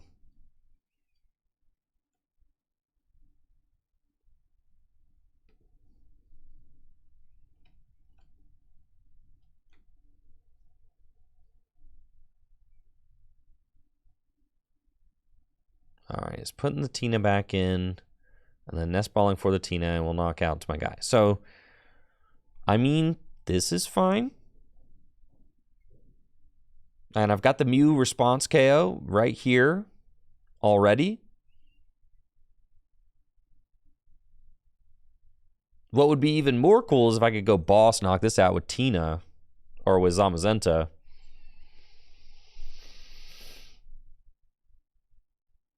I could also, so there's this crazy play. I mean, I guess, no, that's not worth it. Well, you go Zamazenta, and then I go boss up Greninja, and no.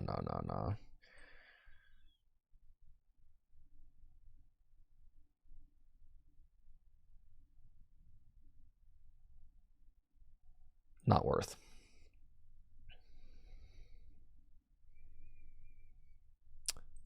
Okay, so here.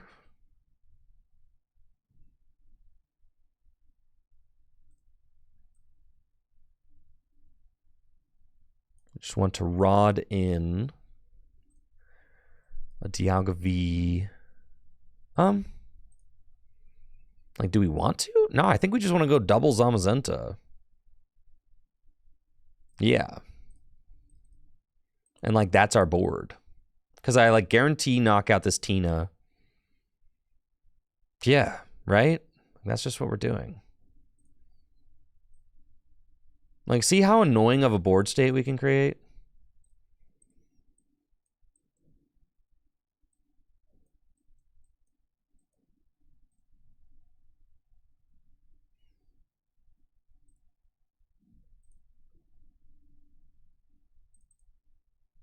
It's pretty good.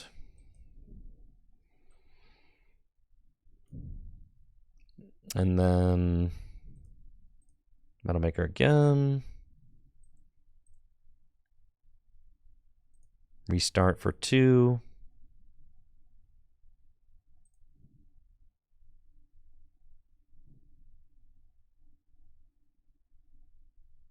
Okay.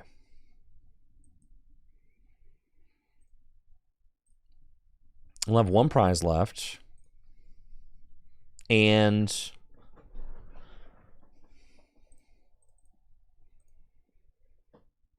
then they have to bring up Tina, but they can't take 4 prizes with Tina.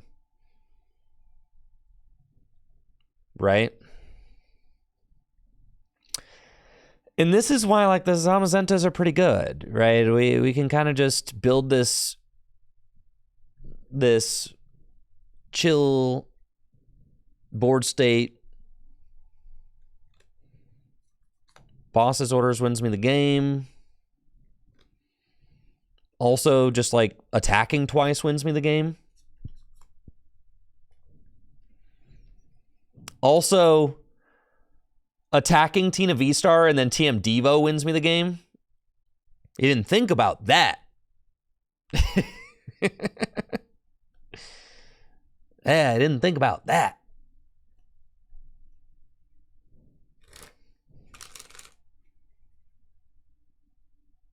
I played 1 Zamazenta at EUIC, but I think the card is just good. Like, building it as this deck that can go either way, right? You can do the V-Stars, you can go single prizers.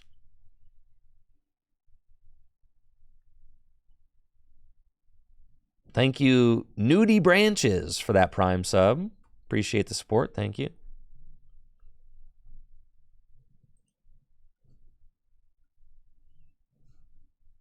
And yeah, I think 14 energy is fine.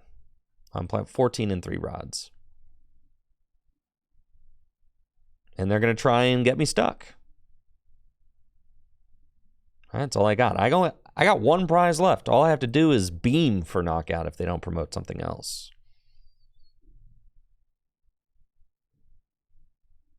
Yeah, it's GG's.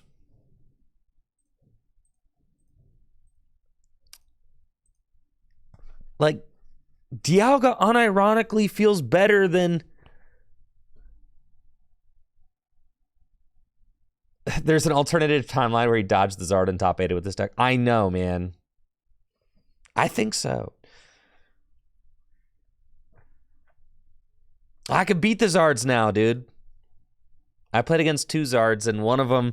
I played against 2 Zards and a Lugia, and one of the Zards I played against went turn 2 Delphox V against me for 3 prizes.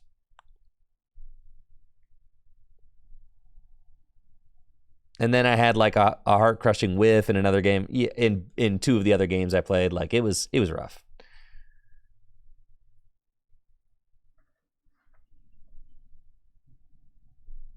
It was just pain. It was pain. I mean, Riley played Baxcalibur and played against 3 straight control decks and went 0-3.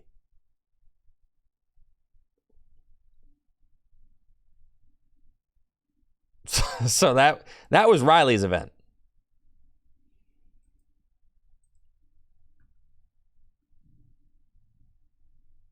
You know, those were the 2 decks I was choosing between. All right, we're up against Charizard. Play my broken Play my broken Dialga deck against Charizard. We've got Mew, and I'm going first. 3 Buddy Poffins. Hilarious. As I will be able to search out all of my Beldum and more. Looks like I prized 1. That's fine. We've got the 2 TM Devos in the deck. Matang in hand. Arvin for next turn. Okay. It's actually good that we open Mew because they can't heat tackle Mew for knockout, and damaging the Mew does nothing. It'd be ideal to open Zamazenta in this matchup. That is our best opener against Charizard, but I'll take this.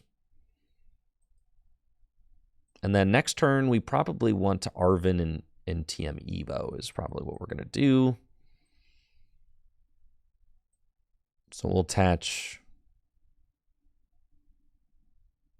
an energy to... I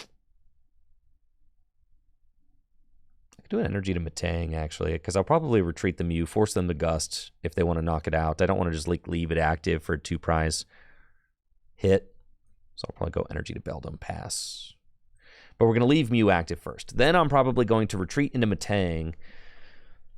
Again, so they still can't, like, knock it out without bringing a Charizard up. Something like that. And then... And this is something that, like, you got to look out for in the Charizard matchup. The Heat Tackle turn 1 on Beldum is bad, and the Heat Tackle turn 1 on Dialga is bad. Both of those outcomes are really bad. Because if they soften up your Dialga, they can knock it out the following turn, which you don't want. We could go, they just get some Pokemon and pass, right, with the Iono. All right, we got another Iono. Okay. Bosses are really important. Those are game-winning cards. I could get a turn 2 attack with Metang. With Metang, bro.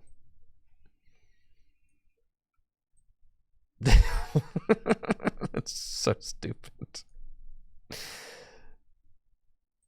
The turn 2 attack with Metang.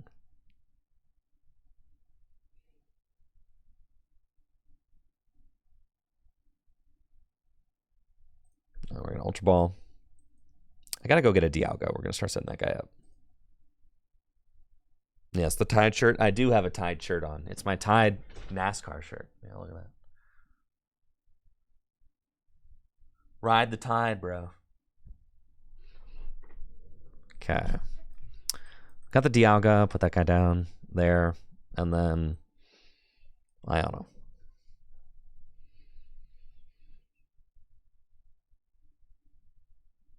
Okay. So then... we evolve here.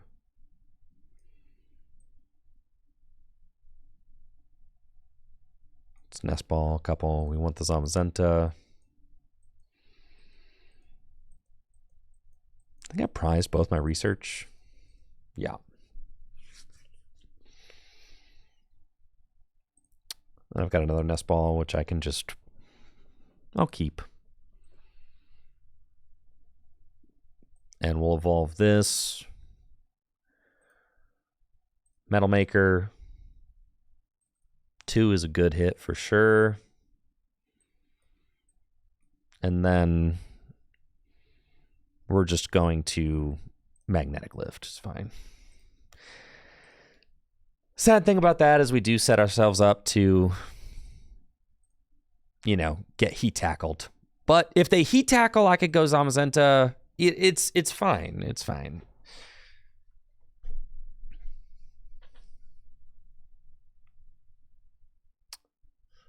And then, you know, we've got these. And the thing about the double TM devolution is that we can just kind of wait for them to use all their rare candies and then just go devolve, devolve. All right.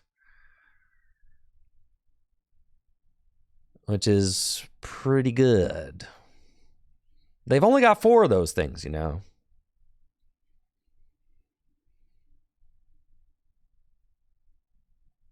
And even, like, if they use 3 of them, like, being able to stop those is pretty significant. You know, if you force them to, like, 1 rare candy, then they can't, like, evolve into Pidgeot again or something like that. Okay, so they're going to heat tackle. It's fine. Here comes Mew. And we top deck an Iono. What do you know?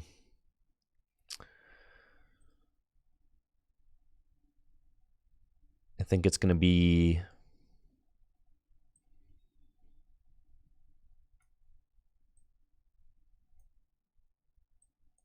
Rod back in these.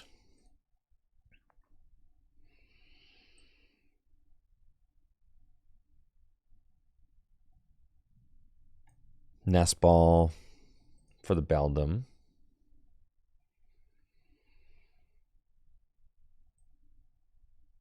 Tatchier. And Iono. I should have restarted. Nah. Great. It's a phenomenal draw for us. And then I've got Arven. Arven's probably better than Iono for the following turn. Yeah, so I can Prime Catcher, and then we just knock out both those, and it's just GG's. Yeah. So let's do that. Get the Dialga. Prime Catcher is in the deck. And we just got to hit one energy off of either of these. And we hit more than that, which is just great. Yep. And at this point, it's just GG's. I mean, like they lose, I think. Does not seem very good for them. We are kind of stunting.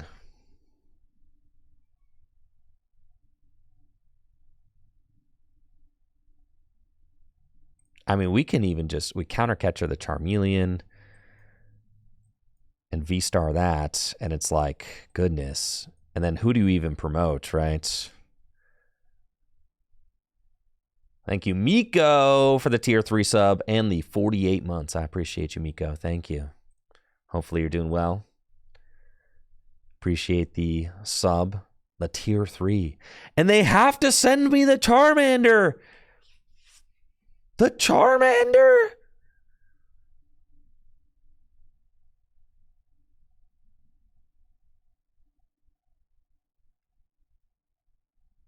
Wow. All right.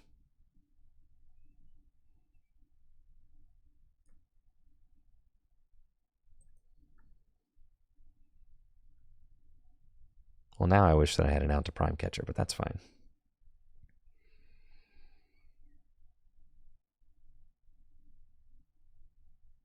I feel like I'm kind of just chilling. Do the 280. I know, Charizard is free. I know, we've solved it. It's fine. I'm telling you, I beat ladder Charizards all the time, but when it came time to actually test against my friends,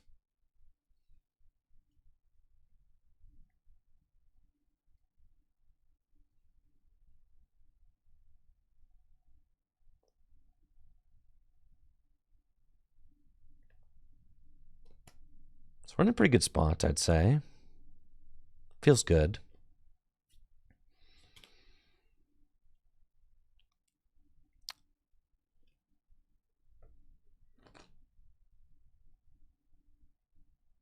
You can see why I chose to play to play Dialga at EUIC, right?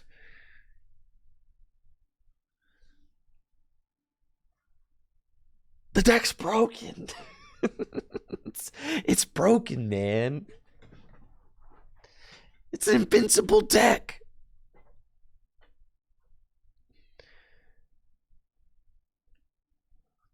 Oh, that's a lot of Charmanders now. All right, you're going to have to slow down with all that.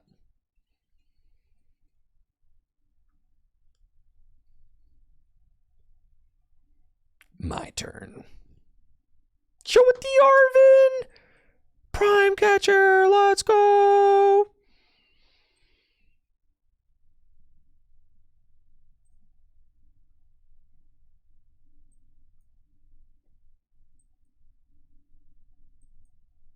Okay.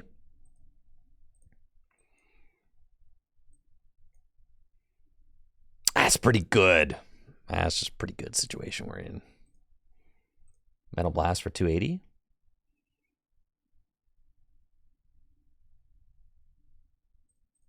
Take our 2. And... right? It's pretty good.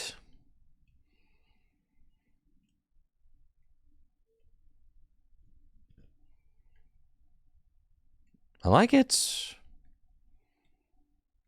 have to take 2 more prizes.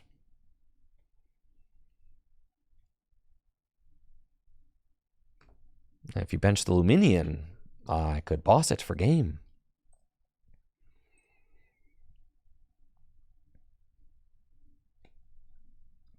Roxanne, that's okay. 4 Sealstone, they can use that.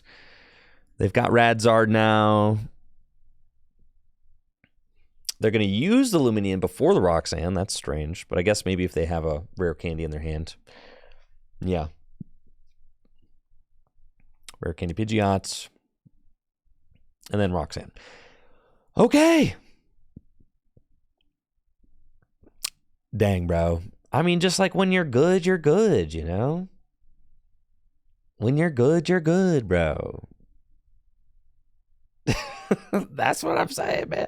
Like, look, atrocious morning, nothing but losing with Iron Hands. Pivot to Dialga V-Star. Wins. Just wins on wins. It's because the deck's broken.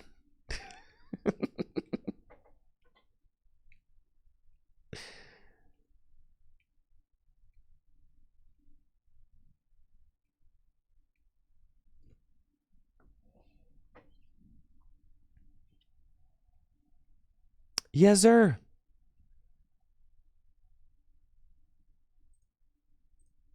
You're down 3 rare candy, too. Like, even if I devoed you right now, that'd be pretty funny.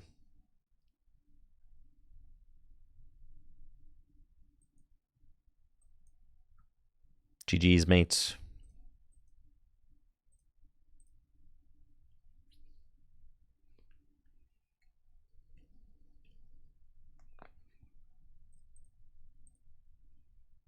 Okay.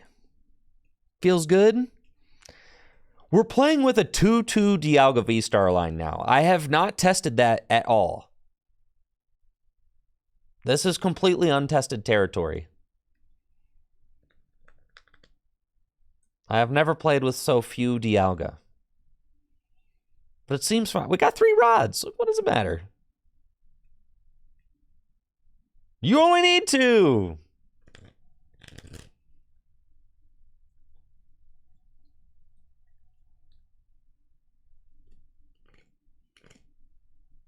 You only need 2, right? You never have 3 in play.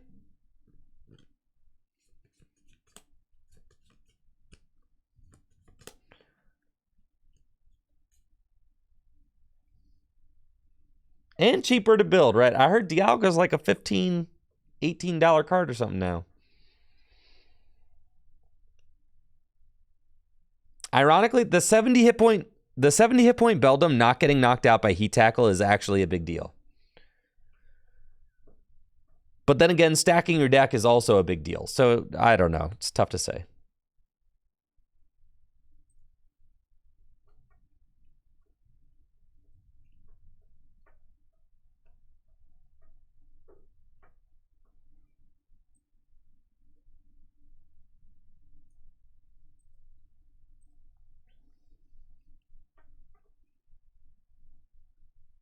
What is this?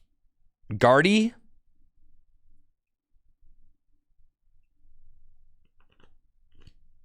And we chose to go first. I'm trying out going first. We're going to see how it feels. All right. So we've got, you know, not the most amazing starts, but not the worst start either. Got Counter Catcher, Prime Catcher. 9 energy in deck, but there's 4 in my hand. 4 energy in my hand. Pass.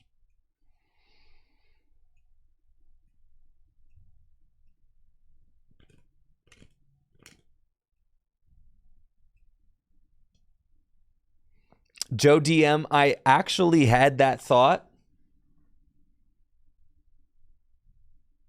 But nah, that's doing a lot, you know.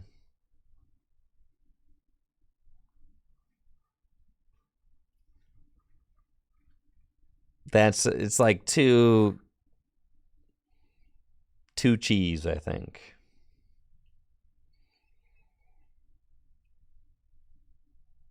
Like here going first is just awesome here. If you miss the buddy, you lose. Yup. I'd argue you just lose on the spots.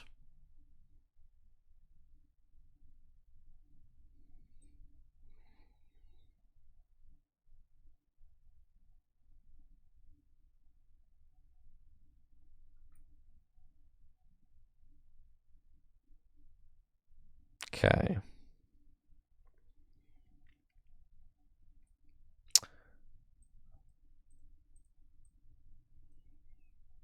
Do we want to set up 2 Dialga V-Star? Yeah. Actually, like, no. Probably.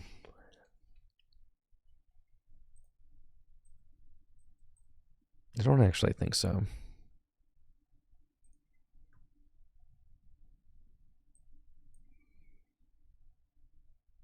Oh, we're dealing with a Mimikyu?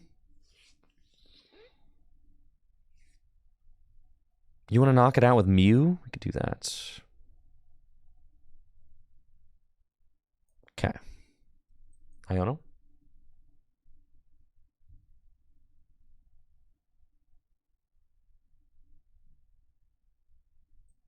You think we can rip 2?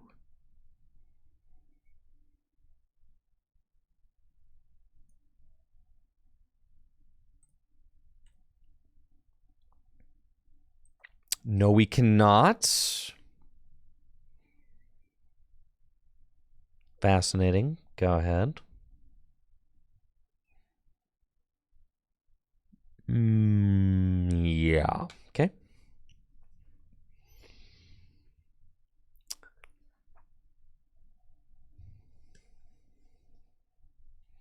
Mew EX can go through Mimikyu's ability because it places 7 damage counters on it.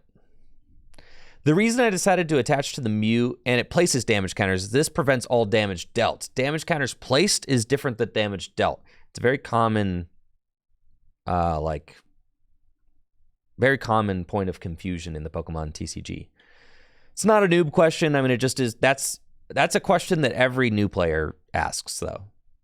Yeah, it's like different. It's just the words really matter there. Yeah. It's like how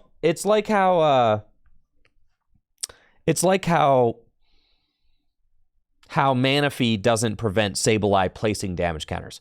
Manaphy prevents damage dealt to the bench, not damage counters placed on the bench, which is like, I know, annoying, but it's how it works. So now, if I hit 2 off of this Metal Maker, and I'm going to just use it because I didn't see a Metal Energy last time. If I hit 2, then we get to do this broken play where we boss up your Greninja, and then we Ultra Ball away these. No, let me do it! No, not my TM Devolutions!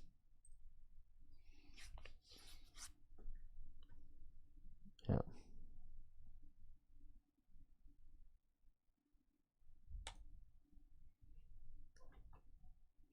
You got it, Amir, for sure.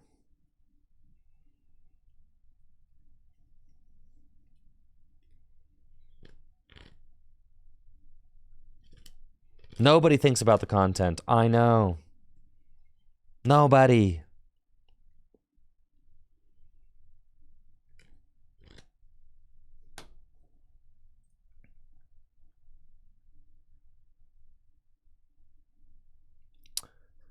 Should you sell out and run Charizard at locals or take a non-sellout deck? Never sell out.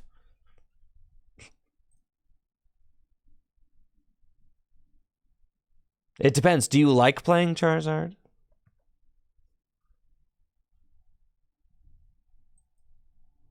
If you like it, go for it. But if you're just like, nah, don't join the crowd. You like winning? Then play a deck that beats Charizard. Everybody's going to be playing Charizard.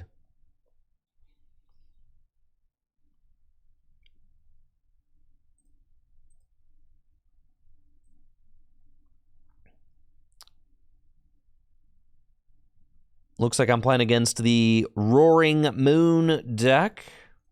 With the broken Dialga V-Star deck. We've got a great start going first. Really enjoyed going first with this deck since I added the 4th Buddy Buddy Poffin back in. It feels like I'm getting some really smooth starts, and I like what I got. It's great. In this matchup, the Zamazentas are going to be really good, so I'm excited about that. And yeah, this hand pops off. This is crazy. We're not going to want to put the Mew down. That's an easy target for my opponents. I think we are just going to want, we've got 3 there. We're going to want the 3 Beldum and like 2 Zamazenta. And that's just the board. And we attach and pass. And then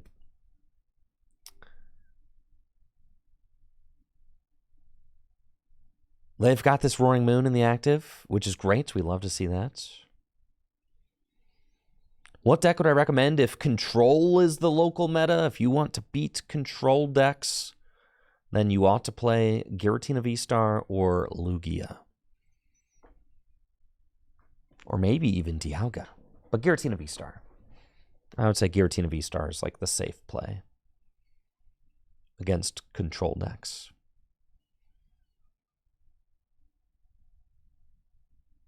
But Lugia is like also extremely good against Control and probably easier to play than Tina.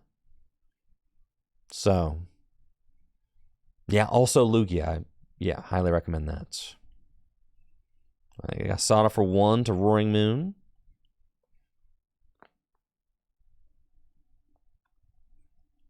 That's cool. And they're going to set up a little bit. They got the Dunsparce. Great. Thank you, Thomas, for that sub. And the 12 months, 1 year. Let's go. Appreciate you, Thomas. The Prime Catcher.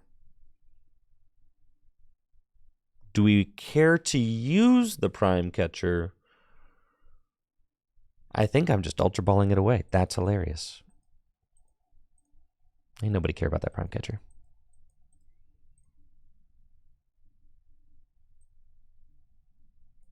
So we go there and just research. And I got the Dialga because we're only playing 2. So we wanted to make sure that we had...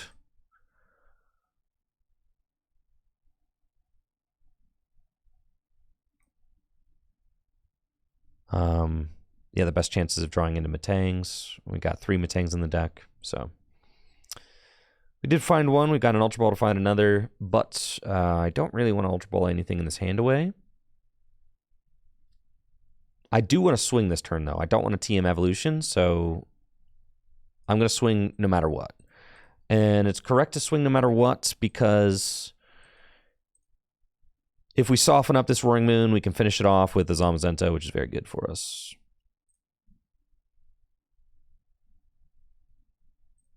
And we've got 0 energy. Cool. It's Metal Maker. We've got 2.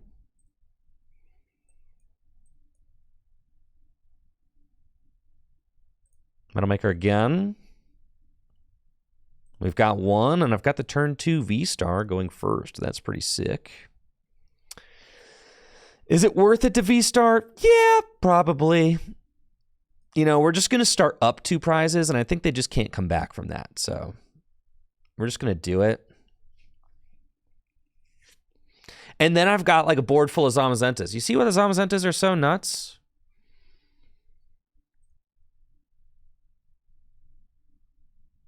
All right. Do I need to Arvin or anything? Like, not really. I can just swing again. Getting rid of 1 rod is probably fine.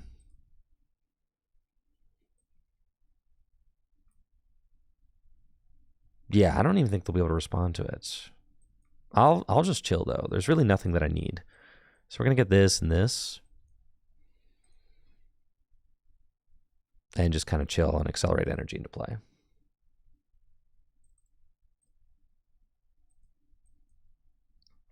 And yeah, in a lot of matchups, you get the one Dialga, and then like you create this insane board state with multiple Zoms. Let me take that KO.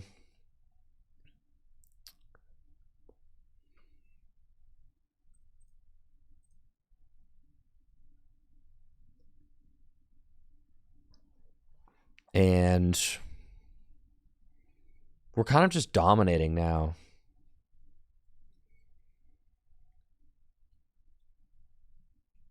This board state's going to be unbelievable.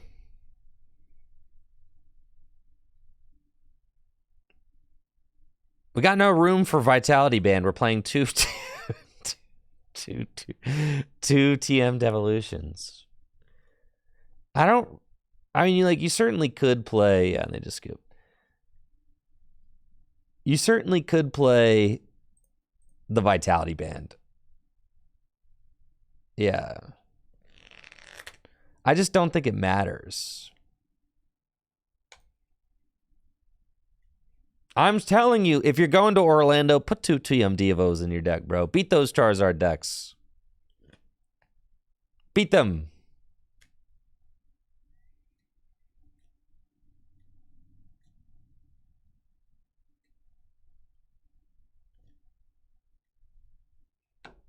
Vitality Band lets a Mew KO a Zard at 2 prizes. You're lying. That is just simply not true.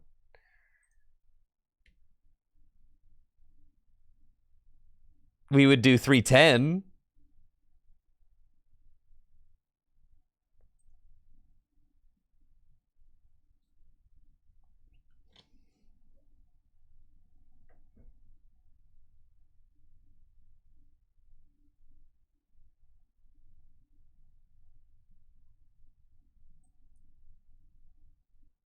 Yeah, you're thinking of Defiance Band, and that's only if you're losing.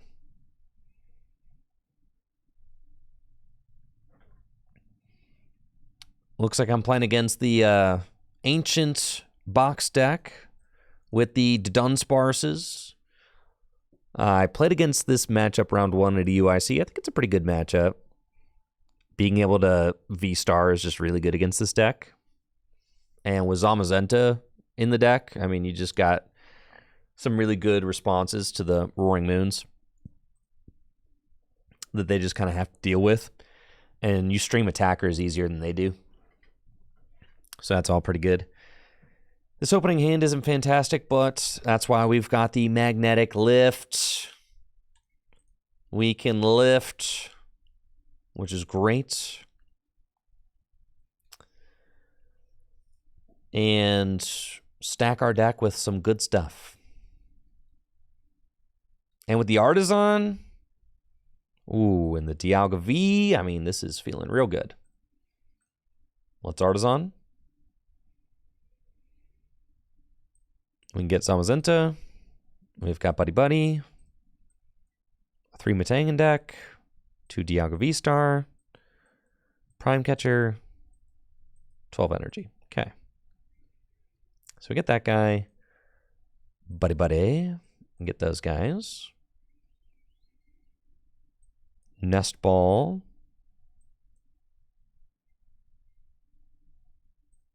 I've got 3 Metang in the deck, 1 in my hands. All 4 Metang are around. So that's fine. I'll just get another Beldum. Bench the Dialga. I really only want the 1 for now. And then I could definitely boss his orders to be turbo annoying. Being turbo annoying is so sick. So we're going to do that. And then Magnetic Lift for a research. And, you know, the Dunsparce got free retreat. Putting the Radiant Greninja in the active spot can put them down 1 energy, which Helps our case.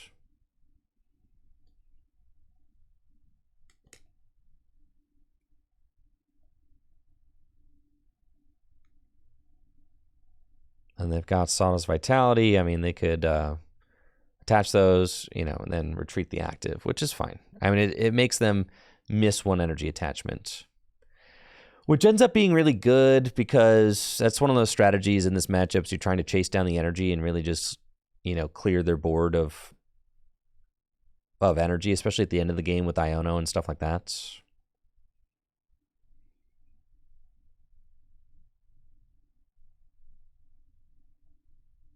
They're going to take this knockout. I mean, I could just go Zamazenta here. It's probably better to go Zamazenta here. So that's just what we're going to do. And we want Matang. We want Artisan for another Zamazenta. And just research. Cool. We got some real good draws there. It's great.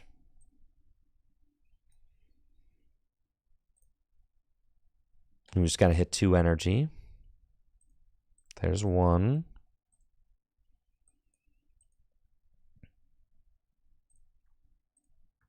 And there's 2. Okay.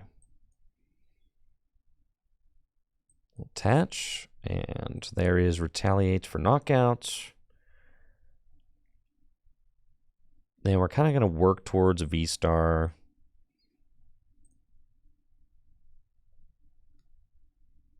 We could Ultra Ball for Mew. I don't want to put Mew in play.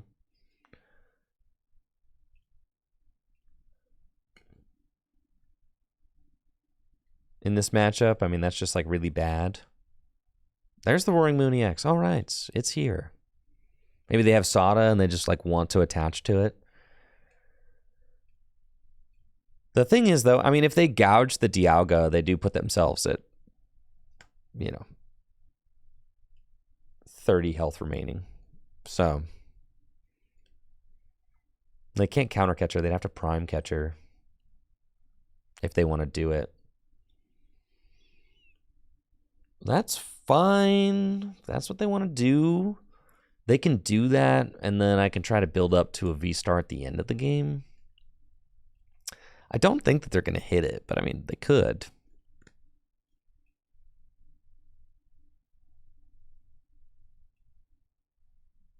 $14 feels like the bare minimum of energy for the Dialga deck, definitely. 14, 3 Rod.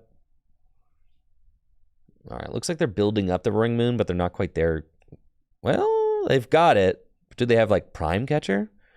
They do! Wow. Okay, they sauced me up. All right.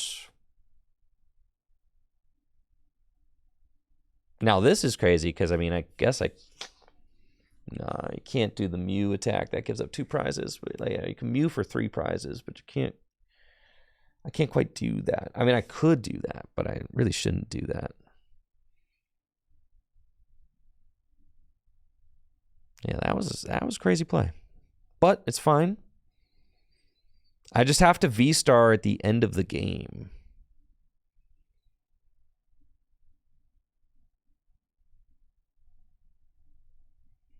Okay.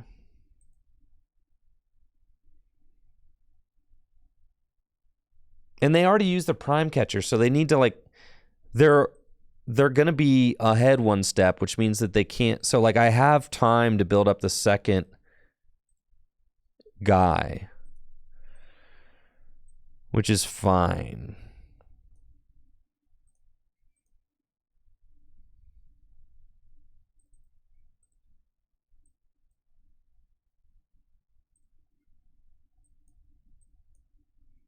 I think I'm fine here. I'm going to wait for a turn.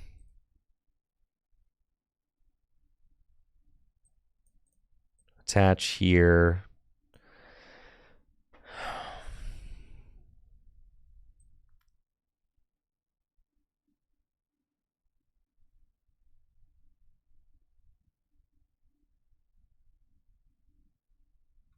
Ultra Ball, sure. The problem is I need to find a supporter, but I'll find one. You kind of just have to trust. Like, my deck is... There are 5 energy exactly in the deck. Okay. So we're going to establish the V this turn. I should, but I didn't want to. Wow. Okay. So there are 3 good cards. Or those are some good cards to find there. Yep, it's good. Yeah, I'll retaliate. All right. Cool. So 220. We take our prizes. We tie it up at 3-3.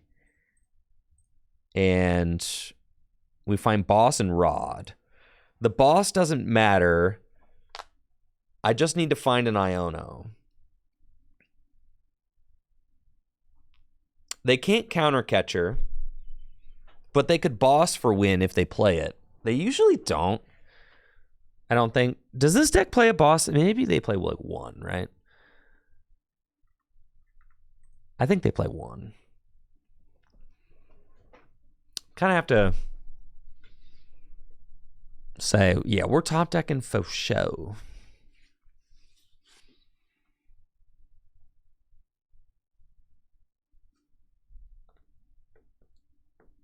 We've got it. Come on.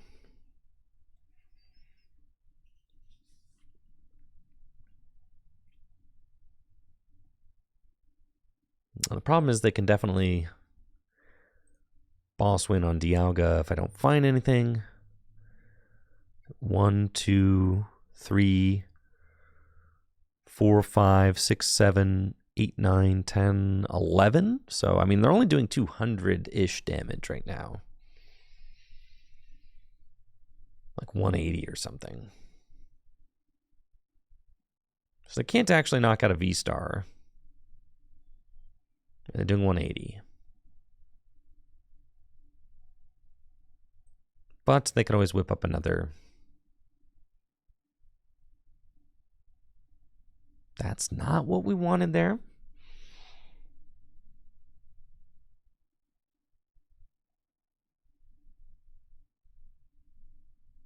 That's unfortunate. I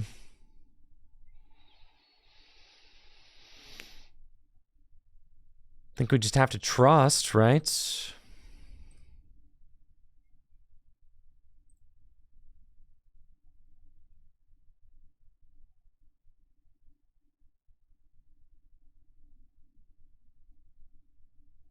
Yeah. I don't think it's correct to knock out. It might be correct to like knock out a Dunsparce with Boss instead of the Roaring Moon. I think that's probably correct.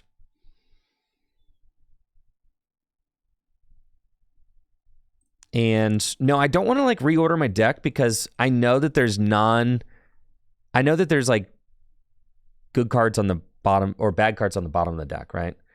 Setting up another Zamazenta doesn't matter because they're going to take this knockout. They're going to be at 1, and then it's correct to put the biggest guy in the active.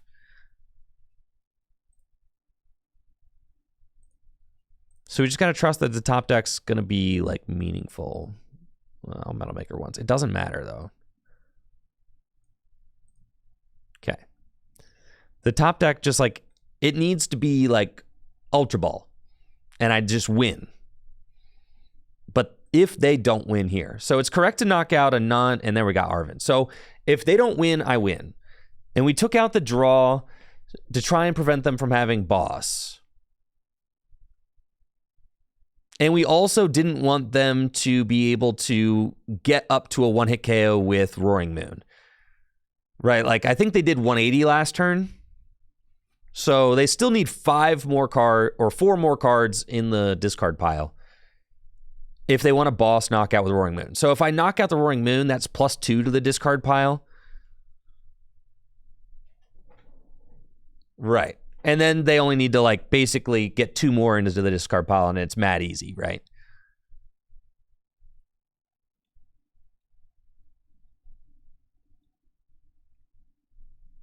They've got Vessel down, so now they only need 3 more. They vesseled away an Ancient card, so now they only need 2 more Ancient cards in the discard pile. They got concealed cards. I think they're doing 200 damage. They've got the Dunsparce.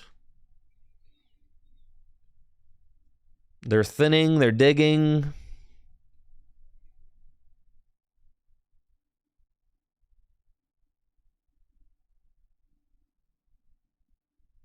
The Prime Catcher Gouge on my guy was so bad. Oh, no. Dude, they have it like this? No, dude. Oh, and the boss for game. This is so sad.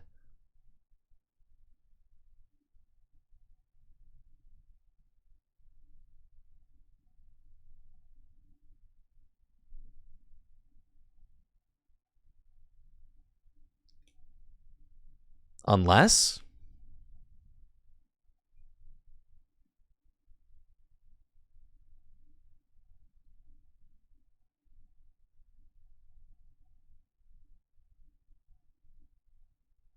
No, dang it. So sad. They did not Explorers. They got rid of the Explorers. Dang. You want me to just sit here and wait for you to do it? Like, come on, man. GG's. Oh, that was tough. Yes, the early Prime Catcher on my only Dialga, like that, that's really not what you want. That was bad.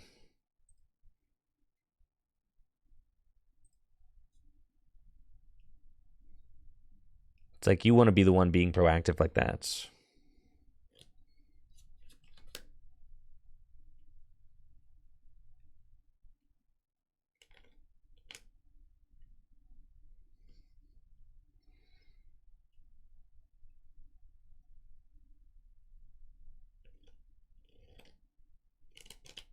Yeah, I'm playing Zamazenta and TM Devo now.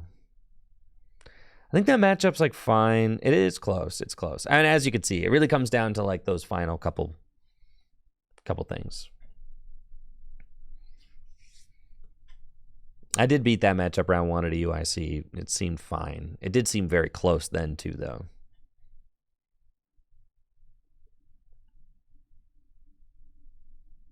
Yeah, that early Prime Catcher play was gnarly.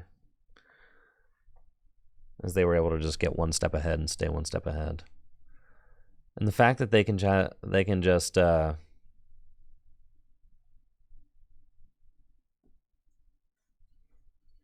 fact that they can just kind of like put their 2-prizer into play and use it when they want to, that's pretty good.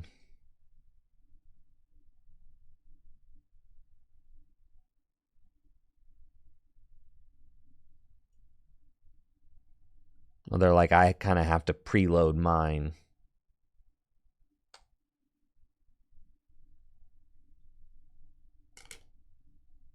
You know.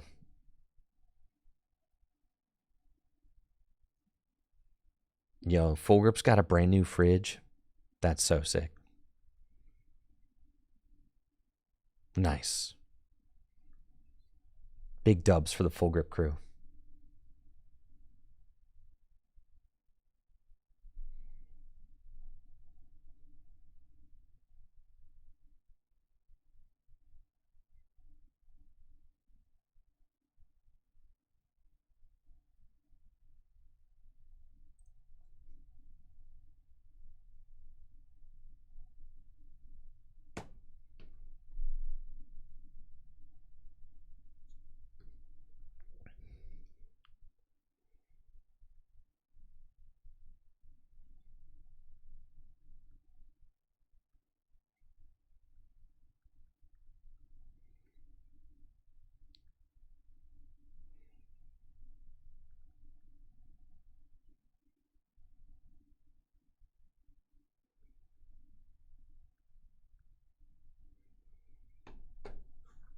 I'm talking to some interviewees that I'm getting lined up for some YouTube videos I'm working on. I'm really excited about it.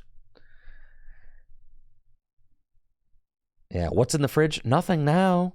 We just got it.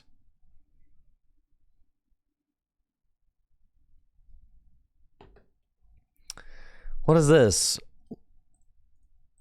What kind of deck is this? All right.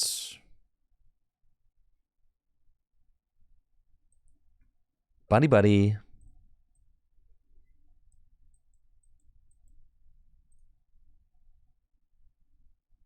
And then, yeah, I mean, we just got that broken opening. Everything that you want. This is Lugia. They play Fluttermane now. This is Patrick.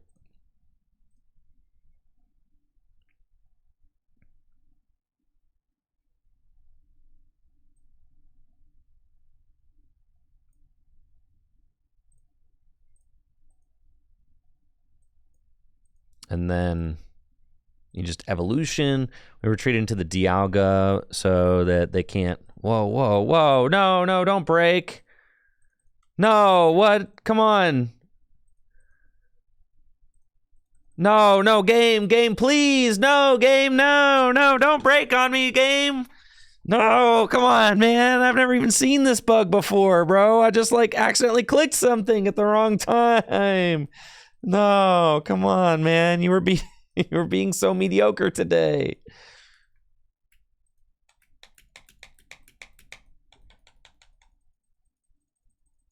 What is this?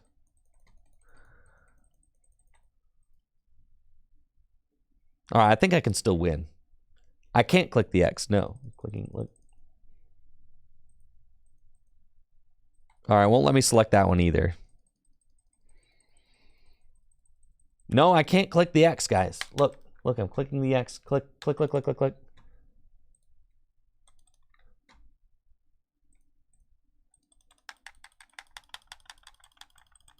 See? All right. Well, I got to wait for myself to time out.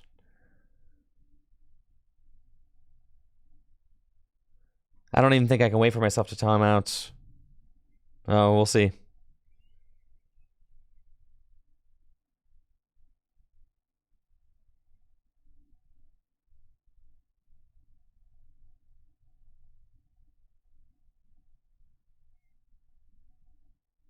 Yo? Did anything happen? Can I play? No, I can't play. Oh, the game's going to keep happening around me, though. Iono. All right, let's see what happens here. Oh, no. Come on, man. Thank you, new Mantler. This is 17 months. I know, right? God, this is the kind of stuff that makes me want to keep playing. Tell you what. Fantastic. All right.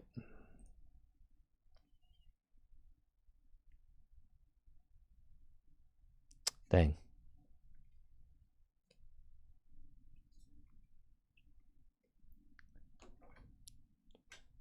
Just great. Great stuff. Ugh. Wonderful. Wonderful.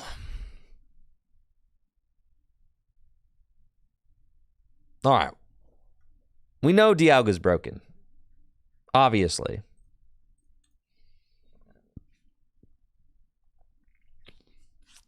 Anything else we should play?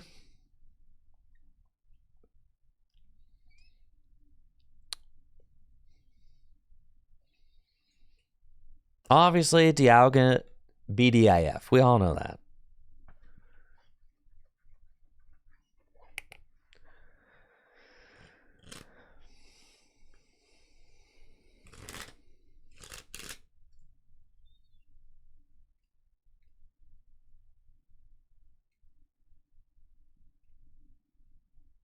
Control?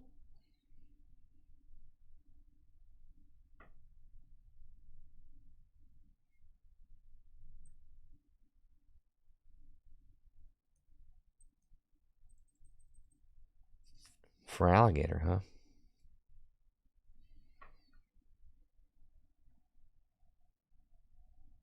All right, it's Lugia again. Okay.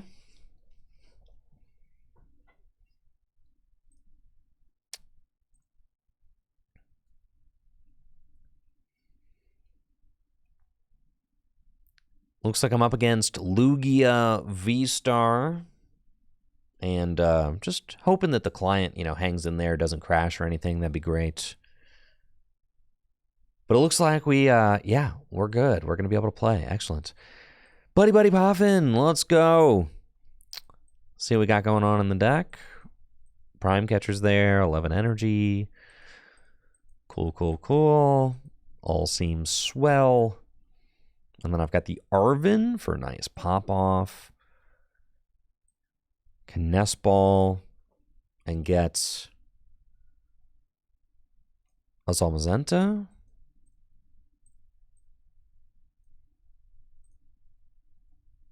And then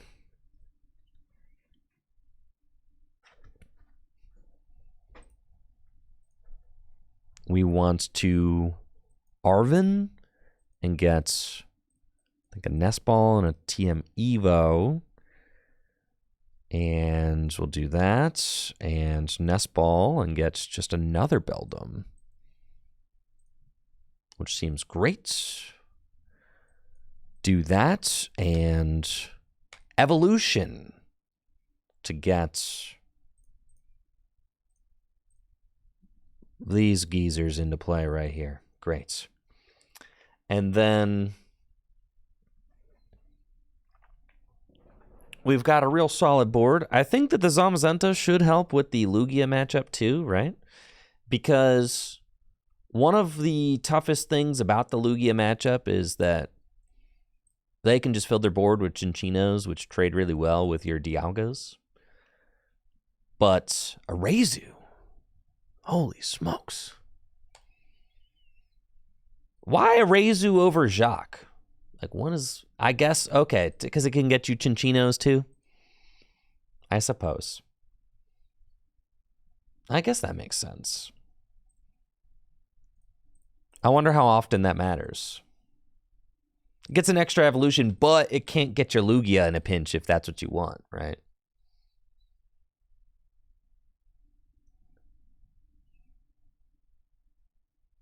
I mean, it could matter both ways. It could matter because you can't erase you for Lugia. I mean, so it could matter that way. See, you should have never put down this other Lugia, that's for sure. That is faux show. All right, we're going to Iono. We're going to... They did not put like a Minchino in play or anything? Oh, yeah. For sure. I think we just swing with the Zom. Seems pretty good. And then... Dude, the counter catcher? Yeah! Don't want to play this Ultra Ball now. Definitely want to counter catcher up one of these guys. I mean, I guess you could counter catcher this, but... Yeah, one of the Archeops. Yeah, for sure. Let's go.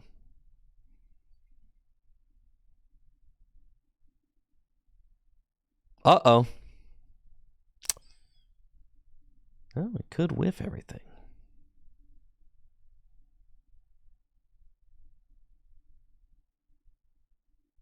Starting to look like that's a realistic option.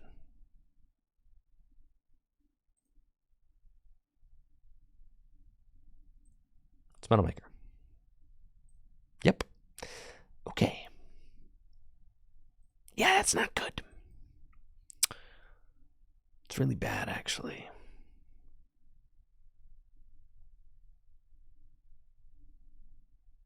That is quite bad, yeah. Okay.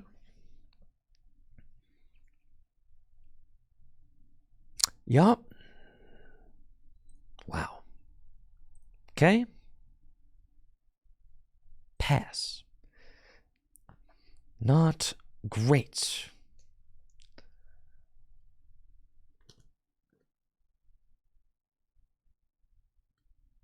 No, you can't. You can't Devo the Archeops.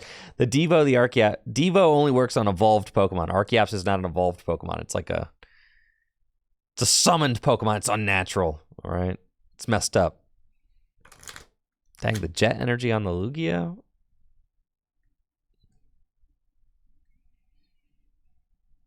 All right, there's still a chance here. It's not great, but it can be done.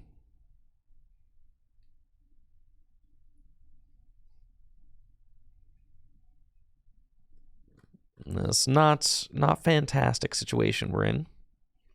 Letting Lugia go up 2 prizes against you. But their board state is like not awesome. So that's like the hope we're hanging on to here.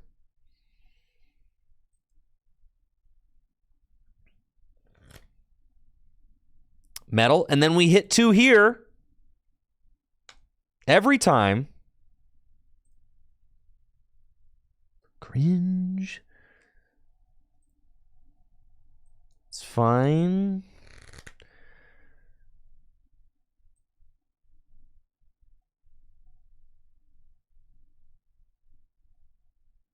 Ugh.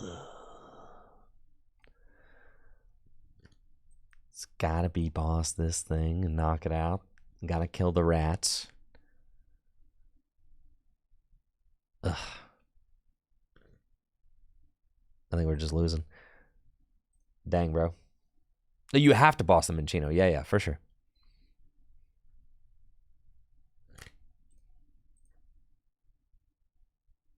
Metal again. All right. What, I've got a V-Star now. Okay. But it doesn't matter. They're going to get to swing into my guy.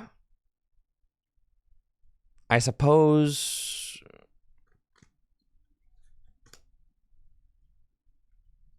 I could... That Luminian, I mean, goodness, you have no idea how much that helps me. Thornton! No.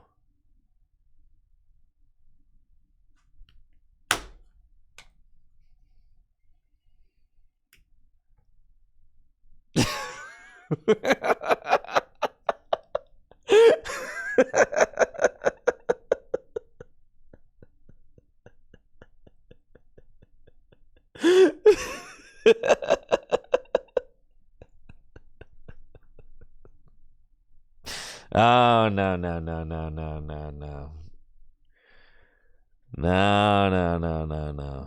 Oh, no. Yeah, thank you, James, for the rate of 87. Hopefully you're doing well. Appreciate it, man. Thank you. Oh, my goodness. Not like this, dude.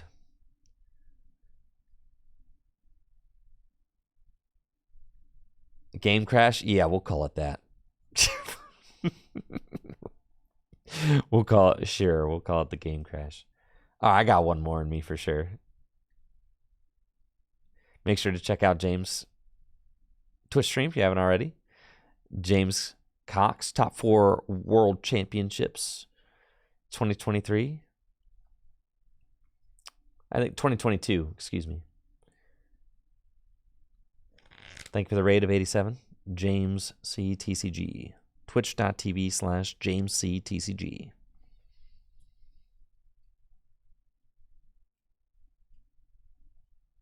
Dang. Yeah, that was crazy. I just got Thornton, bro. You never like to get Thornton sauced right now. Yo, James, what's your favorite deck currently? Are you still grinding Guardy? Cloth? You gotta be kidding, right? Don't tell me I can still play Cloth. There's no Cloths.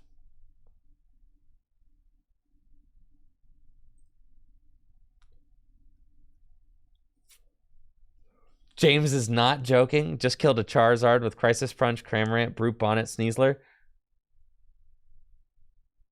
Wait a minute. I'm gonna have to go back and watch James's stream. What did you play to EUIC? Did you go to EUIC?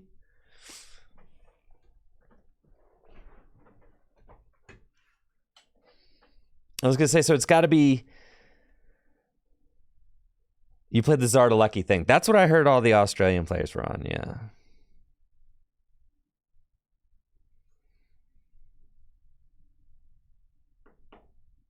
Yeah, thank you, Newman TLDR, for the sub. I appreciate that.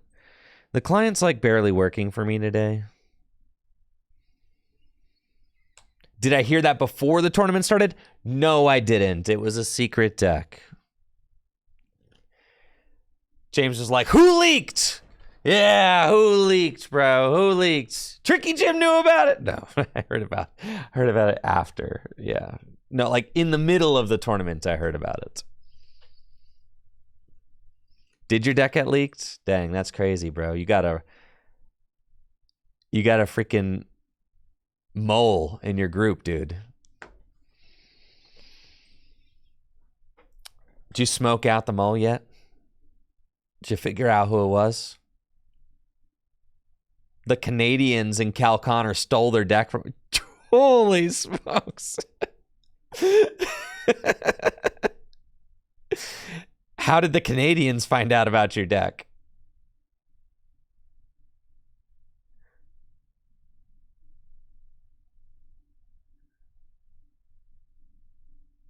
Dang. Not a great turn one going first hand.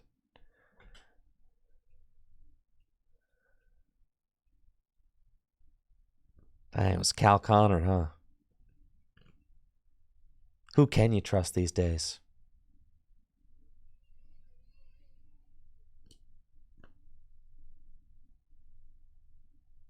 No, looks like we're playing against the Ancient Box deck. Dude, not my Beldum, dog. Just leave my Beldum alone, man.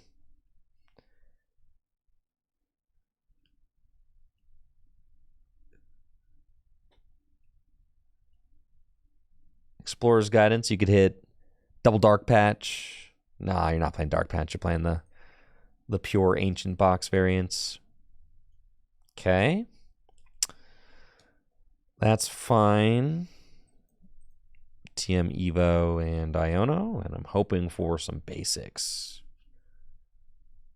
That'd be nice. You know, not great here.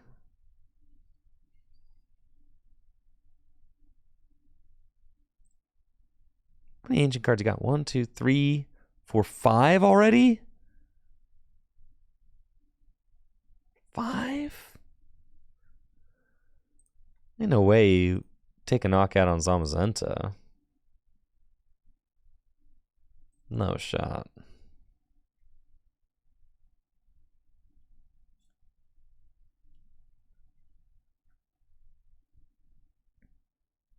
Ain't no way. And if they do, no more Dialga, all right? We got to put Dialga away. Dialga been failing us. Yeah, they could hit 150 with Koraidon, which is only 120, which is not a knockout.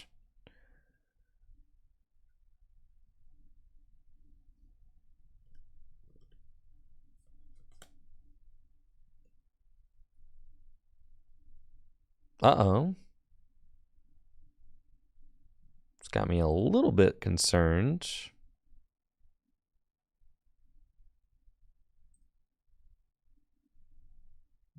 That'll probably do it. Yup. Sweet. Getting bodied by the moon. Okay, cool. For exact math. Nice. That's pretty dope.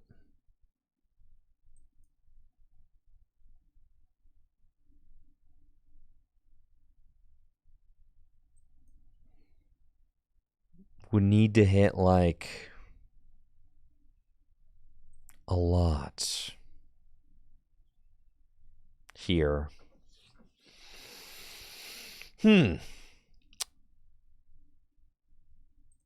That's fine.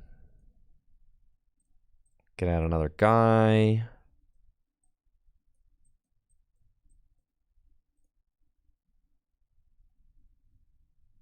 Yeah, I don't think it's even possible. We're kind of just chilling.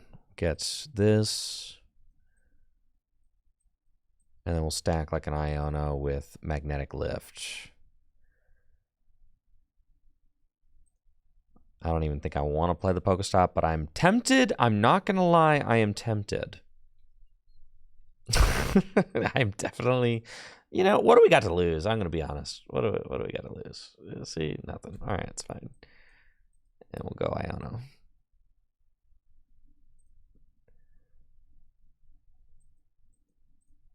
Yeah, give me that. Okay, rod some stuff back in.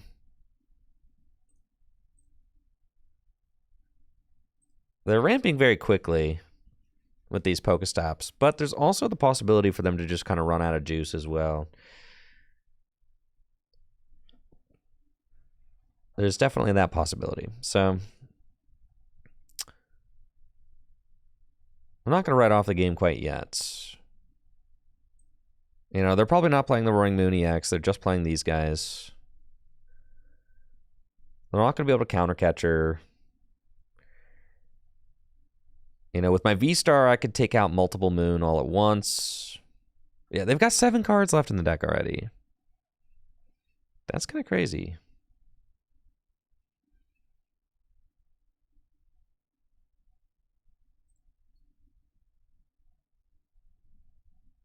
Yeah. All right. Interesting. They really got to the bottom of their deck very fast. Yeah, they were not playing around. This is...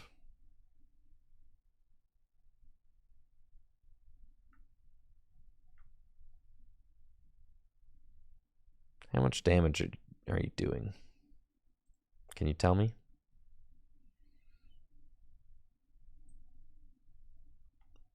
Where's your attack? Did you... No? Is the attack not on? 260. All right, cool. That's a lot of damage.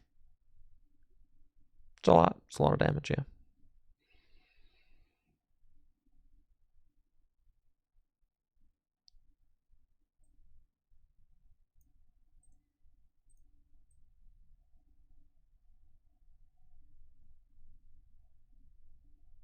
Okay.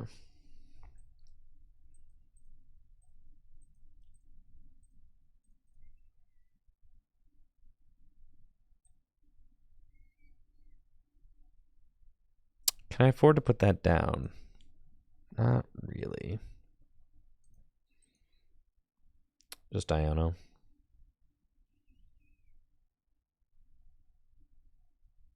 It's kind of trash.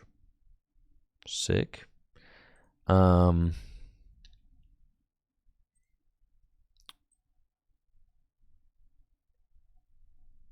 Okay, I can Ultra Ball here.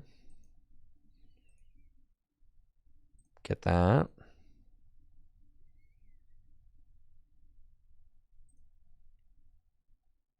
I mean, I would have to hit like multiple Ultra Balls. There's really no point. Super Rod. Just trust we hit 2 here.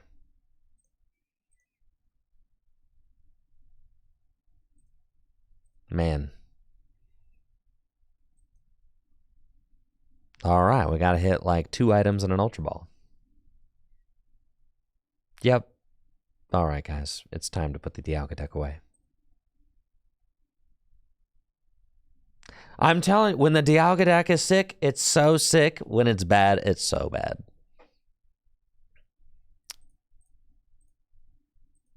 Like when it's no good, it's no good. But when it's sick, it's like incredible. Like the best games of your life.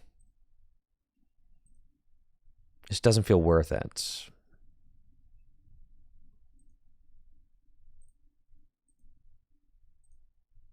So where do we pivot to next? Cloth, huh? Cloth does seem enticing.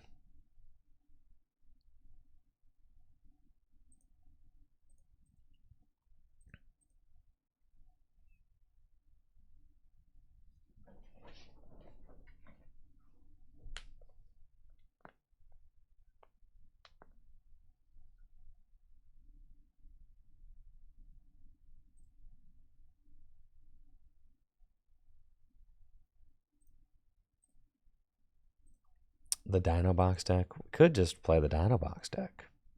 Sure.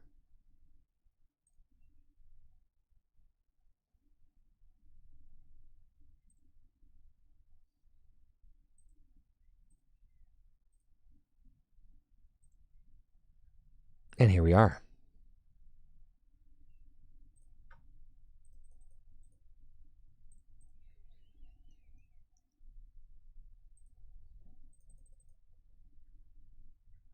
It's probably the list we just played against, if I have to guess.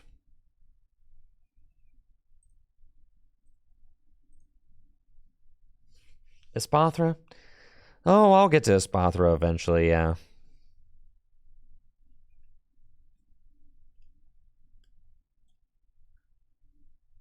The Dino Box with the 4 Ultra Balls, the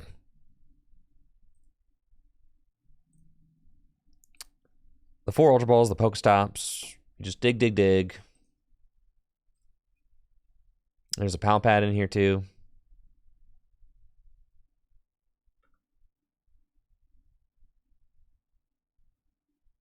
Choosing first, I guess.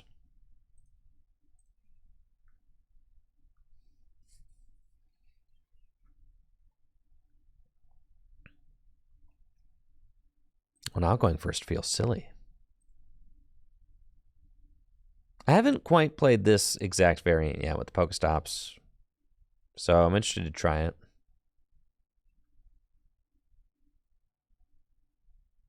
All right, going first with Dino Box. Let's let her rip. See if we can find, Pokemon search. No, it's fine. So we just have to attach an energy and pass. That's it. And go Ancient Booster Energy Capsule, I guess. But probably playing against like Charizard or something. Got an energy in the discard pile. I can Hex Hurl turn 2. That's pretty neat. We'll attach that and pass. And then see what my opponent's doing. It's probably Charizard, right? But I do need to find... Oh, no, it's Guardy. I think. But I do need to find another Pokemon out. We do play 4 Nest Ball, 4 Ultra Ball. So we could. We got Town Store. Can search us out a tool card. But I think that we can't really afford to Sada unless I've got another Pokemon that I could potentially accelerate to. Yeah, this feels kind of bad. The turn 2 Hex Hurl, I don't know. What do you think? You think they got the rare candy? No, they never have the rare candy. They only play like 2 of those, if any.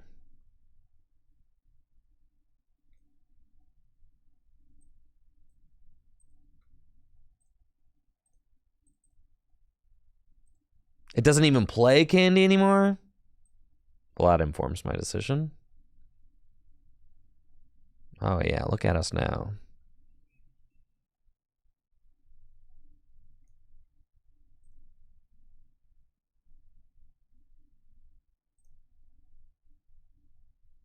Holy smokes, this deck, dude.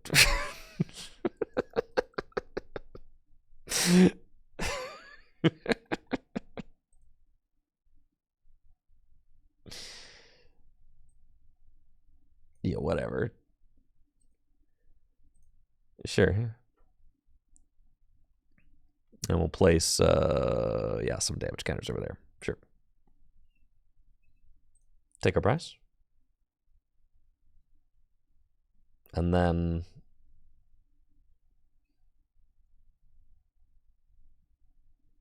Where are all the Roaring Moons? Are we supposed to have a bunch of those?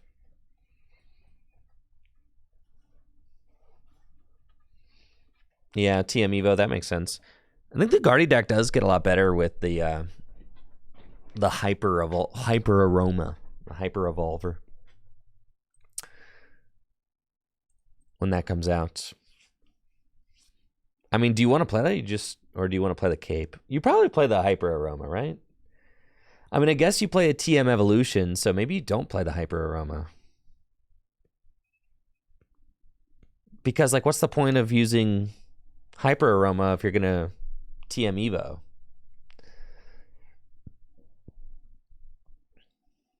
Right? So, you're probably still in the Cape, yeah.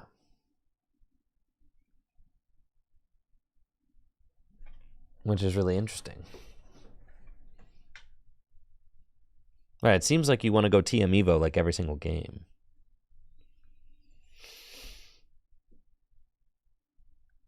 Probably good in Golden Go. I suppose so. And we took the first prize. We have the option to knock out. I mean, this seems like it's a great matchup for the Roaring Moon box, or the Dino box, or whatever.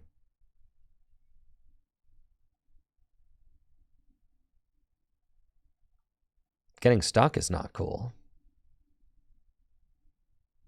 We hate to see that. Using Sada for 1 is also super not cool. That's like how we lose. But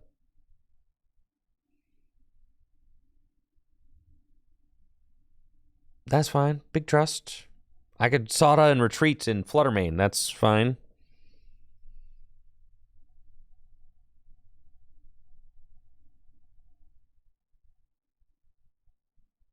There's yet another Explorer's Guidance. Okay. Sure. Okay, I can attack with this thing. Great.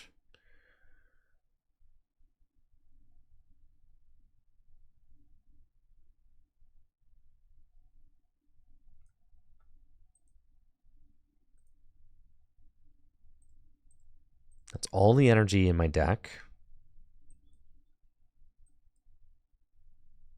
Okay. Wonderful. I've got 2 attackers built up, but I've used 2 Sada. So that's not great. I've used 2 Sada, and I feel like I don't have like enough to show for it.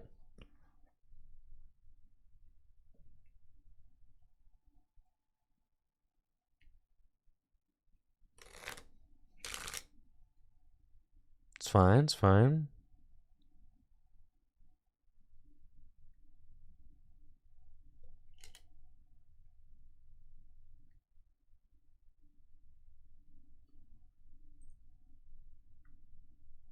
They've got Luxurious Cape, Vacuum Down.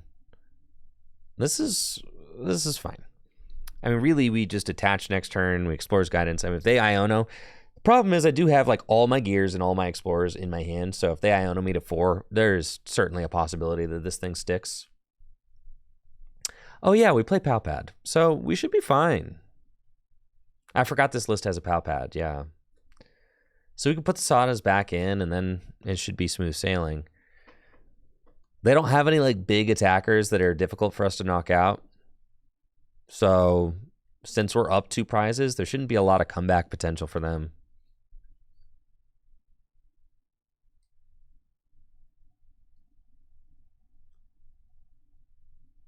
It should be just, you know, some easy knockouts on little guys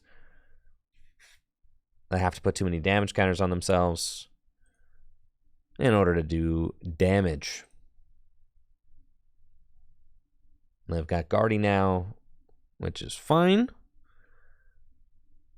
I imagine, let's see, they're going Screamtail. Maybe they want to Screamtail, knock out my Roaring Moon. That's okay. You like save me an energy by doing that. It doesn't really matter.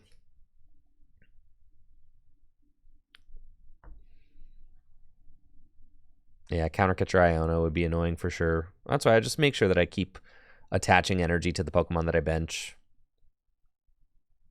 And they can Roaring Scream, knock out whoever they want. They decided to knock out the Roaring Moon, which is cool with me, honestly. Like that is fine. We don't want gear. We want Explorer's Guidance. So we'll do that. And we just want to keep the Sada. We also want the Moon.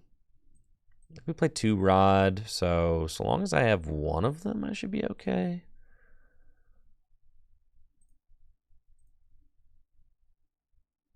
Yeah, that's fine. Bench this. Do that. Fluttermane's pointless. We'll just do our 90 damage and chill.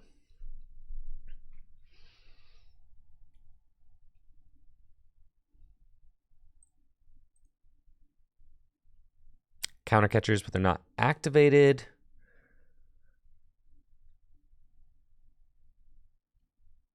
It does feel a little bit sketch, just like not having any board state out, or any, like, you know, not even a Radiant Greninja.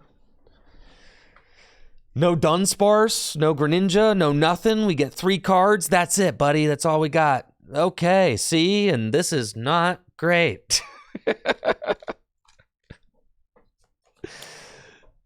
How come when I just played against someone playing this, they got to like 7 cards left in deck on like turn 3?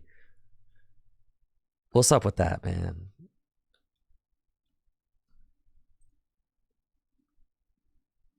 Yeah, what's up with that? That's crazy. It's cool though.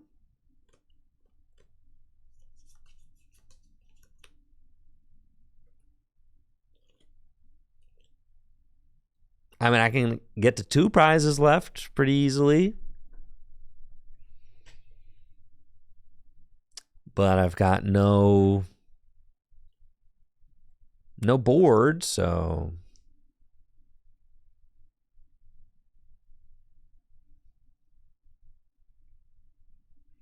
I guess there's an argument for like the very first play of the game. Maybe we just go Explorers early and just like let ourselves fall behind so that then we can counter catch a Gardevoir.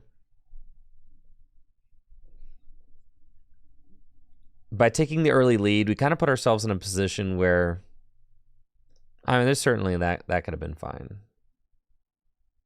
So we're only doing 90. Yeah, that's fine.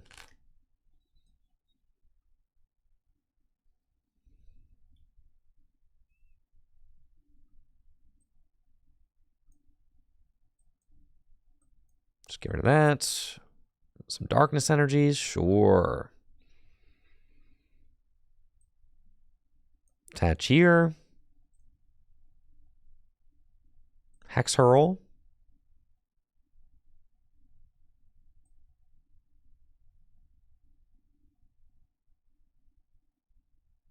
Don't think that ever matters. Don't think any of that ever matters. Sure.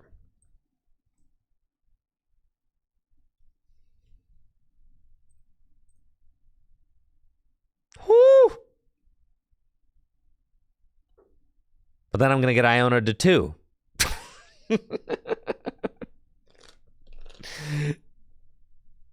Yeah. Man.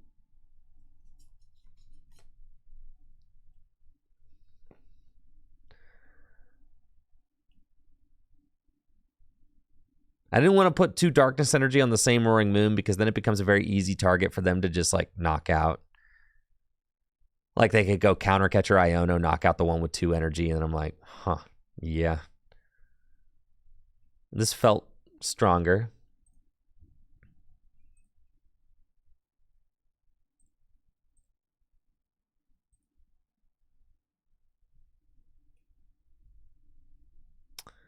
So really, if I can just stream attacks back-to-back turns, I win.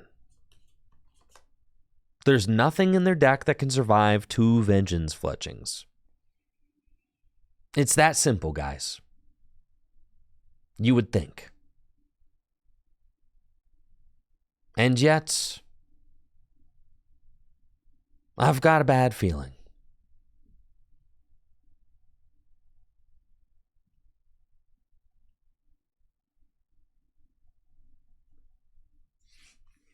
I did get to reorder my deck, so it's possible that if I get Iona to 2, I could find a gear, I could find a Sada. You know, I had that hand full of gears, Sadas, Explorers, all that.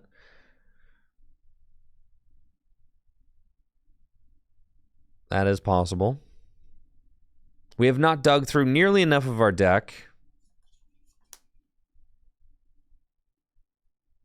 Yeah, they got Counter Catcher and what? Iono? Knock out this one.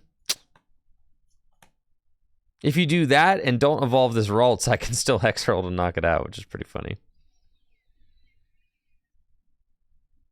Yep, Iona to 2. Goodbye, hand. Okay. Let's go. So now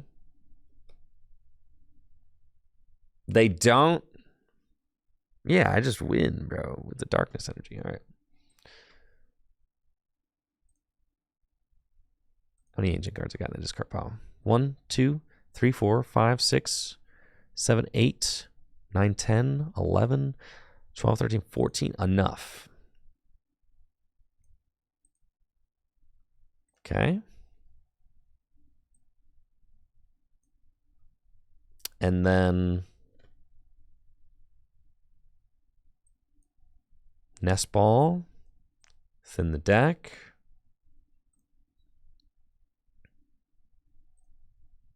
Retreat.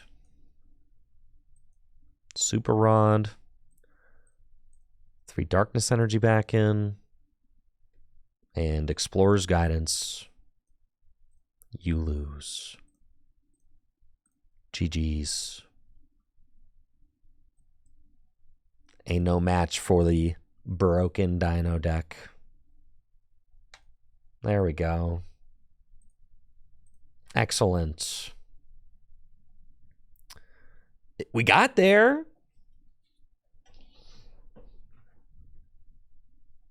We did.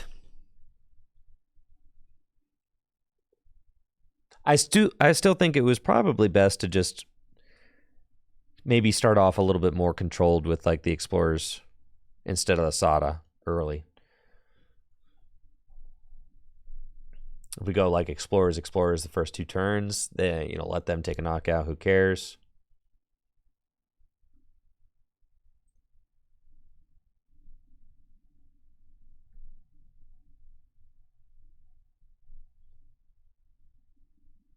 The Dino deck, maybe I'm a Dino guy now.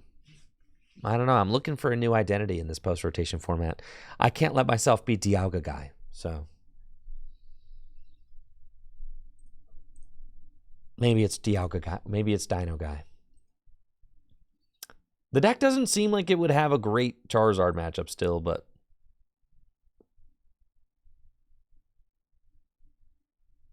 no, being a Lugia guy, that's not an option, no. I'm not going to Orlando, no. A Chen Pao guy?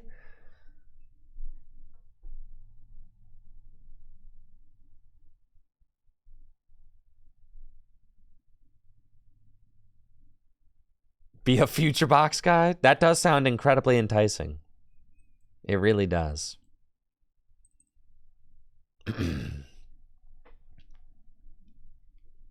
Oh, what is this?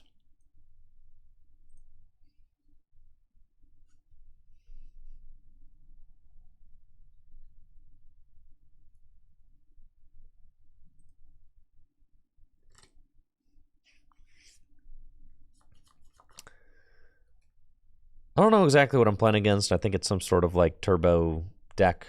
I don't know. There's a Squawkabilly. Should be a good matchup. As long as I don't get benched, which is not looking like that's what's happening. Let's Vessel away a Darkness Energy. Get some more energy. And see what we got. All right, Greninja is not with us. That's fine. We'll Ultra Ball away these. go get...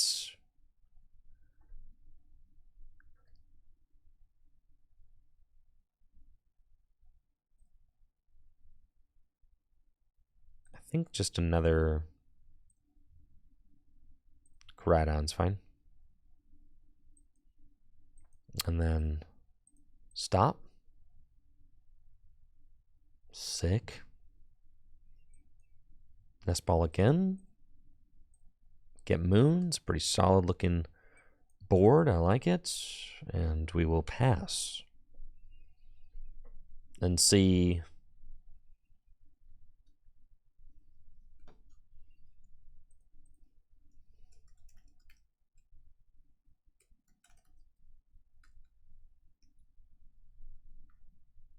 what my opponent is playing. Is it going to be... there's lightning and fire energy, so I don't really know. What's lightning and fire?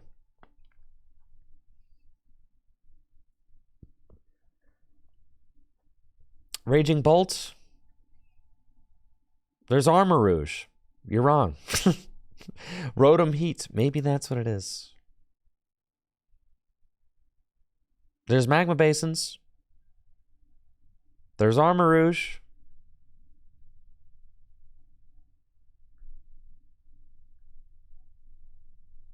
I do not know. There's Gouging Fire.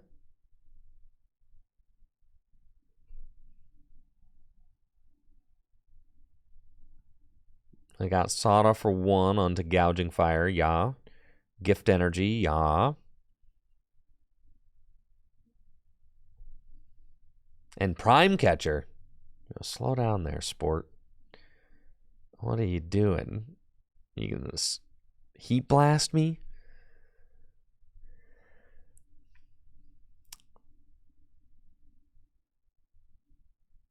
Yeah, this seems fine. It's a great matchup.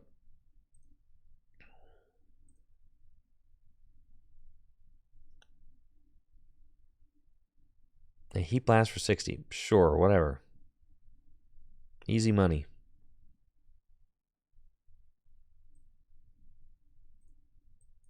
Sada will go darkness energy here and fighting energy here. And then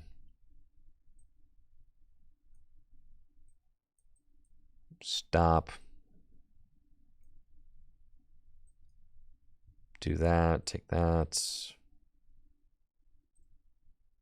Stop. Goodbye cards.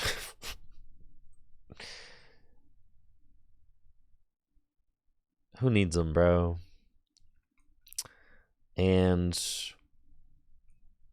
we just swing for 120. Sounds good. And we just keep digging, keep digging, keep digging until we are at the bottom of the deck as fast as possible.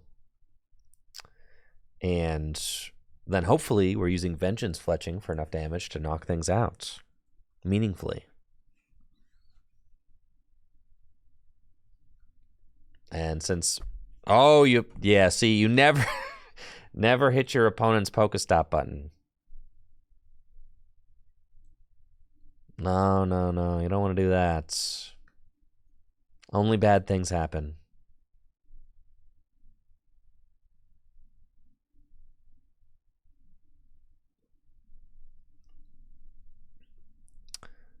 Okay, they've got the knockouts, but I should have an easy knockout to return. So I think. 110, I need one more ancient Pokemon. We can do it.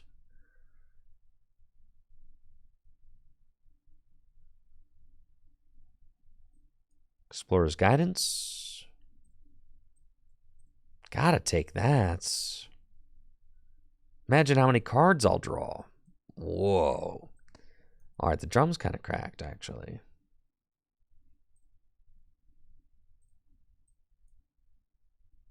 Whoa.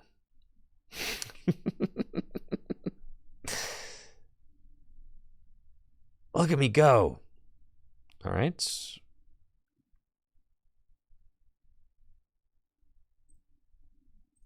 Pokestop. Whoa. And then, I mean, really, we just blast them with Primordial Beatdown.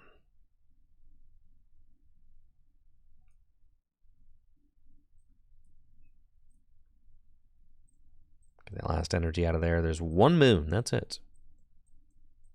Okay. Sure. Attach there. I'm only doing 120 damage, so we'll just swing, knock out the active. This all seems fine.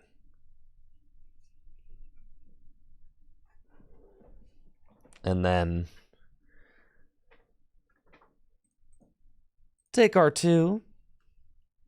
Got a gear and a Fluttermane.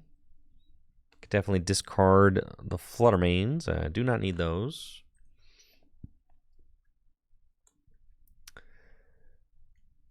They've got the Armor Rouge, so like, I guess their goal is to accelerate energy to the bench with Magma Basin, but they discarded all their Magma Basin with my Pokestop, so they can't do that. And now I think they're going to be stuck not really being able to launch a valid attack. Maybe they play like, I don't know, whatever her name is, the Fire Lady. And maybe they can use the Fire Lady to like Mela. That's it. Maybe they can use Mela to get the extra energy and play they need. But they need more than just Mela. Oh, they can Sada, I guess. But they're only Sadaing for one? That feels so bad. And they have the Magma Basin. All right. My goodness, I think they're attacking. Yup. And then, goodness. And you've got, oh my, how much HP you have. Sure. Send up Roaring Moon. We got counter catchers. There's no more Pokemon in my deck. We got the Sada's Vitality.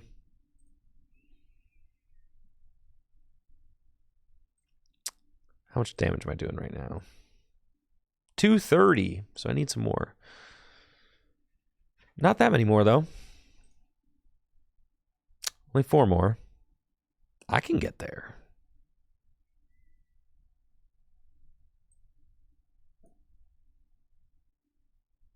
Yeah, let's go Sada's Vitality. Now I need 3 more. And we've got it. Oh, there was 1 more Pokemon in my deck. I lied to you.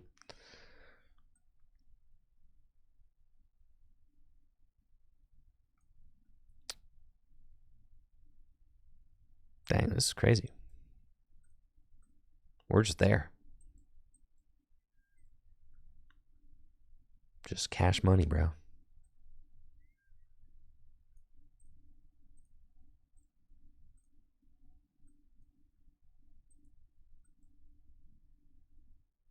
That's broken deck.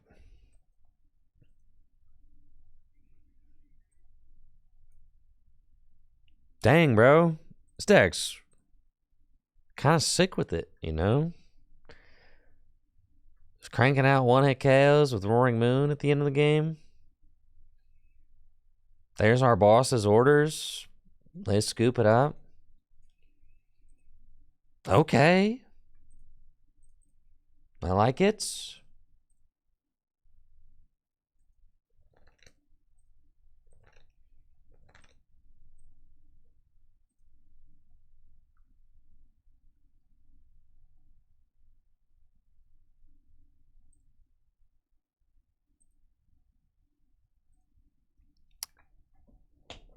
Oski Boy says, my fit is low-key whack. Not gonna lie.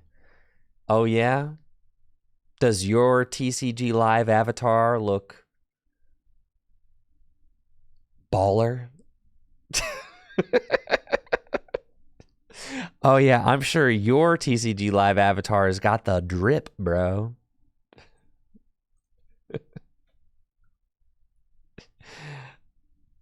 I'm sure he looks flames.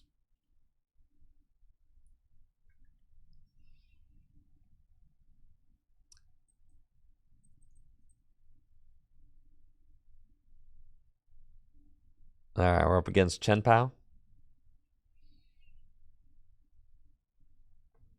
Cool. Let's go.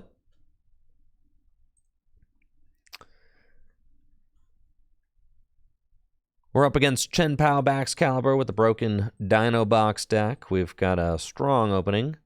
And by strong, I mean it's fine. It'll do. I don't really want to give my opponent the Pokestop, but I don't really care. I'm just going to start churning through the deck because that's what we do. Just want to get to the bottom of the deck as fast as possible. Nest Ball. Radiant Greninja is good, and we're going to use that to dig more. Forsada, 3 Guidance. All our supporters are in there. The Drum is in there. The one fighting is in there. Great. Concealed. Good stuff. We can Ultra Ball away 2 Ancient Booster Energy Capsule. If we want to. The odds are that they're not going to, like, really do anything this turn, but that's also fine. We'll just do it. Get ourselves... Rhydon's fine. That's good. Pass.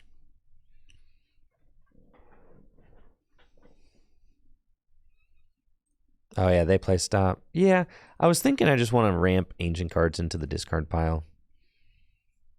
The capsules are good in case they try to go Radiant Greninja twice. But yeah, I probably could have ditched my other stop. But, you know, getting cards into the discard pile to do like a respectable amount of damage with Vengeance Fletching is also really good. So I think that's what I was dialing into there. But yeah, we probably keep one over the stop. It's all good though. We should be able to get a turn 2 attack with Explorer's Guidance. Just find another energy. They play Palkia. You're not going to put the Palkia in play, are you? That would be... Wow. That's just good for me.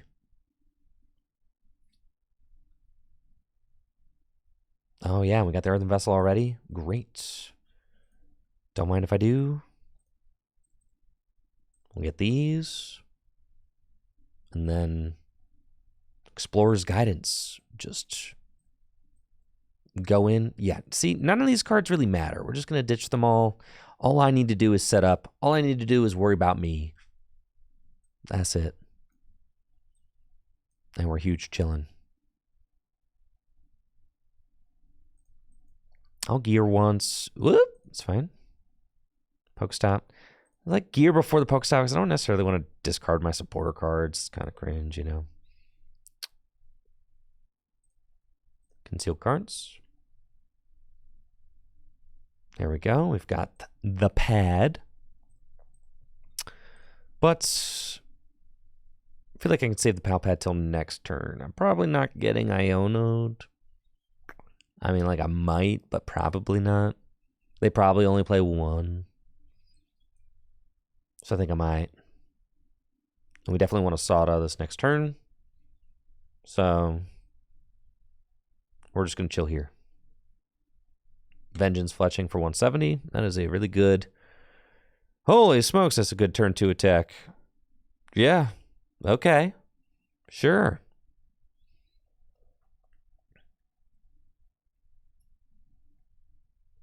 All right, all right. They've got Ultra Ball, Cypher Maniac's Code Breaking. So we know they've got a good supporter in their hands. They're getting rid of the Cypher Maniac. It's probably Irida. And they play Lost City. See? All right, who said, bro? Who said? Who said? I told you, man. I told you. All right. Told you. I could smell it from a mile away. They got the Lost Cities, bro. Said you don't need those Pokestops, Mahone.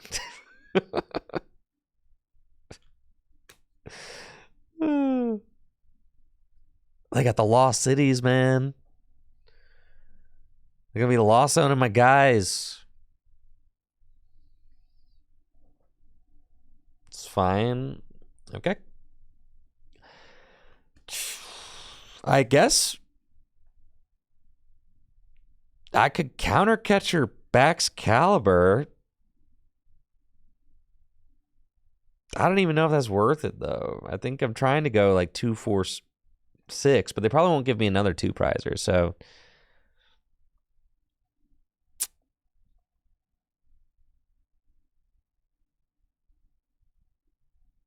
Huh. It's fine. Got the Sada.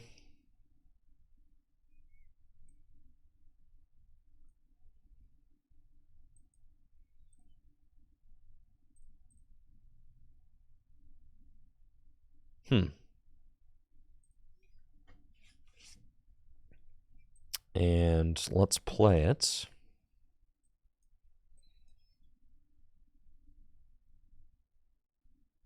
Yeah, it's not doing it for us.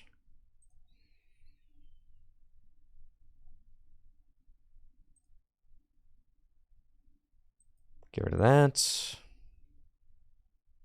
That's better. Ultra Ball away those. I'm going to be running out of guys here pretty quick, though, if I don't counter that Lost City. And I can't counter the Lost City, so... So there's that. Yeah. Okay. 210. I don't think I actually want to take out the Baxcalibur. I think I just want to take these two. There's no way they collapsed, right? Like, no. They don't do that. They wouldn't do that. So we just swing for 210. That's fine. And then I guess I could swing for the backs, right? And then one hit KO this later, I suppose, is like the argument, right? Yeah. I still think I'm okay, though.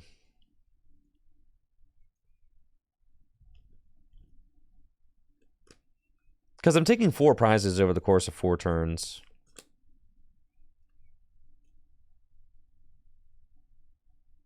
So they're going to go to 4, and then I'll go to 4. Then they'll go to 3, then I'll go to 2. Then they'll go to 2, then I'll go to 1. So it should be fine. So long as I just, like, keep attacking, it shouldn't matter.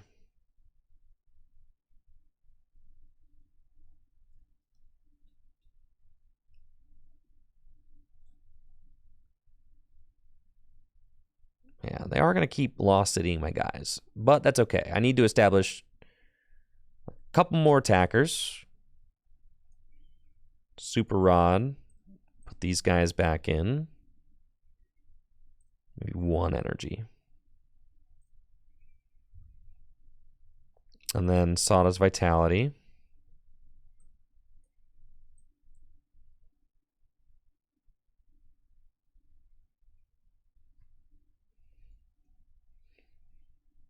We play a boss and 2 counter catchers.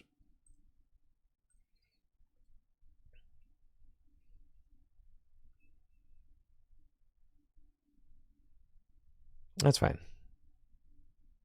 We're okay to just take this.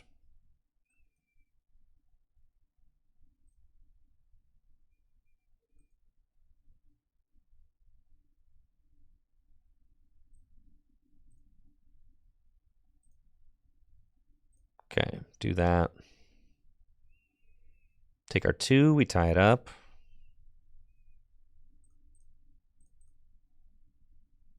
They may try to go like Moonlight Shuriken twice.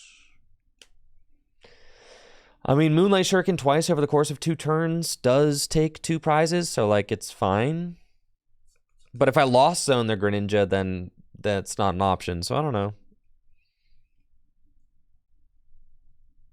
They're also potentially just loading it up so that they can discard that energy with Hailblade.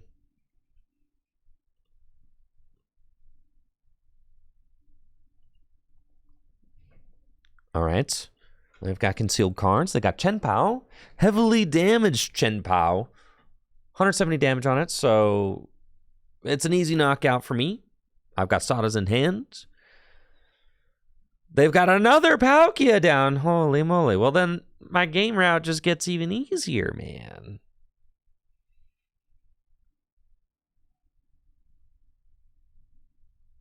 He's just going to put down for free? Just going to let me have it like that? Man, that's crazy. Yeah, I wouldn't suggest it, but that's okay. All right, here comes Greninja. And they're going to boss. Okay. My Greninja. Sure. And they're going to go for the Moonlight Shuriken over the course of 2 turns. But I'm going to Lost Zone your Greninja. So it's not going to work. You see?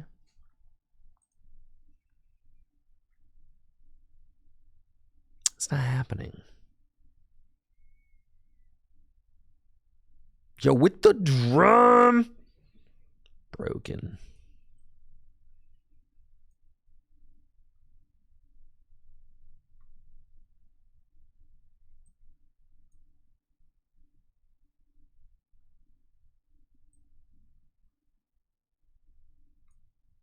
Sada's Vitality.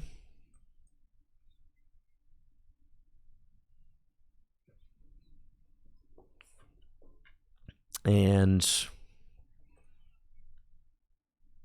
concealed cards. I'm at the very bottom of my deck now. Attach.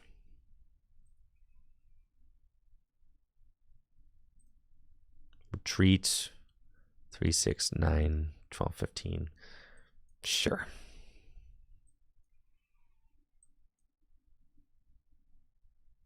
Palpad. Those guys back in.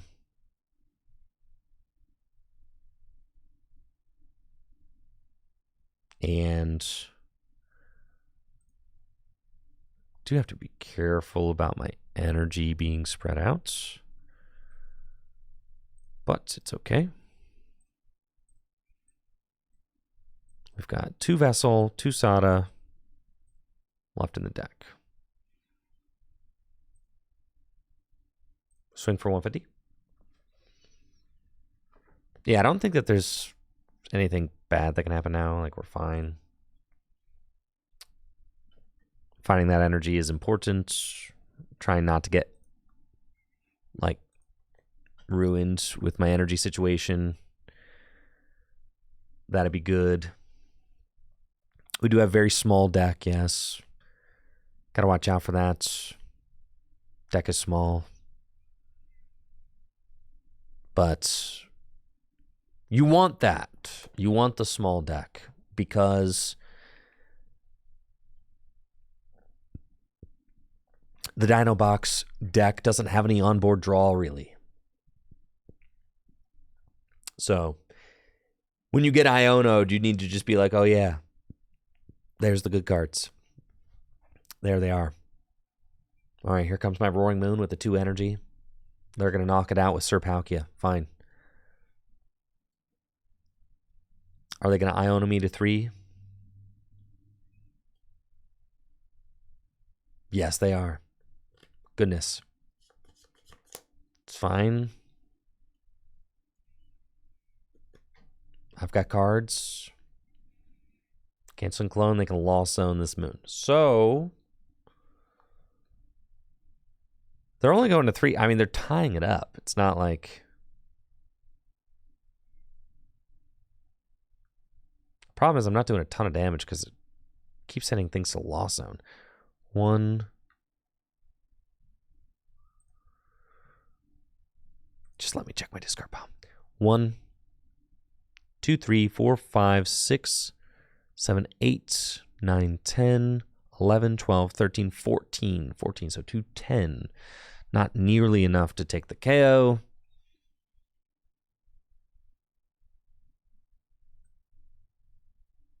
So I just swing with Koraidon. That's fine.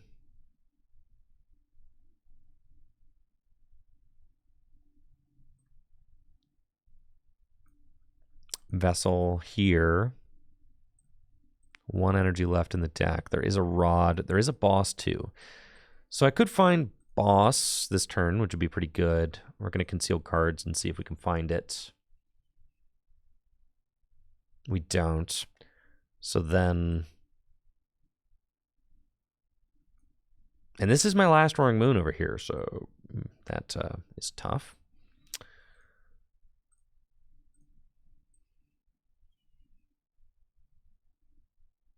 Sada.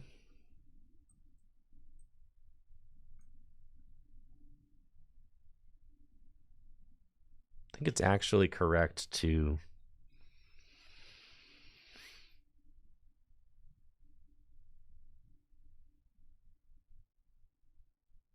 Probably we just swing, they go to 2, I go knockout, knockout game, right? Like, so it doesn't really matter. All I have to do is just keep attacking.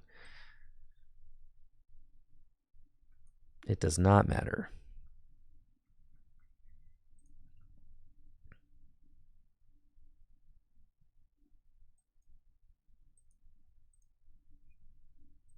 There's Boss, there's Guidance, there's Superior, there's Gear in the deck. I mean, it's a very small deck.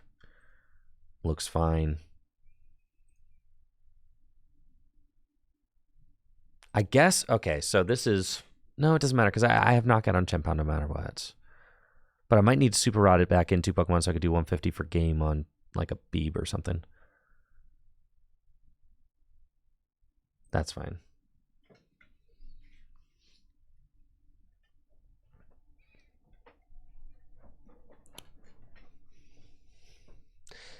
Actually, bossing the Chien-Pao there would have been really bad. We, like, can't boss the Chien-Pao there, because then they could theoretically, like, Lost Zone my final Roaring Moon, and then I'm like... I guess it's fine. I just have to 2-hit KO maybe. You know, the Palkia. But there's no counter catcher live. Yeah, I think, like... Going to 1 prize with this deck feels like a mistake. You pretty much never want to do that. Because you want to keep counter catchers live. If you can. I guess going to 1 prize is fine if you have the option to 1-hit KO anything that they might, you know. If you have the option to 1-hit KO anything, then going to 1 prize is fine. But in this case, specifically... I don't have that option because my opponent has Lost Zoned all my Roaring Moons. So this is the last one we got. I was thinking about that, retreating the Koraidon and attacking into the Palkia with Roaring Moon to guarantee more damage. I think it's fine. I think it's fine because we've got this easy KO here. But I thought about that. It does, like, unnecessarily remove some energy from our board, but I guess that probably doesn't really matter. So, like, here, they're going to knock out our Roaring Moon. It's fine. I can rot it back in, and then I need to find 1 more ancient Pokemon so that I can, like, counter catch or Bibarel and knock it out. And then we go Gust, Chien-Pao for game, right?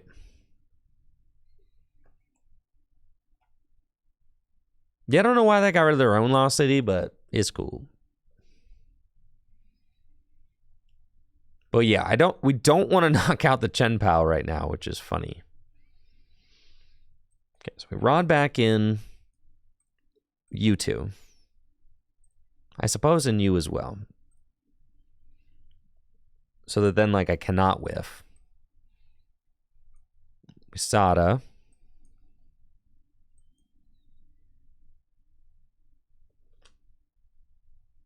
Boy, that was, it's fine. Yeah. And then we go here. Counter catcher, Bieberell. And we've got, like, the world's stupidest looking board, but that's fine. Primordial Beatdown for 120. We go to 2-2. They take a knockout. And then all I need to win. Well, I guess if they Iono me to 2, I could whiff.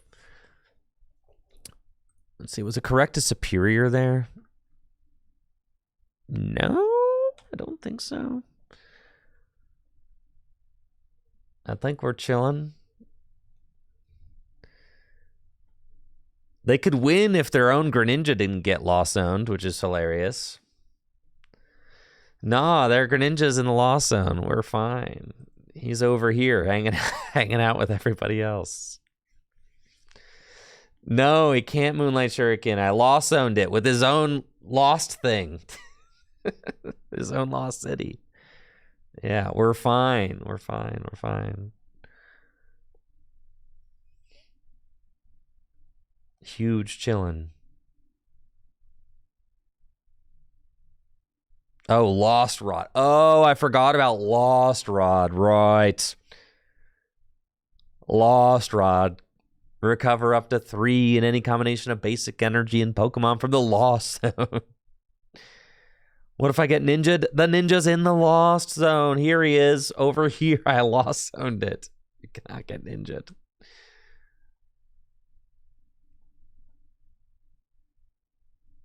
Yeah, classic Lost Rod WinCon.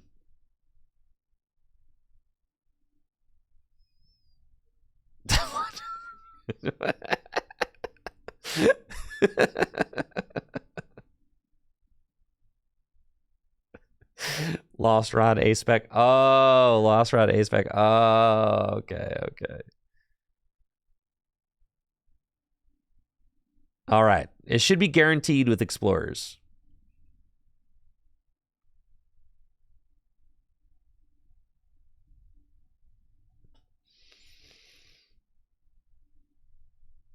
Because I need Superior and Counter Catcher. Can I play the Superior? Yeah. Right? No. Because I'll top deck something. Yeah. I should have it. Okay. So you just Explorers, and I need Superior, Counter Catcher. I could Superior away this other 2 cards in my deck. Oh, wait. You didn't knock out the active, bro? I just was thinking to myself, I didn't even knock him out, bro. It's fine. Here we go. Yeah, GG's.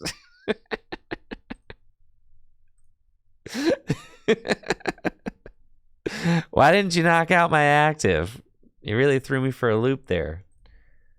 It's fine. There's the Superior's in the deck. We knew that. Or the Counter Catcher. It was guaranteed no matter what.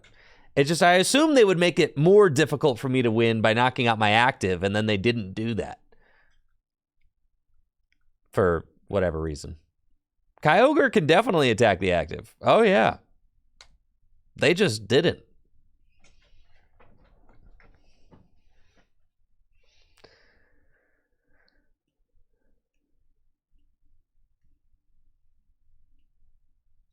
Yeah, definitely.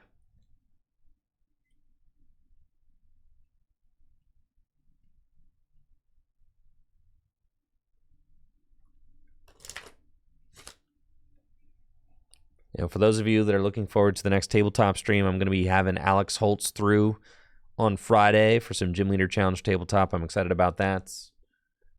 Should be a good time. So make sure to join us for that. All right, Charizard. Let's go. The Charizard matchup. I've been waiting all day for this. Okay. Looks like I'm playing against Charizard with the broken Dino Box deck. My opponent's got Jirachi and Bidoof. And Ultra Ball. Where's your Buddy Puffin? They always have the Buddy Puffin. You know, they won't be needing Defiance Band or Choice Belt, so that's a fine Ultra Ball. And they can get Charmander, I have to imagine. Will be their dude of choice. Rotom. Maybe they've got the Buddy already. No, their hand is just terrible, so they have to Rotom. Awesome. Love to see that. Yeah, let's just let her rip, shall we? Pokestop, Sada, another dinosaur.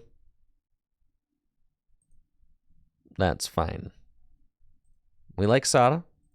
We like Stop. Let's just grab those cards. Goodbye. Let her rip. Okay. That's a lot of cards in the discard pile. But that's fine. That's what we're here to do. Put the cards in the discard pile. Ultra Ball, I can discard Fluttermane, and Fluttermane's like fine. I can Ultra Ball those though. Got one energy in the discard pile now.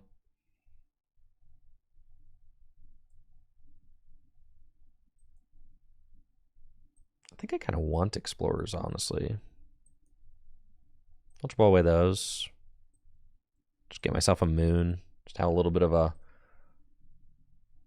board, and then I think I just go Explorers again next turn. You just go like Explorers, just completely degenerate. I've discarded so many cards. Get to the bottom of the deck as fast as possible. Charizard wants to know, when is the Ursaluna set tabletop stream happening? It's going to be happening in the upcoming weeks. I'm not going to stream the Crimson Haze decks until the Mask of Change set comes out, because here in America, we're going to be getting all of those cards together in the Twilight Masquerade set, which releases in May. So I've got 6 booster boxes of the Mask of Change set pre-ordered, and then when those show up, I'm going to create the tabletop content with all of those cards, the Crimson Haze cards and the Mask of Change cards together, if that makes sense. Yes, 6 booster boxes. Oh, yeah. Yeah, got a lot of guys in the discard pile right now.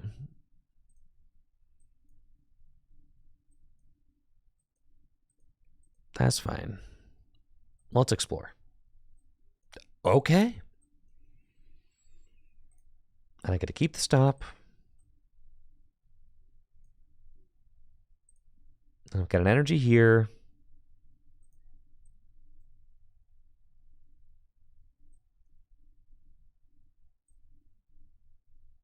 That's fine. I can put the we'll keep the energy. I've got a Vessel in my hand. Should have kept the gear. Stop again. Oh boy. Energy here. And I guess I'm swinging. Okay. That seems fine. Primordial Beatdown for 90. And we'll take a prize. We've got a counter catcher, but I'm winning. Not for too long, though. They will evolve into Charizard shortly. And I will not be able to deal with this Charizard in one hit. So the problem with this matchup is that they can Turo their Charizards. That feels really bad. It's all like a 2-hit KO game for me, but they can just Turo. Doesn't that seem terrible?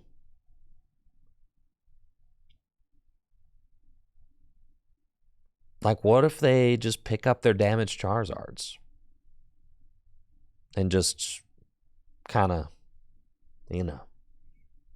do that?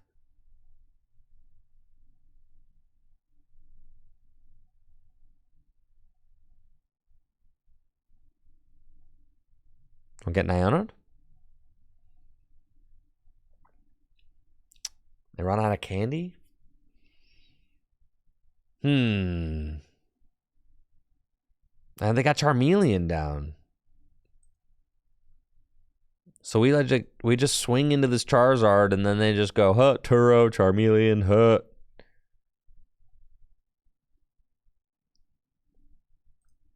Right? And we're kind of ruined if they do that. They're totally going to do that.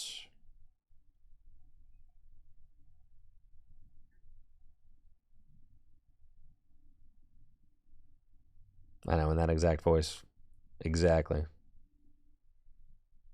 All right, no Bibarel, looks like. Just another Charmander down. Collapsed. See, dude? Just, what a nightmare. Charizard's just the BDIF, man.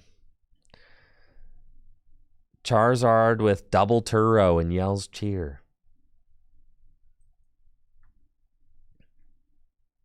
It's the best deck.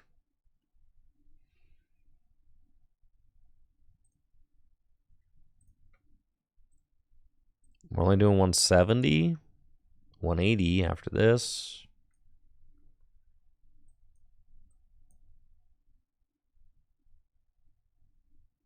Yo, the drum?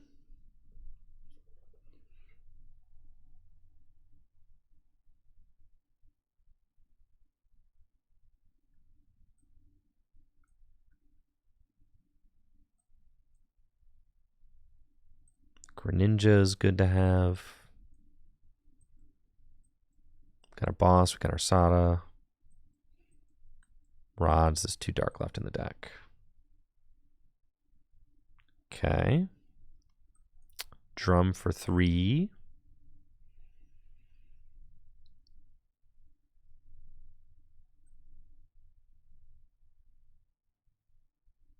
Ultra Ball away to Ancient Booster Energy Capsule. Gets Fluttermane. I can't afford to conceal because we're doing 210 now. That's pretty good. I want it to be higher ideally, but it's fine. Got a healthy amount of cards in the discard pile. And I don't think I necessarily want a Pal Pad yet. So, Vengeance Fletching. And if they Turo this one, then we try to go counter catcher, like knock out a single prizer. And then we want to go counter catcher, knock out the Pidgeot. And then at the end of the game, we want to go 1-hit KO Charizard. That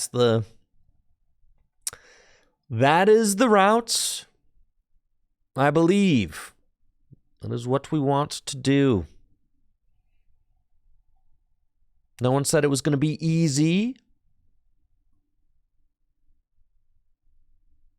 But that is it. That is what we're aiming for. They could quick search, get a Turo, pick up the Zard. I imagine that's what they'll do. Boss, I did not see that coming. Well, I think this gets very easy now. You're just giving me the 2-hit KO on the Zard. This Greninja is like, it's like the worst thing you can knock out, honestly. Like, taking the energy away is way more frustrating. That's fine. Got another Sada. Great.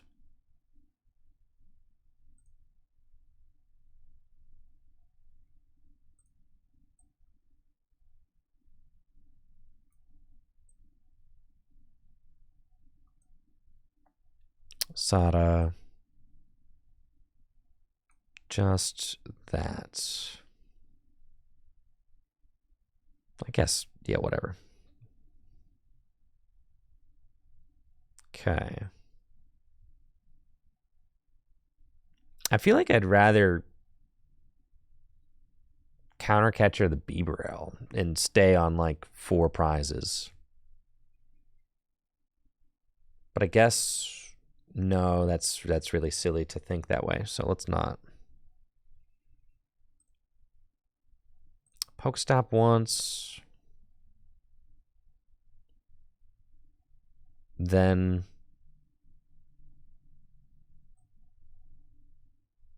Super Rod back in. This guy, and this guy.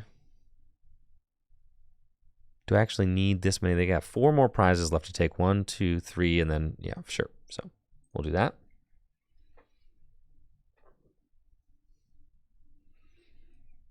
Nest Ball for the Greninja. Nest Ball. Yeah, there's no Pokemon left in my deck. Just this Roaring Moon. And then we want to Ultra Ball away these just to get them out. And then I'm doing 220 damage. We want to Pal Pad back in the Sadas just to continue chugging away. So I'll do 200 damage. And so here, so we need to think like, okay, if I countercatcher the Bibarel, then I go to 4. Then say they do Turo up the Charizard and take a knockout. Then I don't necessarily have Gust the next turn. And I kind of lose. Where if I take this knockout, then and go to 3, then they go to 3. Yeah, this is just the better play. We just take this knockout. Tila Fortune wants to know, how do you prioritize prize mapping? Like, do you go for what gets the most prizes or what will disrupt the most? I really struggle with that. Neither, which is probably why you're struggling with it. Yeah. So neither of those lines of thought is like the best way to go about prize mapping. The way to go about prize mapping is to like ask yourself, what's like the path of least resistance for me to get to 6 prizes, right?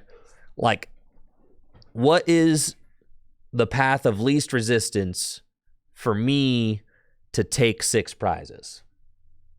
That's the question you want to ask yourself. Not what card on my opponent's board gives up the most prizes and how do I knock it out, and not how do I disrupt my opponent the most. I mean, like, sometimes you want to disrupt your opponent the most, but not always. Sometimes you want to take the card that gives the most amount of prizes, but not always. You almost always want to do the play that allows you to take 6 prizes the easiest, right? And a lot of that has to do with like you're playing off of like what resources you have in your deck too, right? So like in a deck like Dino Box, you have to take prizes in a way that keep your counter catchers activated, right? So like, because they're a key gusting part of your deck and a key strategy. So like you kind of have, it's a little more complicated with Dinobox because you have to like, sometimes you have to intentionally stay behind so that then you can win at the end. Sometimes you have to play defensively and you have to say, all right, how do I disrupt my opponent the most? Because they will just win the trade if you don't. So sometimes you have to do that. But usually those plays are reserved for like, dang, I really don't have nothing going on here. Those plays are reserved for like when you have to do it to keep your opponent from winning. All right, so we're both at 3. I think I'm going boss.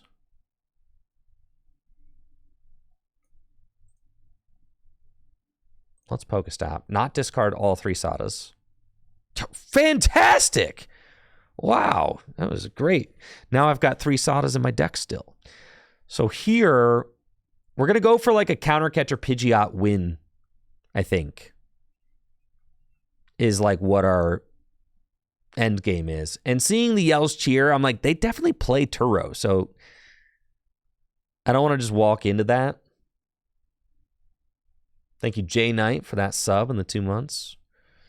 So I really want to knock out the Bibarel. I really want to put that there. I really want to put that there. I really want to vessel away the vessel. Okay. That's what I got left. And we're going to Vengeance Fletching for 240. So now we take that. And so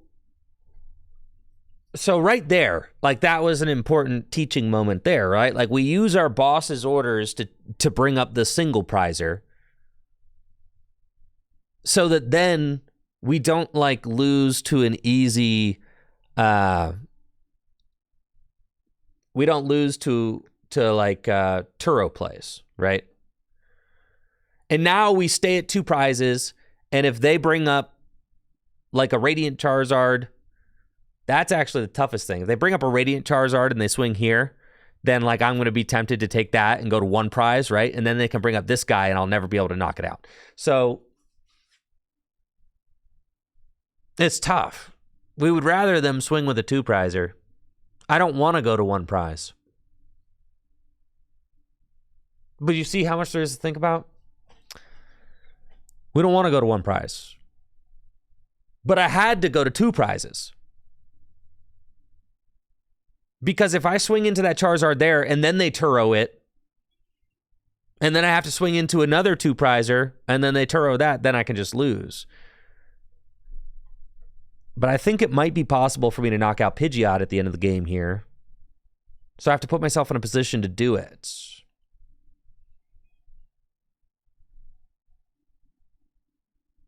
They're using Prime Catcher, and they're using the Prime Catcher because they want to deny me. Yeah, they already collapse, so unless they play 2 collapse, they can't do that.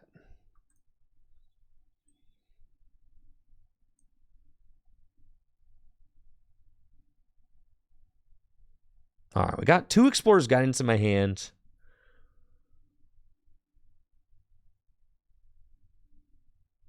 How much damage am I doing? 250. Holy smokes.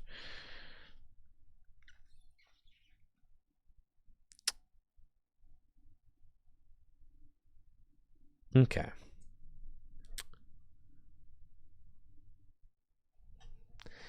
I don't think it's possible for me to get 8. No, it's not. Cards in the lost zone right now. Or a discard. Attach that there. And then I'm thinking that, yes, we have to swing into the Zard. Yes, I'm just trying to think if it's worth it to Explorers here. Or stop even. If I Explorers, do I have win guaranteed next turn if I use Explorers? No. And I've used my Pal Pad already. So we don't want to use Explorers. But I could use Stop, though, to get like a few extra cards into the Lost Zone, into the discard. I think There's 4 Sadas in there, so I can stop.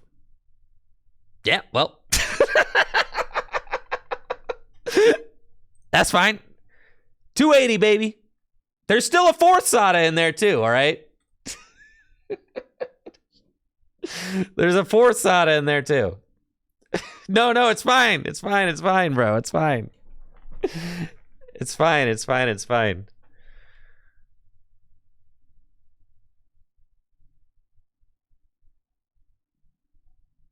There goes Luminian.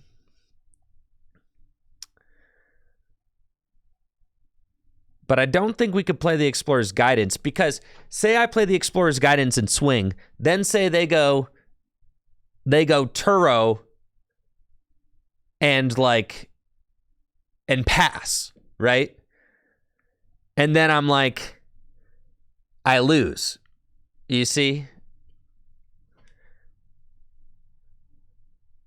Oh yeah, bro. We're chilling. We don't even need the Sada, bruh.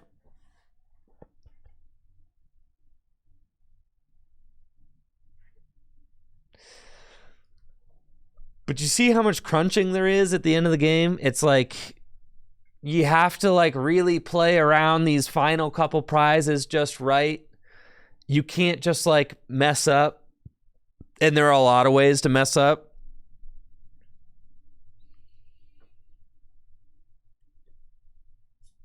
There we go, dude. Look at that.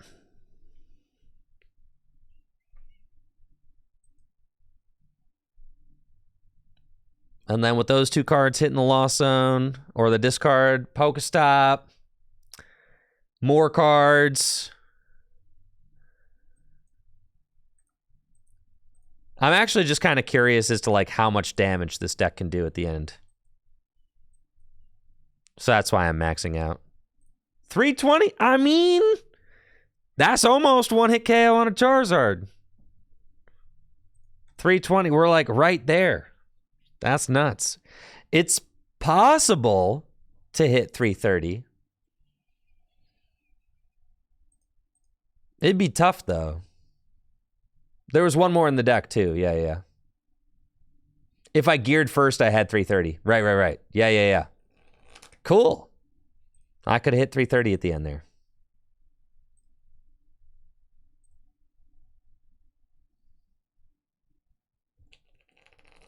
Yeah, that was sick. But they never Turo'd. Why didn't they Turo me?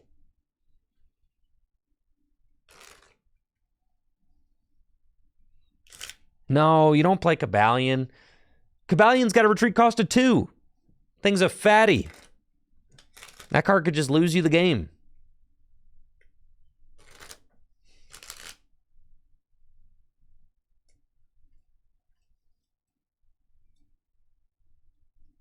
I've thought about Cobalion, but no, it's not worth it. Just play more ancient cards.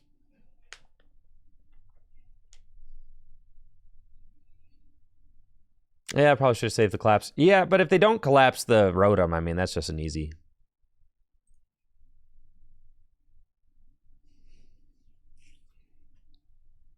target.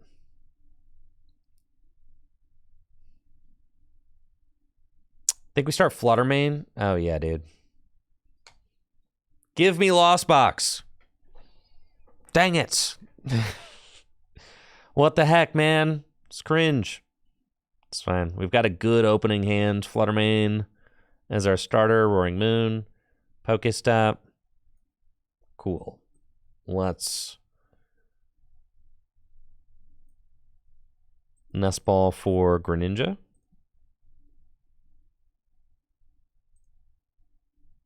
Conceal cards. Stop. Hammer time. Okay. And bench.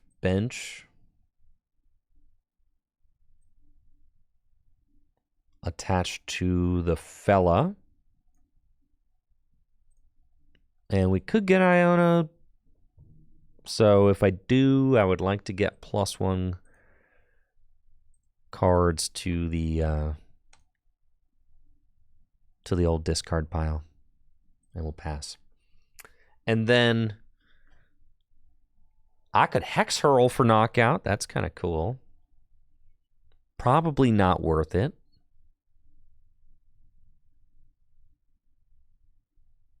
But I can, okay, with Hex Hurl, I can place 2 damage counters on one of my opponent's, like, Pokemon, which could be very meaningful, right? Like, here's Cleffa, dude. All right, so I'm just saying, like,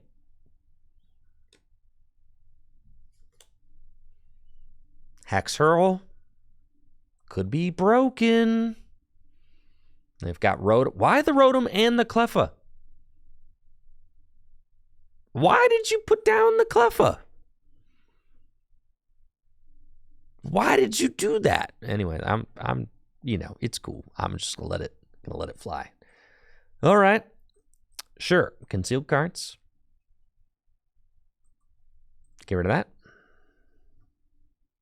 and then Sawdust Vitality.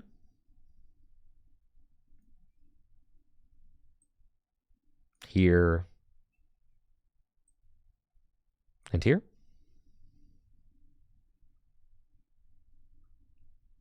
And Pokestop. Cool. Yeah, Pokestop's broken in this deck. I was tripping not playing Pokestop before.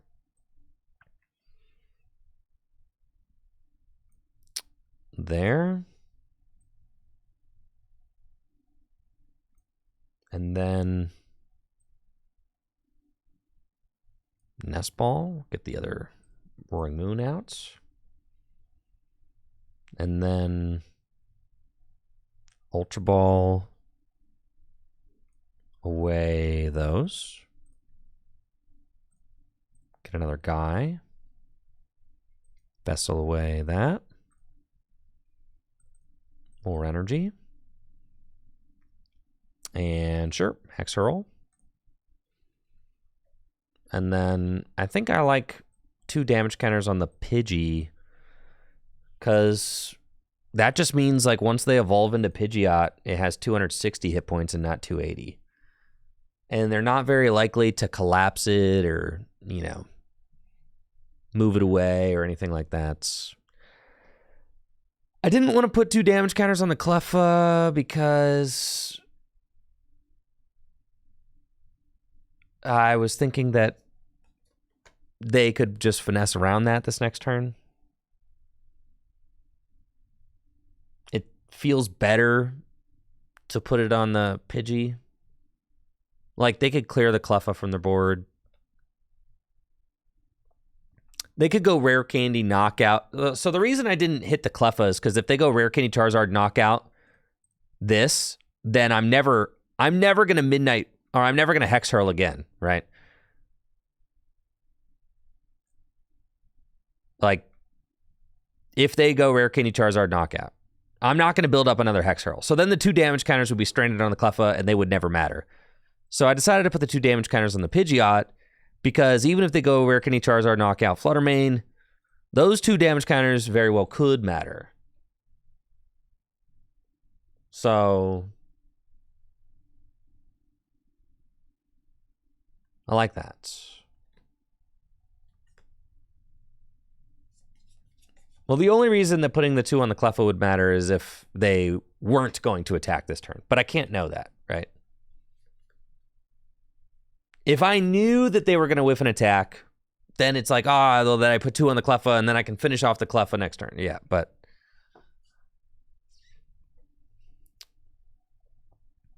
no, they got Rare Candy, Charizard, Pidgeot, boom, knockout. Okay.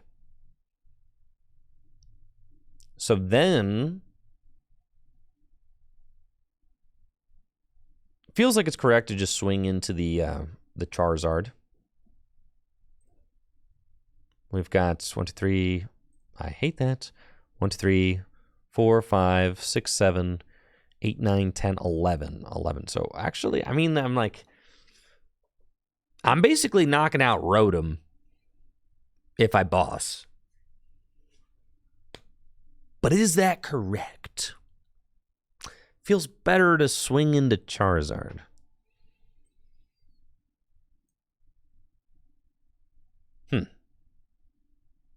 Is it correct? Fascinating.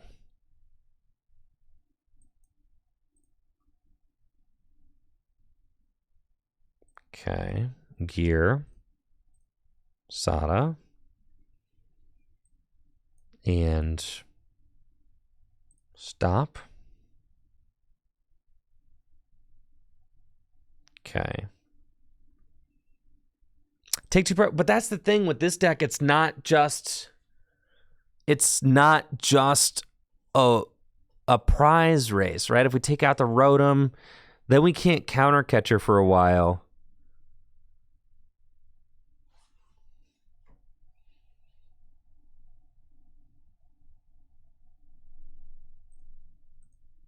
Right.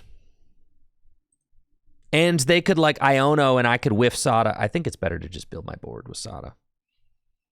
Yeah. 100%. It's better to build the board with Sada this turn. It is.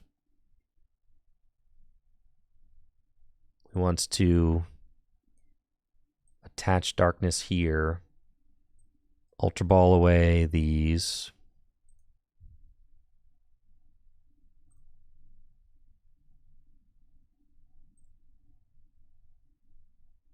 And then, so like now we have a much more solid board state, right? And we're going to hit the Charizard, 220 damage, super solid.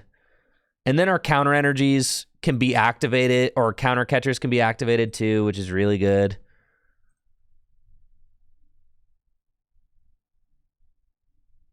Yeah. Okay. Just Vengeance Fletching. Right, we hit him here. We don't waste the boss.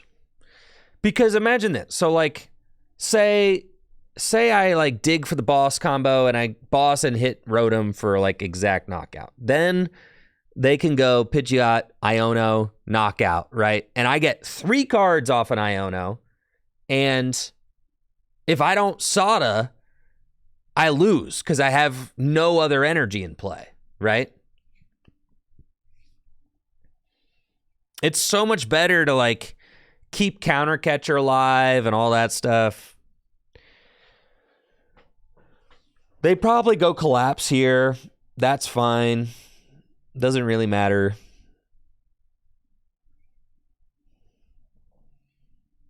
If they don't collapse here, I feel like I can counter catcher. Rotom then, that's okay.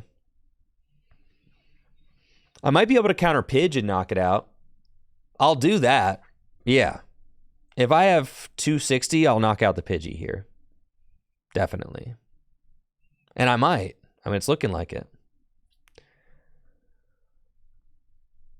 Okay. They didn't collapse. It's good for me. Let's go Sada.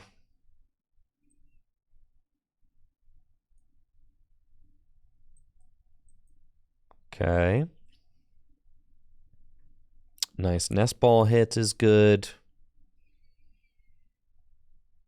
I think I'm out of moons. Yes. I think I have none in deck. But let's check. Right now I'm doing 250. Gosh, yeah, we got it. So sick.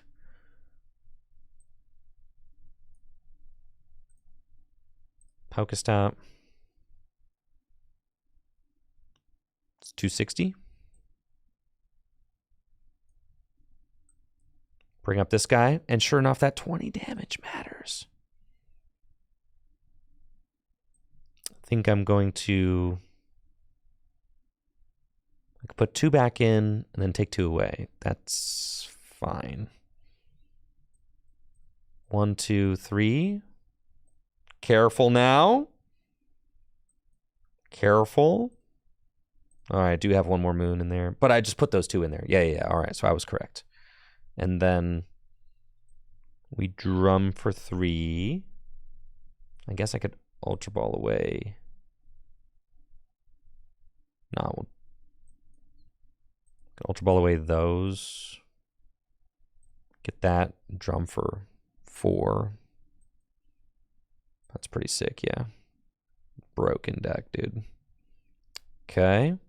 Dang, dude, this deck's crazy, man. What the heck, dude? Unfair broken deck.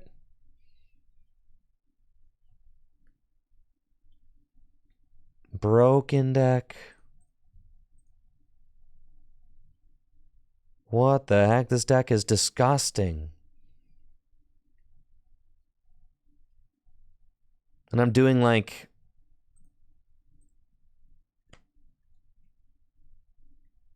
I'm doing so much damage now.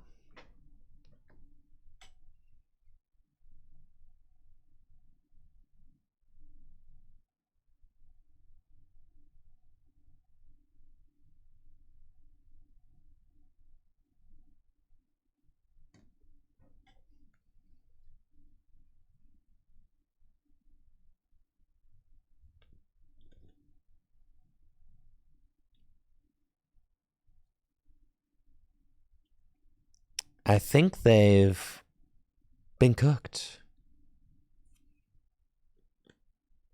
Take out Radiant Greninja. Iono. 3 cards. Seems fine. 3 broken cards, and now look at me. I've got Boss's Orders. That's fantastic. So here...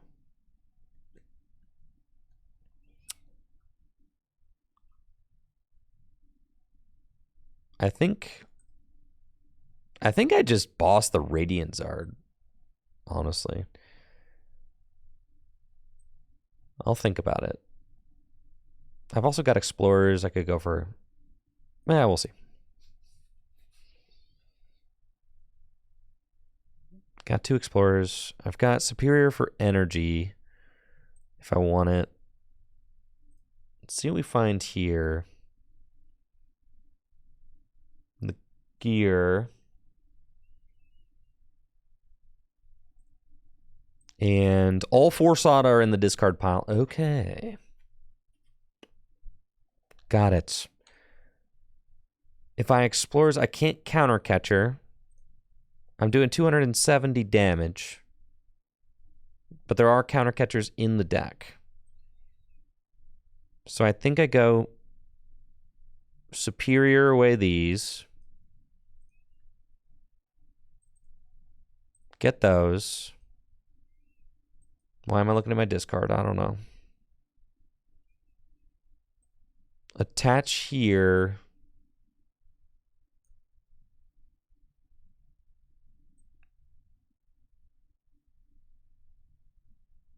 Boss up Radzard. Vengeance Fletching for 280. And the reason I'm not going to 1 is it because it feels like that's how you lose, right? It's kind of a trap going to 1. I guess unless I know for a fact that I'm going to be 1-hit KOing whatever's in the active next turn. But that's not necessarily the case. But even so, even if you're 1-hit KOing whatever's in the active next turn, you'd rather go to 2 than go to 1, right?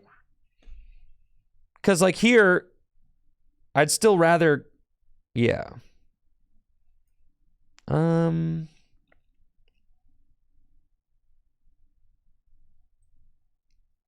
Yeah. And there's our Darkness Energy. So now I just want to discard like the whole deck. We're at 2-2, so do I actually want to discard the whole deck yet?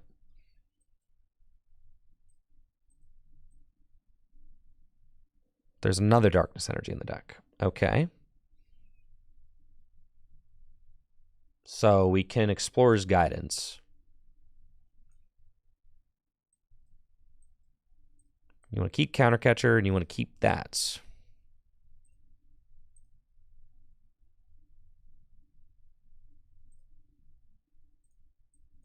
And that's it. GG's. 330 damage. Dang, all right, this matchup's free, dog. What the heck? Broken deck.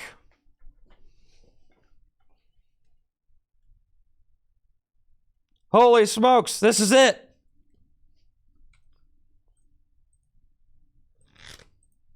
I'm playing the 11th place list from UIC. It's broken.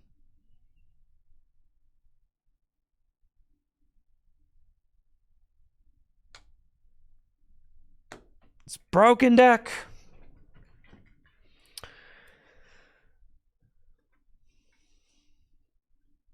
Dang. I think I just had the wrong list before. I was kind of had like a little bit of a moment where I was kind of dino curious.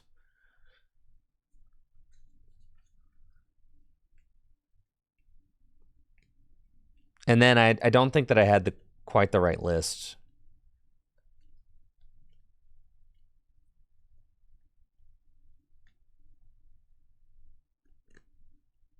But with the stops are like what put it over the edge. The stops are crazy.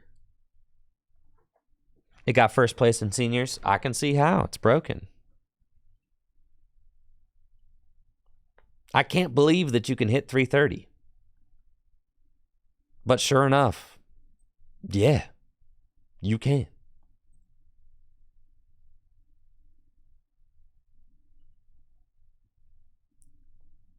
Don't know what deck I'm playing against, but we're going first. Got a fine opening.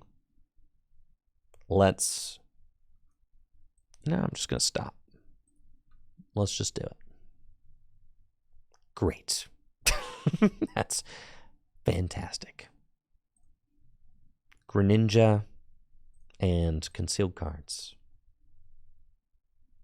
All right, that's a nice start. I like it.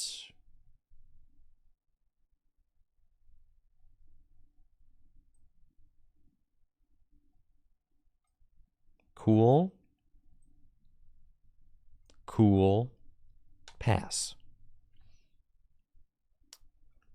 Usually I would gear before I use Pokestop, but on like turn 1, and I don't know what I'm playing against, and they could just Iono me, I decided I was just going to rip the stop to see if I could find another basic search.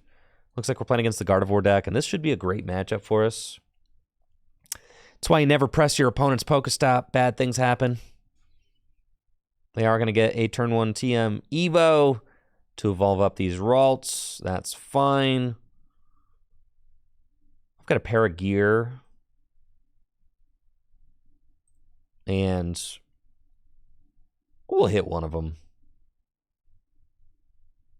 I've been choosing first with this deck just to get the energy down.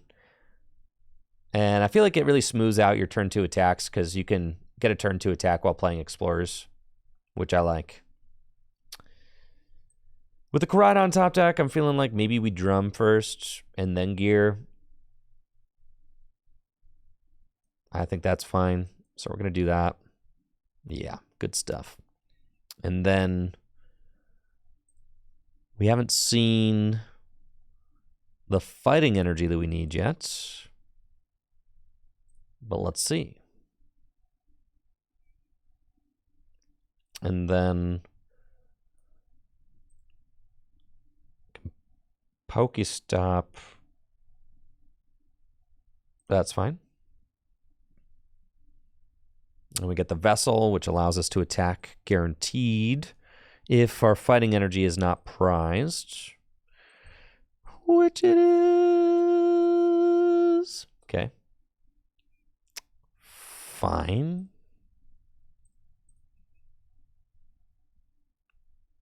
Whatever. Now I've got two stinky Koraidon in play. But it's okay. Gear. And gear again. Fine. We'll use Explorer's Guidance. Stop. Counter catcher. Those. Rod and counter catcher. We'll attach here. And we are going to pass. One more moon. And ancient booster energy capsule there. Pass. Okay. It's actually fine. And that's the cool thing about this deck is like falling behind actually feels kind of goated. Because then your counter catchers work.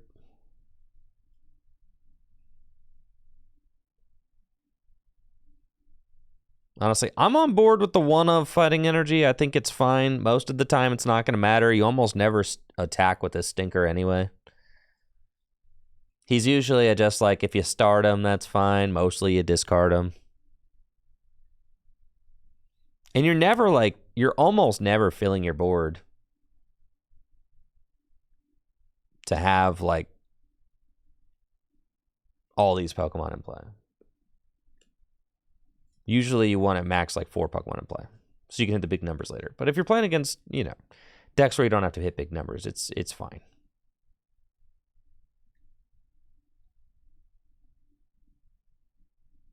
Cut the Koraidon and play Tusk? That's crazy talk.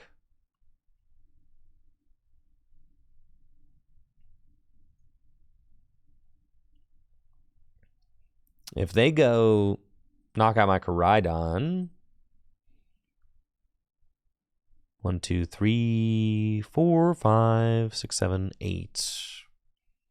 Then I could return knockout on a Gardevoir with Roaring Moon if I want to. Question is if I want to, or if I'm content to just take single prizes and do that later. I feel like we probably pressure the Guardy. Getting Iono'd. There's my boss. And Superior. Got 3 energy in the discard pile, so that's a nice find. Also got Explorer's Guidance. So,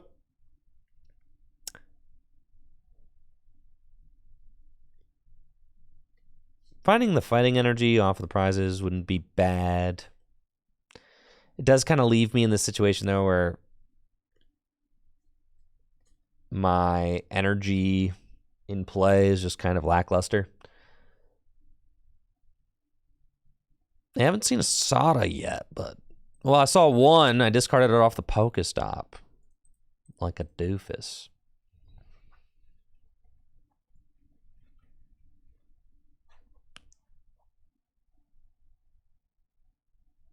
So the question is if we want to boss Guardy or not. I feel like it's better to dig. Just do the responsible thing. There's a gear. Yeah. We would love to find a Sada if it's possible. Concealed cards. Hey, would you look at that? Cool. Pokestop. Really cool. This deck owns. Yeah, I'm just going to play Sada.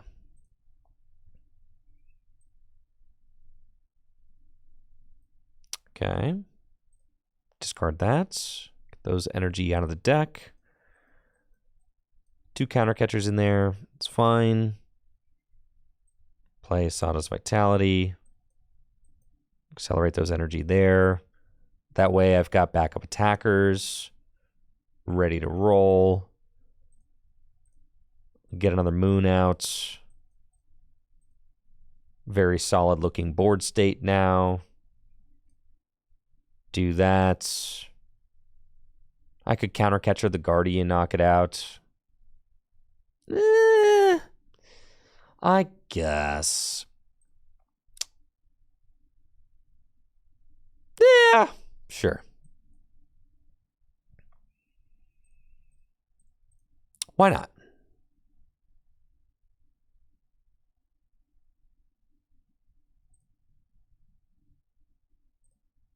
And we'll Vengeance Fletching. For 400 damage. Yeah, I bet that stings. Maybe we'll find our fighting.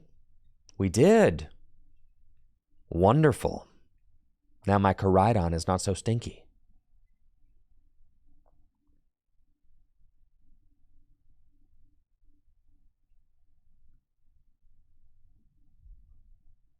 And let's see what they do. If you get out another Gardevoir, I could just boss it. Which would be funny. But I imagine I'm getting Iono'd here. Nope. That's an Arven. Cool. I get to keep my hand. That's broken.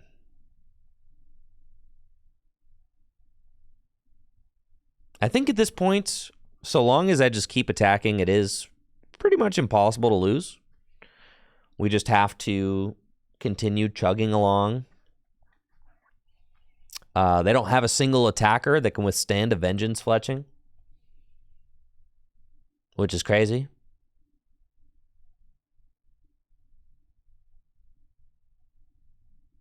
They probably are not going to put Gardevoir into play this turn. That would make sense because Drifloon's already got the knockout. I don't really care either way. I'll just play Sada again and kind of continue building up like the most stable board that I can. I'll put the Fighting Energy on Koraidon just to have it there. We just want to Sada. Great. This actually would have been a great turn to attack with the Koraidon, but whatever. It's fine. We'll Rod back in just that guy. And then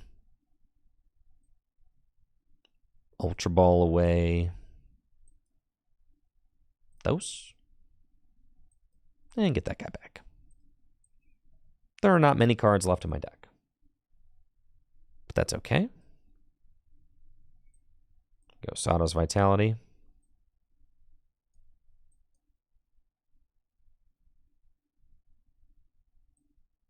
Fighting Energy here. Concealed cards. Double Ultra Ball. We can Ultra Ball away. Those guys. A Sada on a counter catcher. It's fine. 2 cards left in deck.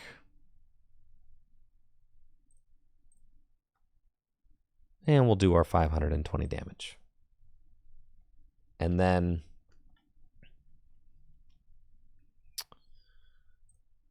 take our prize. At this point, I kind of just want to save the I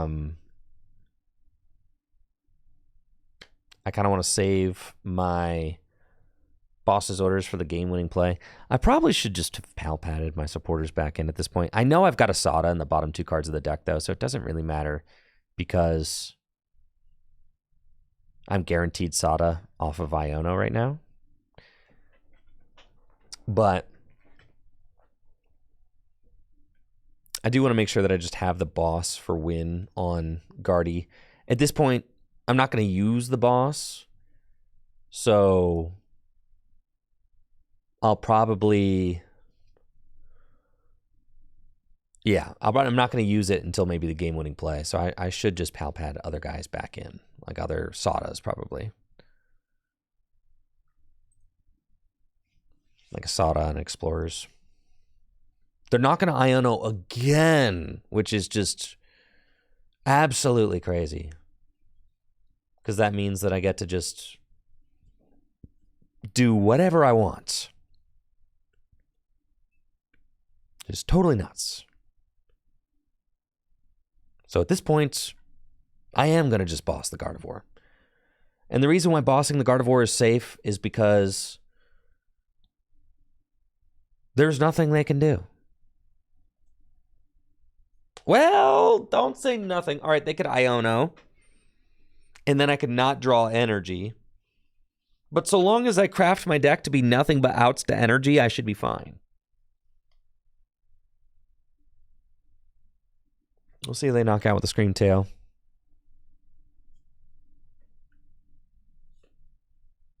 I feel like...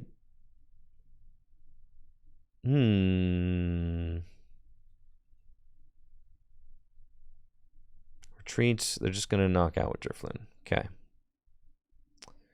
So then we send up, and they're going to collapse away their Guardy. All right, that's fine. Doesn't really matter. And they've got 2 attackers. It's kind of interesting. But it doesn't matter because you're still losing. So I'm just going to Sada again. Nice.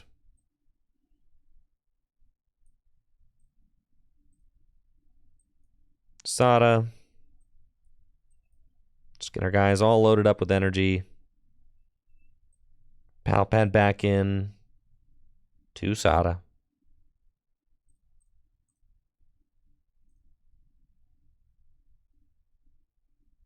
Attach an energy here. Got 1 energy left in the discard pile, so I just have to be careful not to ruin anything. Don't think I am going to use that counter catcher.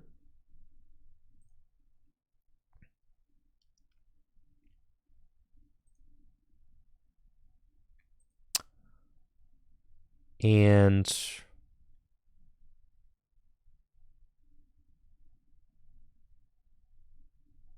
I guess I could get stuck if they explorers. Do you want to fail these? So if I get Iono, then I Sada, and then I can find that. Because I don't want to Sadas into gears. So I think I'm just going to burn those. And that way, if I do get Iono, I can Sada guarantee and then find one of these energies. If I get Iono, counter catcher the Greninja. Like, that's what I'm thinking, right? So then we just do 90 here. So I'm prepping my hand and my deck just so that if my opponent goes Iono, counter catcher Greninja, that I just have the energy that I need to be able to retreat the Greninja. This is the last energy in my deck right now. So I just need to get access to it. I've got 2 Sadas in the deck, which can accelerate the 1 energy from my discard pile into play. Maybe 2 if my opponent takes a knockout, right? I've only got 2 prizes left to take, so... Thank you, Huddled, for that Prime sub in the 3 months. Appreciate it.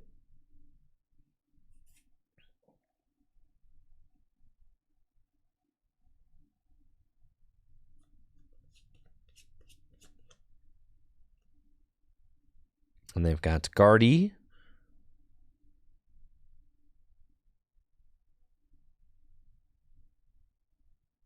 Okay.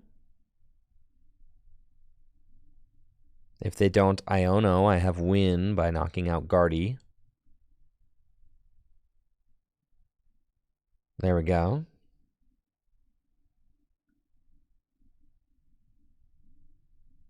And they Turo. Fascinating. I mean, you're kind of delaying the inevitable here. It's cute, though.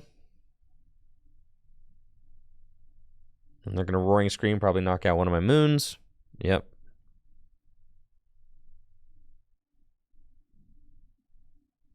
And now I say, all right, boss up your Ralts.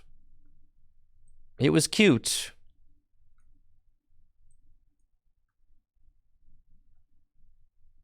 And say they scream my Roaring Moon. I want to put back in a moon, darkness energy. Moon and 2 darkness energy. Yeah. And then bench Fluttermane. I don't think that matters, but it's fine.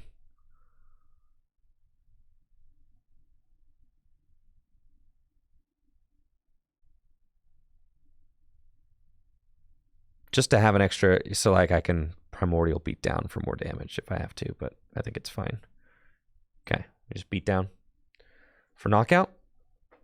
I don't think that they can Iono counter Catcher Cheese, right? I don't think it's possible. They don't even, they have to attack with this 10 hit point Scream Tail. Right. All right, it's got a little more than 10 hit points, but it's still weak to dark. This was always going to be their best bet.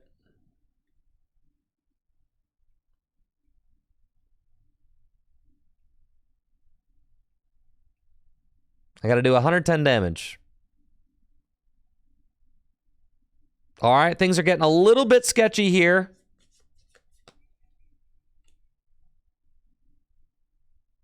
We're fine. We're fine. We're fine. We're fine. We're fine. Right?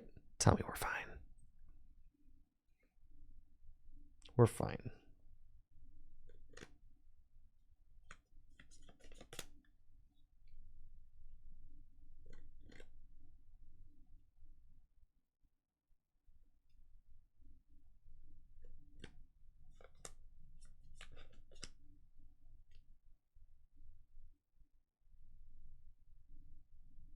Masada.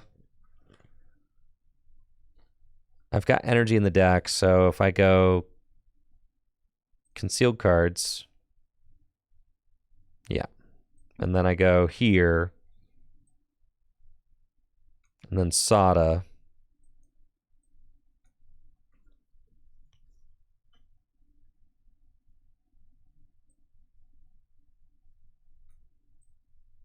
GG's, mates.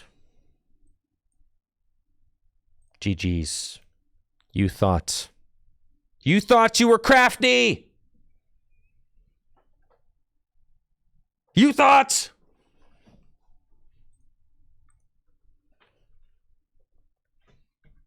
Cool.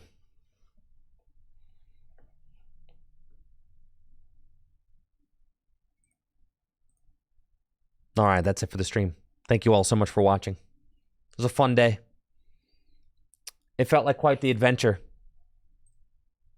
Played a lot of decks. Dang, look at all those rewards. I'm feeling so rewarded right now. Now I'm receiving my rewards. Look at that. Wow. Thank you, TCG Live.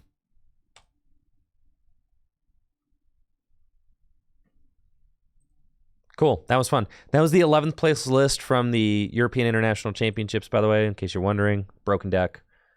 It is Joao Pedro Medeiros Zambranos. That is his list. So, good stuff. I'll be back tomorrow with some more Pokemon TCG content coming right at you. Y'all have a good one. Thank you all for the wonderful stream. Make sure to check out fullgripgames.com for all the best Pokemon trading card game singles. Sale products. Yo, that's crazy. Didn't Amy like rated us earlier, right? And now Amy's back on. How fun is that? See ya.